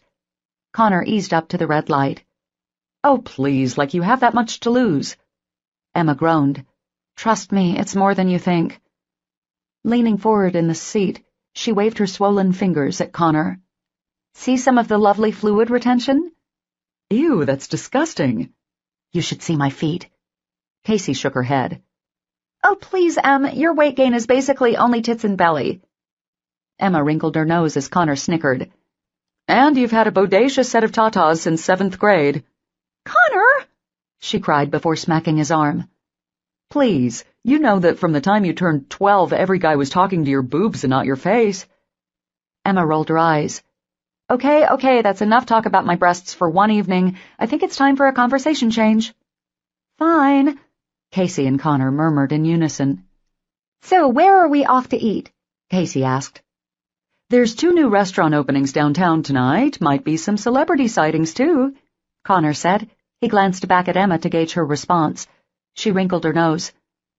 "Can't we do something more familiar with less of a crowd?" "Jesus, you already sound like an old fart married woman," Connor moaned. "I can't help that being pregnant makes me tired." "Oh no, don't be blaming it on the pregnancy. It's your fault for giving Aiden a sexy send-off complete with cowboy boots," Casey said with a wicked grin. Emma flushed as Connor groaned. "Oh God, I could have lived a lifetime without that one." He shook his head like he was trying to shake himself of the thought. "Okay, so no high-end, glitzy places for Miss Banging Boots back there." I can't believe you two sometimes," Emma grumbled as Casey snickered. "Well, it's your night, love, so you can pick," Casey said. "How about Cheesecake Factory?" Emma suggested. "Fine, we'll go to the uber-not-happening perimeter location," Connor joked. "Good, I'm excited," Emma said with a grin. When they got to the restaurant, they had to fight their way through the teeming crowd. "Doesn't look so uber-not-happening to me," Emma shouted over the noise. "It's Friday night. It's going to be crazy anywhere." 30 minutes later, when they finally got a table, Emma's feet were screaming in agony. As she flopped down in the booth, pain shot up her lower back. "Ow!" she yelped. Are you okay? She giggled. Yeah, I was expecting a little more cushioning. Not that I don't have enough padding back there. When Connor started to open his mouth, she wagged a finger at him. I don't need any comments about how I've always had junk in my trunk either, thank you very much. You're such a prude, he replied with a wink. By the time they finished their meal and Emma had gorged herself on her favorite Reese's peanut butter cup cheesecake, she was exhausted. She wanted nothing more than to go home, get into her pajamas, and curl up on the couch. She just hoped that Casey and Connor didn't have any more big plans for the evening. As they got up, Emma winced as her hand flew to rub her back. What had been a dull throbbing during dinner was now pulsing. She hobbled out of the restaurant and tried desperately to keep up with Connor and Casey. Guys, we're not running the Peachtree Road race. Would you slow down? She called. God, Em, just when I thought you couldn't be any slower, Casey remarked, walking back to her. My back is killing me. Casey snorted. Do you have a sex sprain? Emma narrowed her eyes. It isn't a sex sprain. It started back in the booth. Thankfully, they made it to the car. When she got up into the SUV, a strange feeling rippled through her back and belly before a deluge of water swept down her thighs. At first, mortification filled her that she was experiencing pregnancy incontinence, but then the revelation hit her. She had gone to the bathroom before their meal arrived, and before dessert. Oh, God, she murmured. What's wrong? Casey asked, checking her reflection in the mirror and applying more lipstick. Emma drew in a ragged breath. I think my water just broke. Both Casey and Connor whirled around in their seats, shock and horror etched across their faces. What? Casey demanded. Yeah, I'm pretty sure it's all over me. Oh shit, Em, don't tell me you just ruined my new leather seats, Connor moaned. Casey smacked his arm hard. It's not like she can help it. Embarrassment warmed Emma's cheeks. I'm so sorry, Connor. I promise I'll have to pay it professionally cleaned. The moment the words left her lips, raging pain crisscrossed its way through her abdomen, causing her to cry out. She pinched her eyes shut and breathed in deep, trying to ride it out. Em? Casey questioned. Once the pain passed, she opened her eyes. Both Casey and Connor stared expectantly at her. Yeah, I think we're going to have to cancel our sleepover. I need to get to the hospital. Now. Chapter 22. Good night, Aiden called as he left his business dinner. Rolling his shoulders, he fought the fatigue that filled him. He wanted nothing more than to get back to the hotel and call it a night. When Emma's familiar ringtone came on, he dug his phone out of his pocket. Miss me already, sweetheart? He joked. You have no idea, she replied, her voice strained. He froze on the sidewalk. Em, is there something wrong? Well, don't freak out. Too late? My water broke and I just got admitted to the hospital. Aiden's eyes closed in agony. You can't be serious. Trust me, I wish I was joking. But you're not due for 3 more weeks. I would have never ever left. Listen, it's okay. You just need to get to the airport. Em, there's not a single flight out of Charlotte back to Atlanta tonight. I know. That's why I have Plan B. And just what does that entail? Pesh is on his way up to get you in his plane. You have got to be kidding me. When she didn't respond for a minute, he said, Em, are you there? He heard her draw in a ragged breath. Having a really bad pain. He winced. Oh shit, I'm sorry. I want to be there so bad to hold your hand, to help you. It took her a few seconds to respond. Good, then you'll meet Pesh at the airport. Em, you know I have a thing about small planes. Aiden, she growled before huffing and puffing. When she groaned in agony, he knew he was in trouble. Let me guess, at the moment you don't give a shit about my fears or what I want or don't want to do, right? Exactly, she snapped. Okay, I'll get to the airport and I'll be there as soon as I can. Good. I love you, Em. I love you too. With fear and trepidation rocketing through him, Aiden raised a shaky hand to flag down a cab. Screw his bags back at the hotel. Noah was on the way, and he desperately needed to get to Emma. He had just slid across the cab's leather seat when his cell phone rang again. Even though it was an unknown number, he had an idea who it was. Hello, this is Pesh Nadine? The familiar voice echoed on the other line. Hey. Listen, when you get to the airport, have them bring you to the small planes hangar rather than the main gates. I'll be waiting for you. Okay, and, thanks again for doing this for Emma. I mean, for me, for us. No problem, it's my pleasure.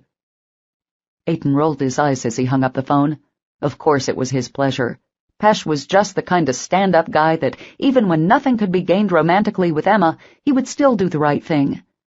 Pesh's kindness shouldn't have irritated Aidan so much, but for some reason, he just couldn't let go of what had almost happened between Emma and Pesh. Aidan wrung his hands the entire trip to the airport. When he got out, he glanced around the hangar.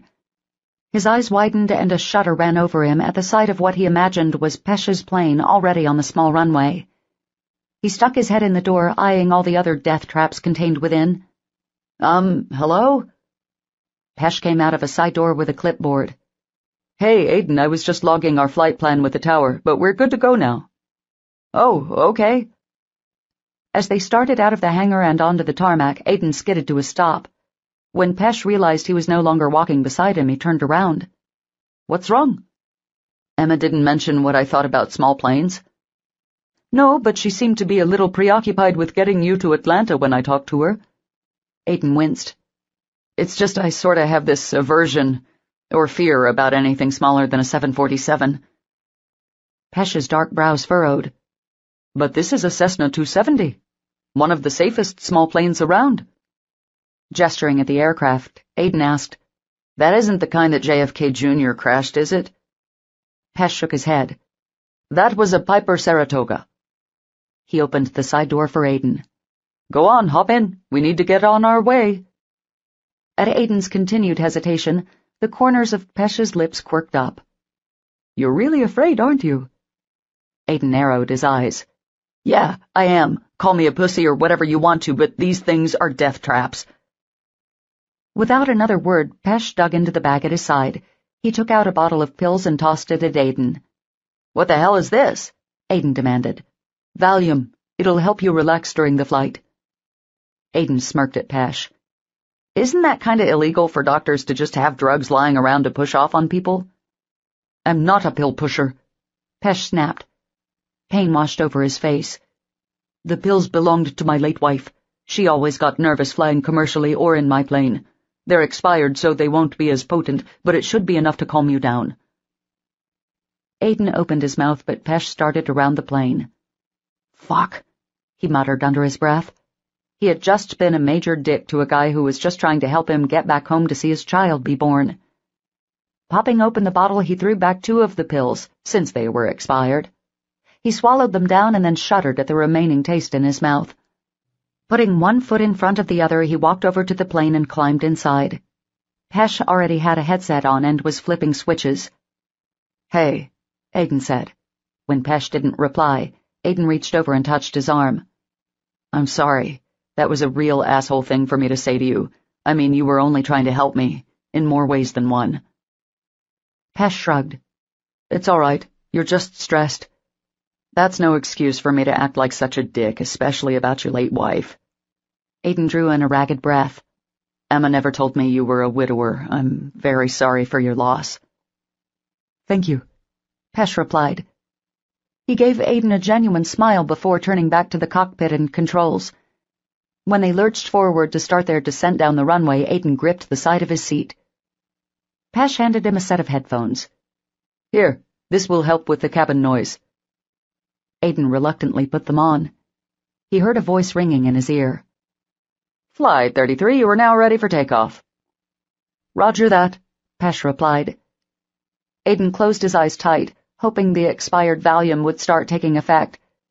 He focused his thoughts on Emma, wondering how she was doing. He hoped and prayed that Noah would wait to come until he could be there. Aidan wanted nothing more than to see his firstborn take his first breath. The next time he opened his eyes, they were climbing altitude. Darkness enveloped the plane as they careened through the wispy strands of clouds. Once they had leveled off, Pesh reached for his phone. Dude, what the hell are you doing? I need to make a quick call. Aidan shook his head wildly back and forth. Watch the skies or something. You don't need to be distracted and make us crash. Pesh chuckled. Calm down. I've got this covered. Aidan grumbled under his breath. He would have given anything if he had his rosary with him. Of course, he would probably have to dig through several of his drawers to find where it was. God, I will totally and completely go to Mass every day, well, at least every week, if you will get me safely out of this death trap and safe and sound to Emma's side. Pesh's voice snapped Aiden out of his thoughts. This is Dr. Al-Pashnadine. I'm requesting to be kept in constant contact on the condition of Emma Harrison, 4th floor maternity. Anything and everything on delivery status should be called in. After a beat, Pesh nodded. Thank you. He turned his phone off and handed it to Aiden. Now you'll know everything that's going on. Aiden arched his eyebrows at Pesh. Wow, thank you. No problem. I can't imagine how hard this must be for you. With a snort, Aiden replied, Whatever emotional hell it might be on me, I don't even want to think about what Emma's going through. You can rest assured she's getting the best physical care. Aiden grimaced. Shit, I don't even want to think about the physical part, especially the pain she might be in. I wanted to be there for her through all that. If there's one certainty about Emma, she's as strong as nails emotionally and physically. She'll make it through. You think? Pesh turned to him and grinned. After the epidural takes effect, I'm sure of it. They were interrupted by the ringing of Aiden's cell phone. He snapped it out of his suit pocket. Hello, Em? No, it's Casey. Emma wanted me to call and make sure you were okay and in flight. Aiden's heart melted at the thought that even in her condition, Emma was still her usual compassionate self and worrying about him. Tell her I'm fine and to not give one more thought of me. Casey started to relay the message, and then Aiden heard a shriek. Damn, Emmy Lou, lighten up with the squeezing. I'd like to be able to have feeling in my hand again. Connor screeched. So how are things going? He asked hesitantly. You don't want to know. Well, Pesh has the hospital keeping us posted on her condition, too. Good, because right now she's giving me the evil eye for being on the phone. Hey, Em, we could put you and Aiden on Skype if you'd like, Connor suggested. I do not want my vagina Skyping. I just want Aiden here, okay? Emma shouted with rage that Aiden hadn't experienced very many times. See what I mean? Casey asked. Shit, that's intense. Oh, thank God, the anesthesiologist just walked in. Be careful, okay? I will. Give Emma my love. Will do. Aiden hung up the phone and squirmed in his seat. Things are pretty rough at the moment, huh? Pesh asked. Yeah, he murmured. It's going to be fine, Aiden. He turned to see Pesh's reassuring smile. She'll still love you after this, too. You've made all her dreams come true. The moment she holds Noah in her arms for the first time, any of the pain and suffering she experienced will just evaporate in an instant, and you will be the one who gave that to her. Damn, you really are a decent guy, aren't you? Pesh chuckled. I guess I am.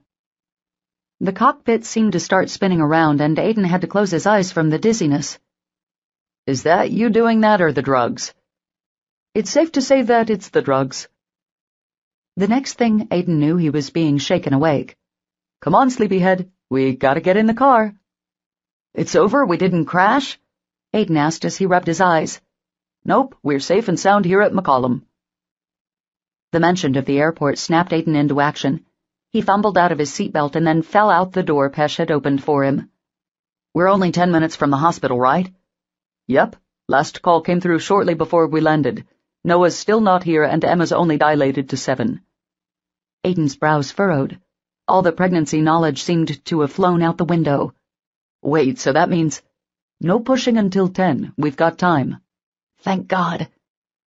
They slid into Pesh's waiting Jaguar. At Pesh's lead foot, Aiden raised his brows. Not worried about cops? Being a doctor is like having a get-out-of-jail-free pass. All I have to say is there's an emergency. Aiden grinned. I'm liking you more and more every minute. Pesh laughed. I knew I would grow on you. I'm not sure about that one.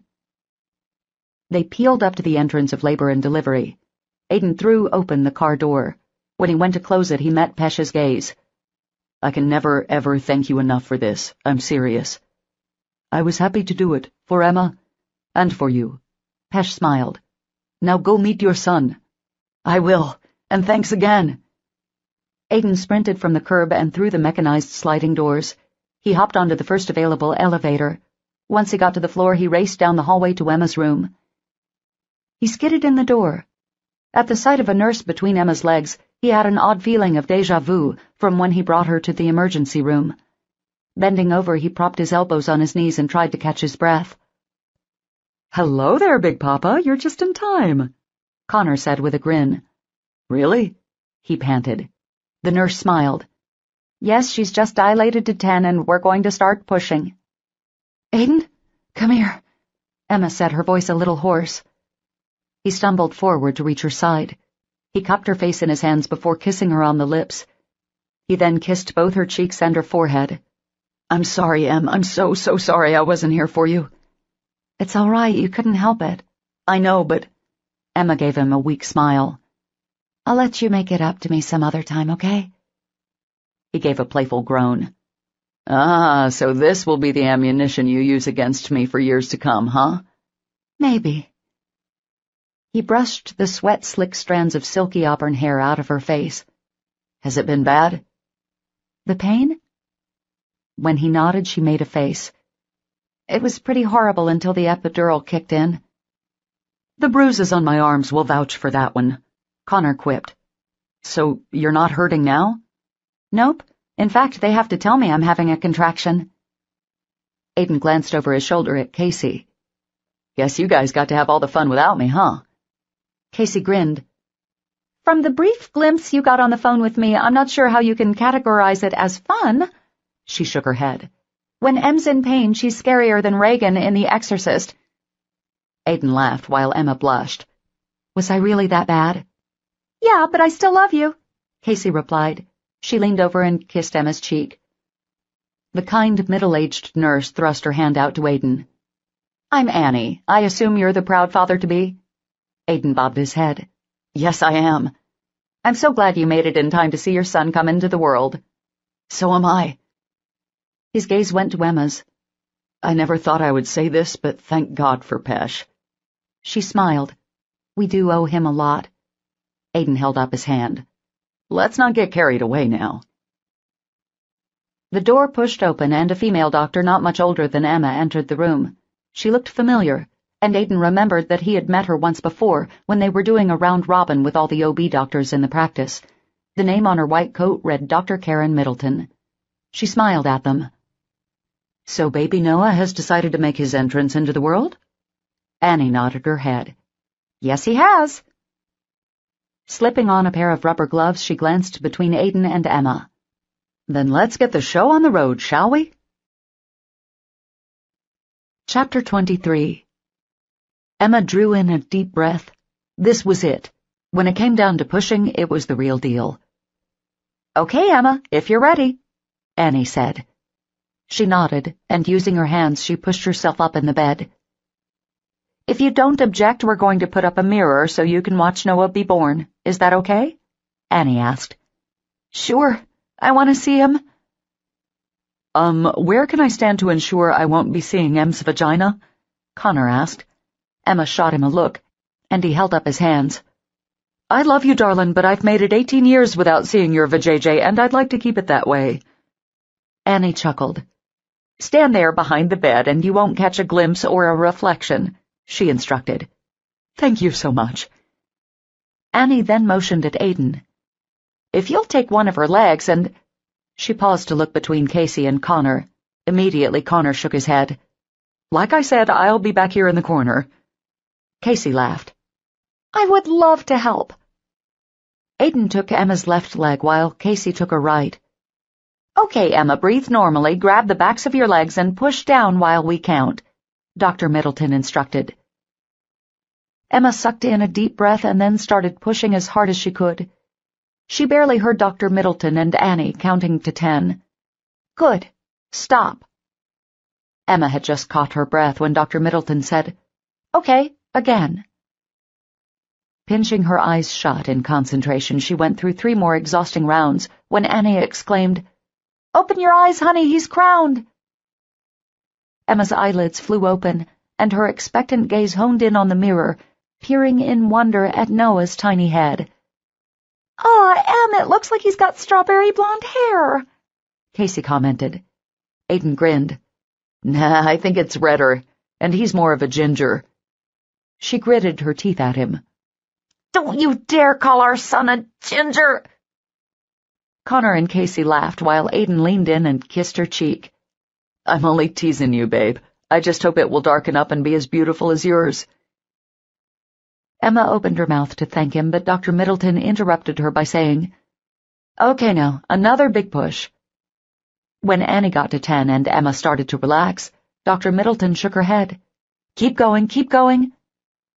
Just when Emma thought she couldn't go any more, Dr. Middleton said, Okay, stop. Emma's head fell back against the pillow from the exertion. She didn't know if she had any strength left within her to push again. Closing her eyes, she drew in a few deep breaths to try to dispel the exhaustion. Just one more big push, Emma, Dr. Middleton said.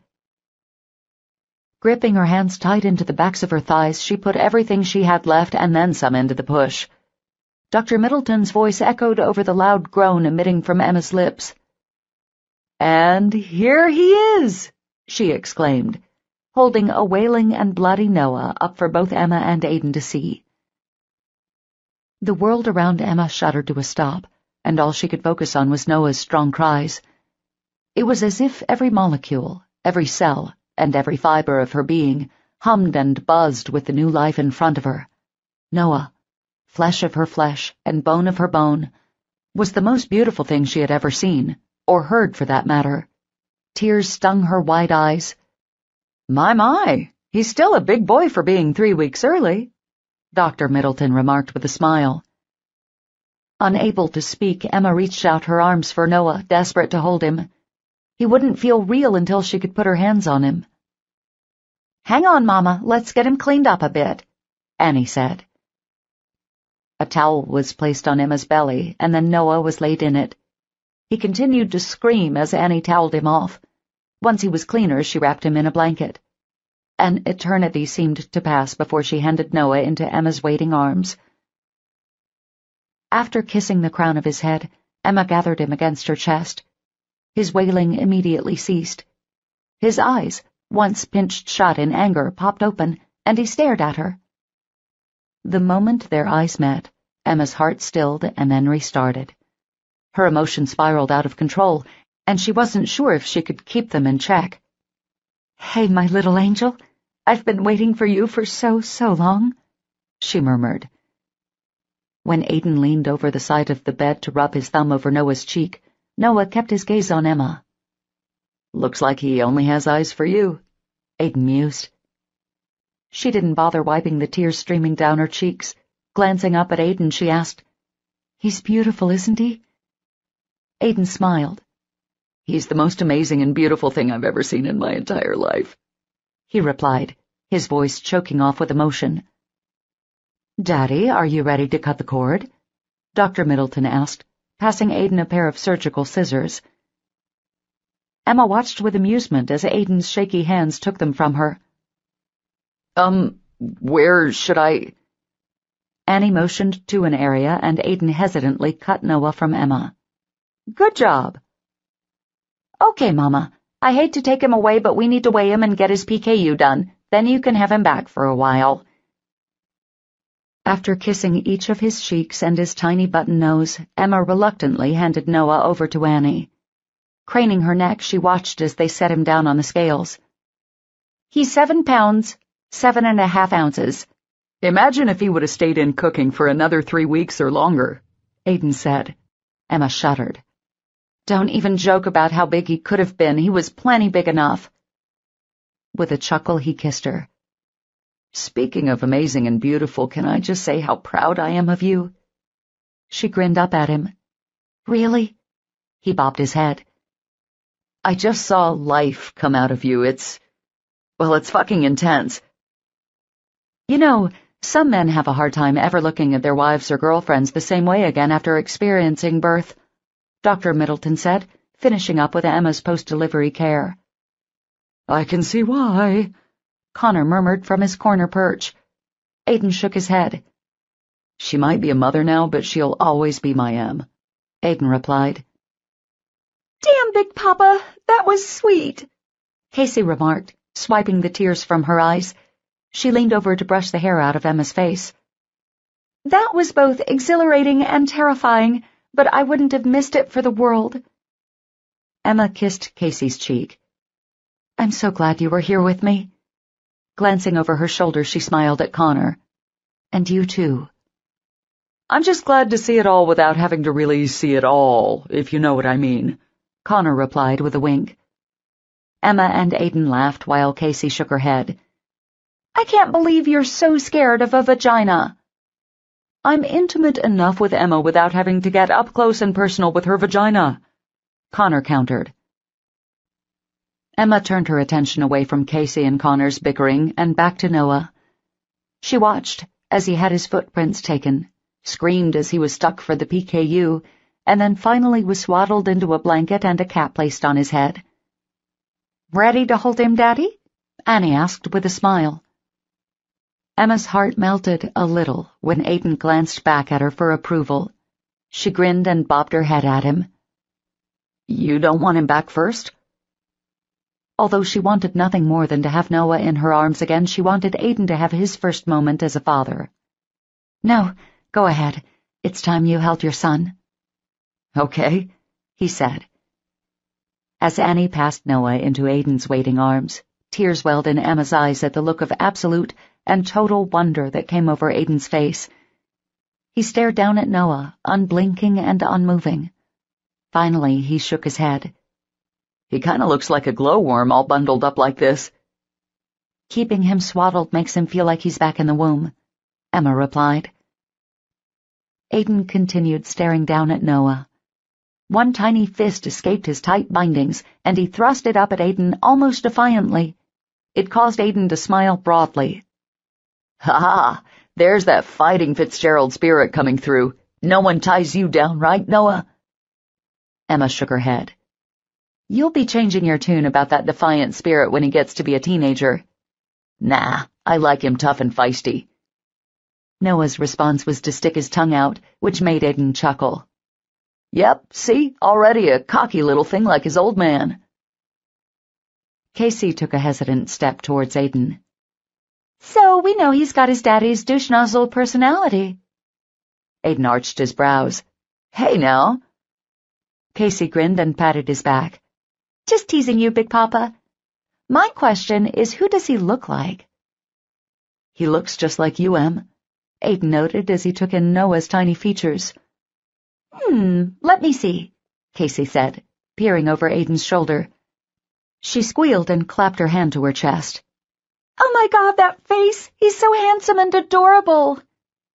Emma beamed from ear to ear at Casey's compliment. Connor walked over to them. "Between Aiden and Emma, it was a given he'd be good-looking, but is he really Emma's mini-me?" Connor questioned. Casey cocked her head. "No, he's got a lot of Big Papa in him, too." Aiden threw a glance over his shoulder at Casey. "Really?" She nodded. "He's definitely got Em's hair and mouth, but he's got your nose and eyes." Aiden grinned at Emma. "He got some mighty fine genes, that's for sure." She laughed and rolled her eyes. "Uh-oh," Aiden murmured as Noah's face clouded over, and he appeared ready to cut loose with a giant scream. "Looks like now might be a good time to see if he wants to latch on," Annie suggested. "He's already hungry?" Aiden asked incredulously. "Some come out of the womb ready to eat, others it takes hours," Annie replied. "If he's hungry, I want to try," Emma said, holding her arms out for Noah. "Yeah, on that note, I think I'll head out," Connor said, starting for the door. Casey laughed. "Why don't we go out and tell the rest of the waiting crowd that Noah's here?" "There's a crowd?" Emma asked in surprise. Casey nodded. "Nate texted me that the waiting room is full with yours and Aiden's families. Patrick's out there and Grammy and Granddaddy just walked in. He said Becky's boys made her promise to bring them even if it was the middle of the night. I'm sure they will all want to get a peek at Mr. Handsome." Emma felt slightly overwhelmed at the prospect of all the visitors, especially with her post-delivery exhaustion setting in. But a sense of renewal filled her at the thought of all the people waiting to see and love Noah. It made her feel very grateful and very loved. "Okay, That sounds good. Once Casey and Connor left, Emma slid her hospital gown down on one side and took Noah from Aiden. As she brought him to her breast, apprehension filled her that she might not be able to do this. What if her milk wasn't strong enough, or they had to seek out a lactation consultant? She had heard from her friends as well as reading in books how breastfeeding was tricky business.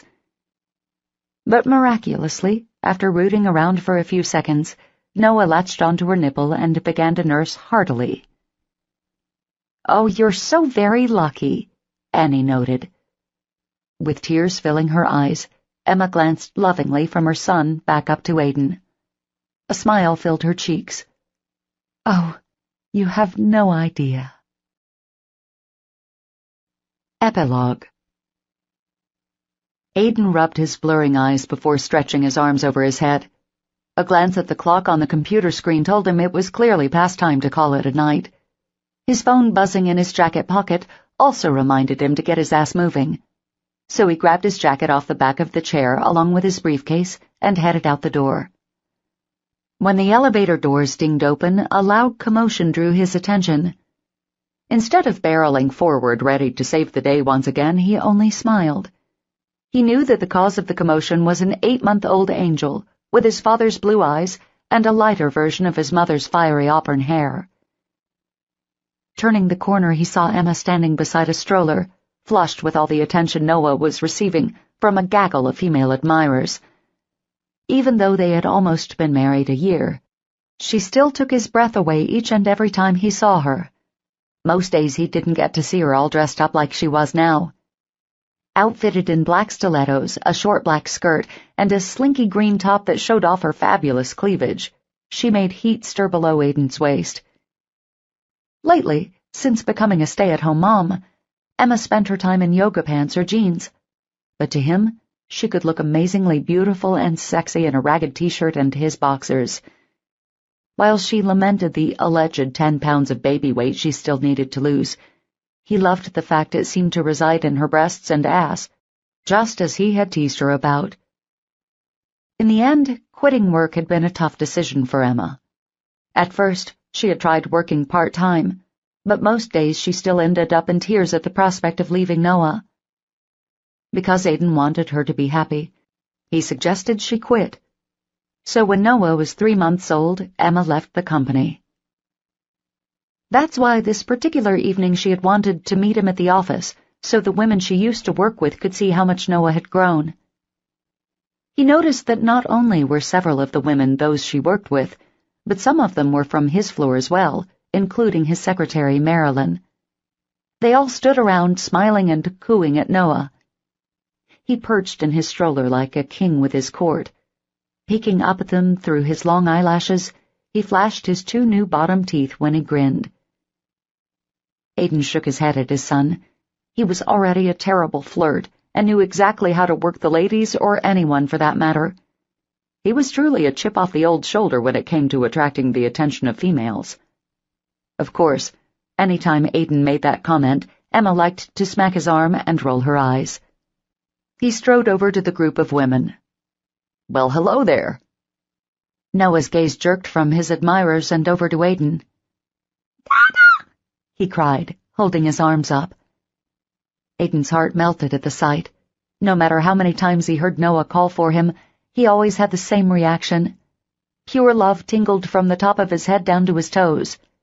"Hey, little man," he said, picking Noah up out of the stroller. "Give Daddy a kiss," Emma prompted. Noah immediately leaned over to bestow a wet, slobbery smooch on Aiden's cheek. A chorus of "Awws" rang around him. "I can't believe how much he looks like you, Aiden," Marilyn said. "He does, doesn't he?"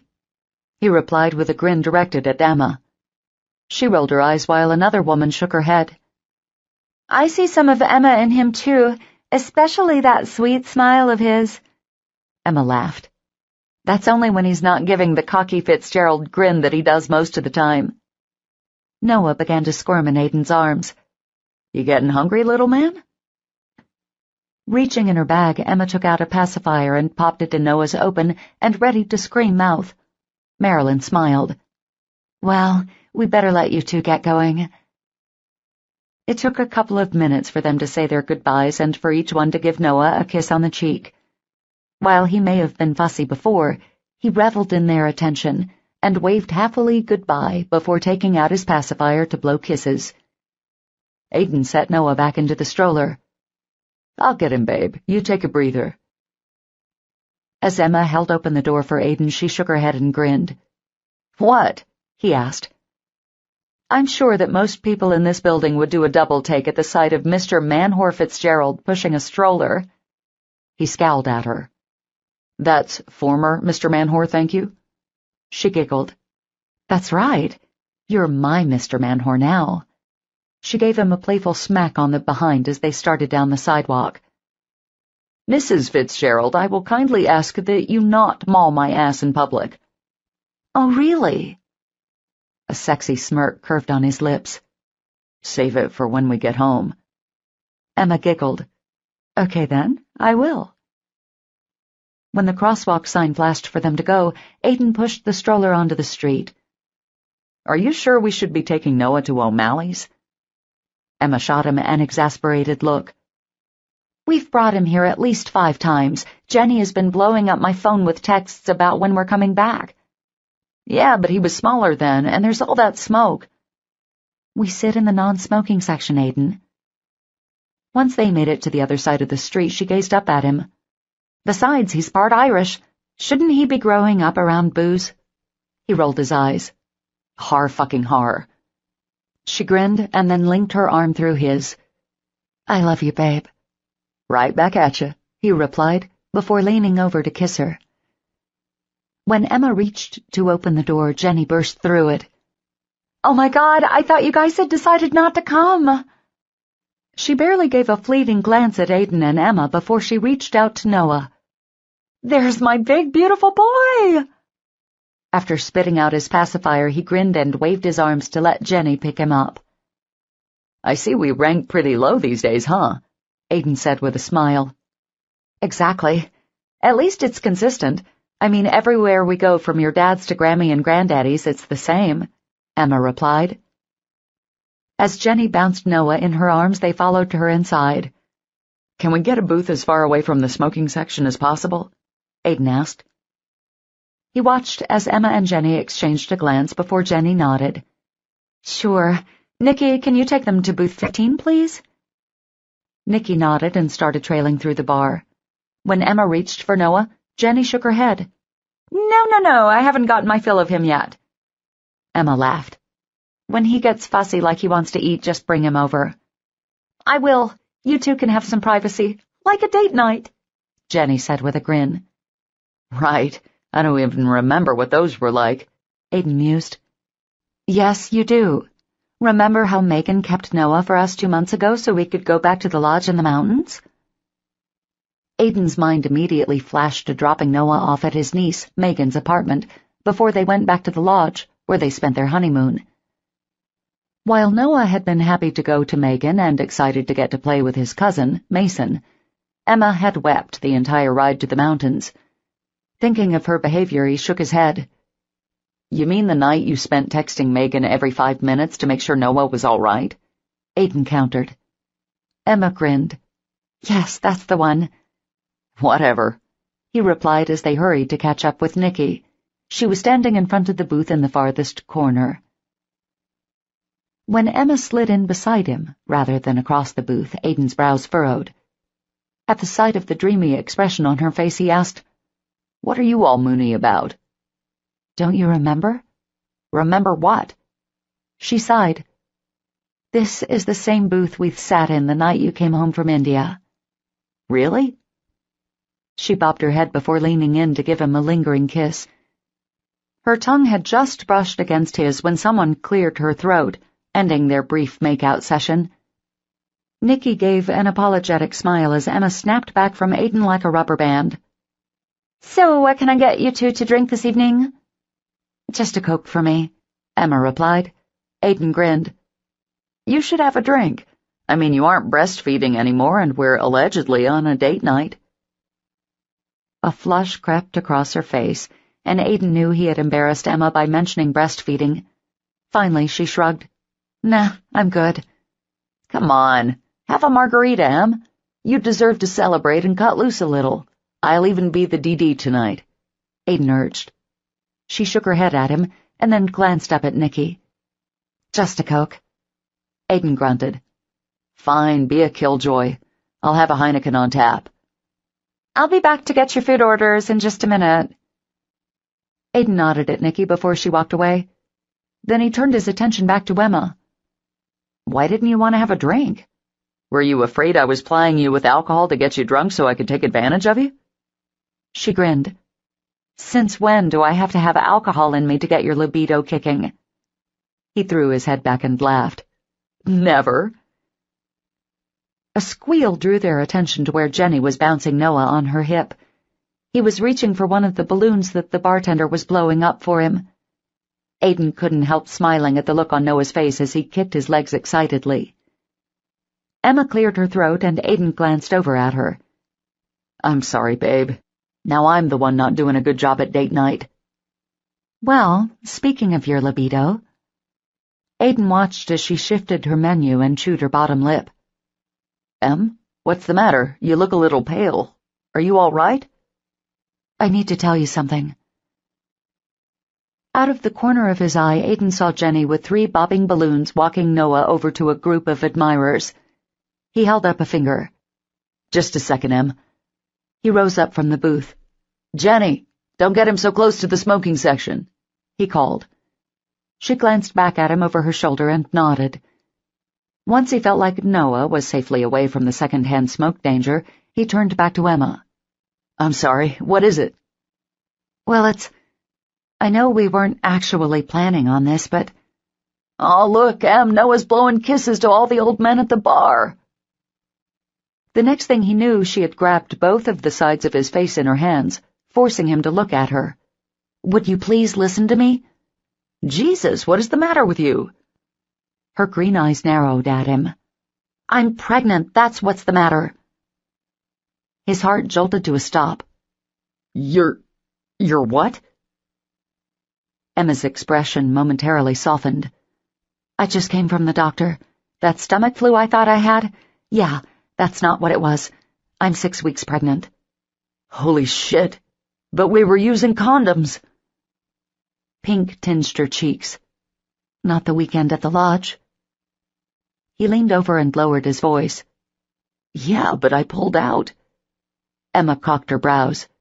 And you're Mr. Superpotent Sperm, remember? Aiden swallowed hard. His mind whirled with out-of-control thoughts. He was going to be a father again. He hadn't even thought of the prospect of having more children until Noah was at least 2, if not older.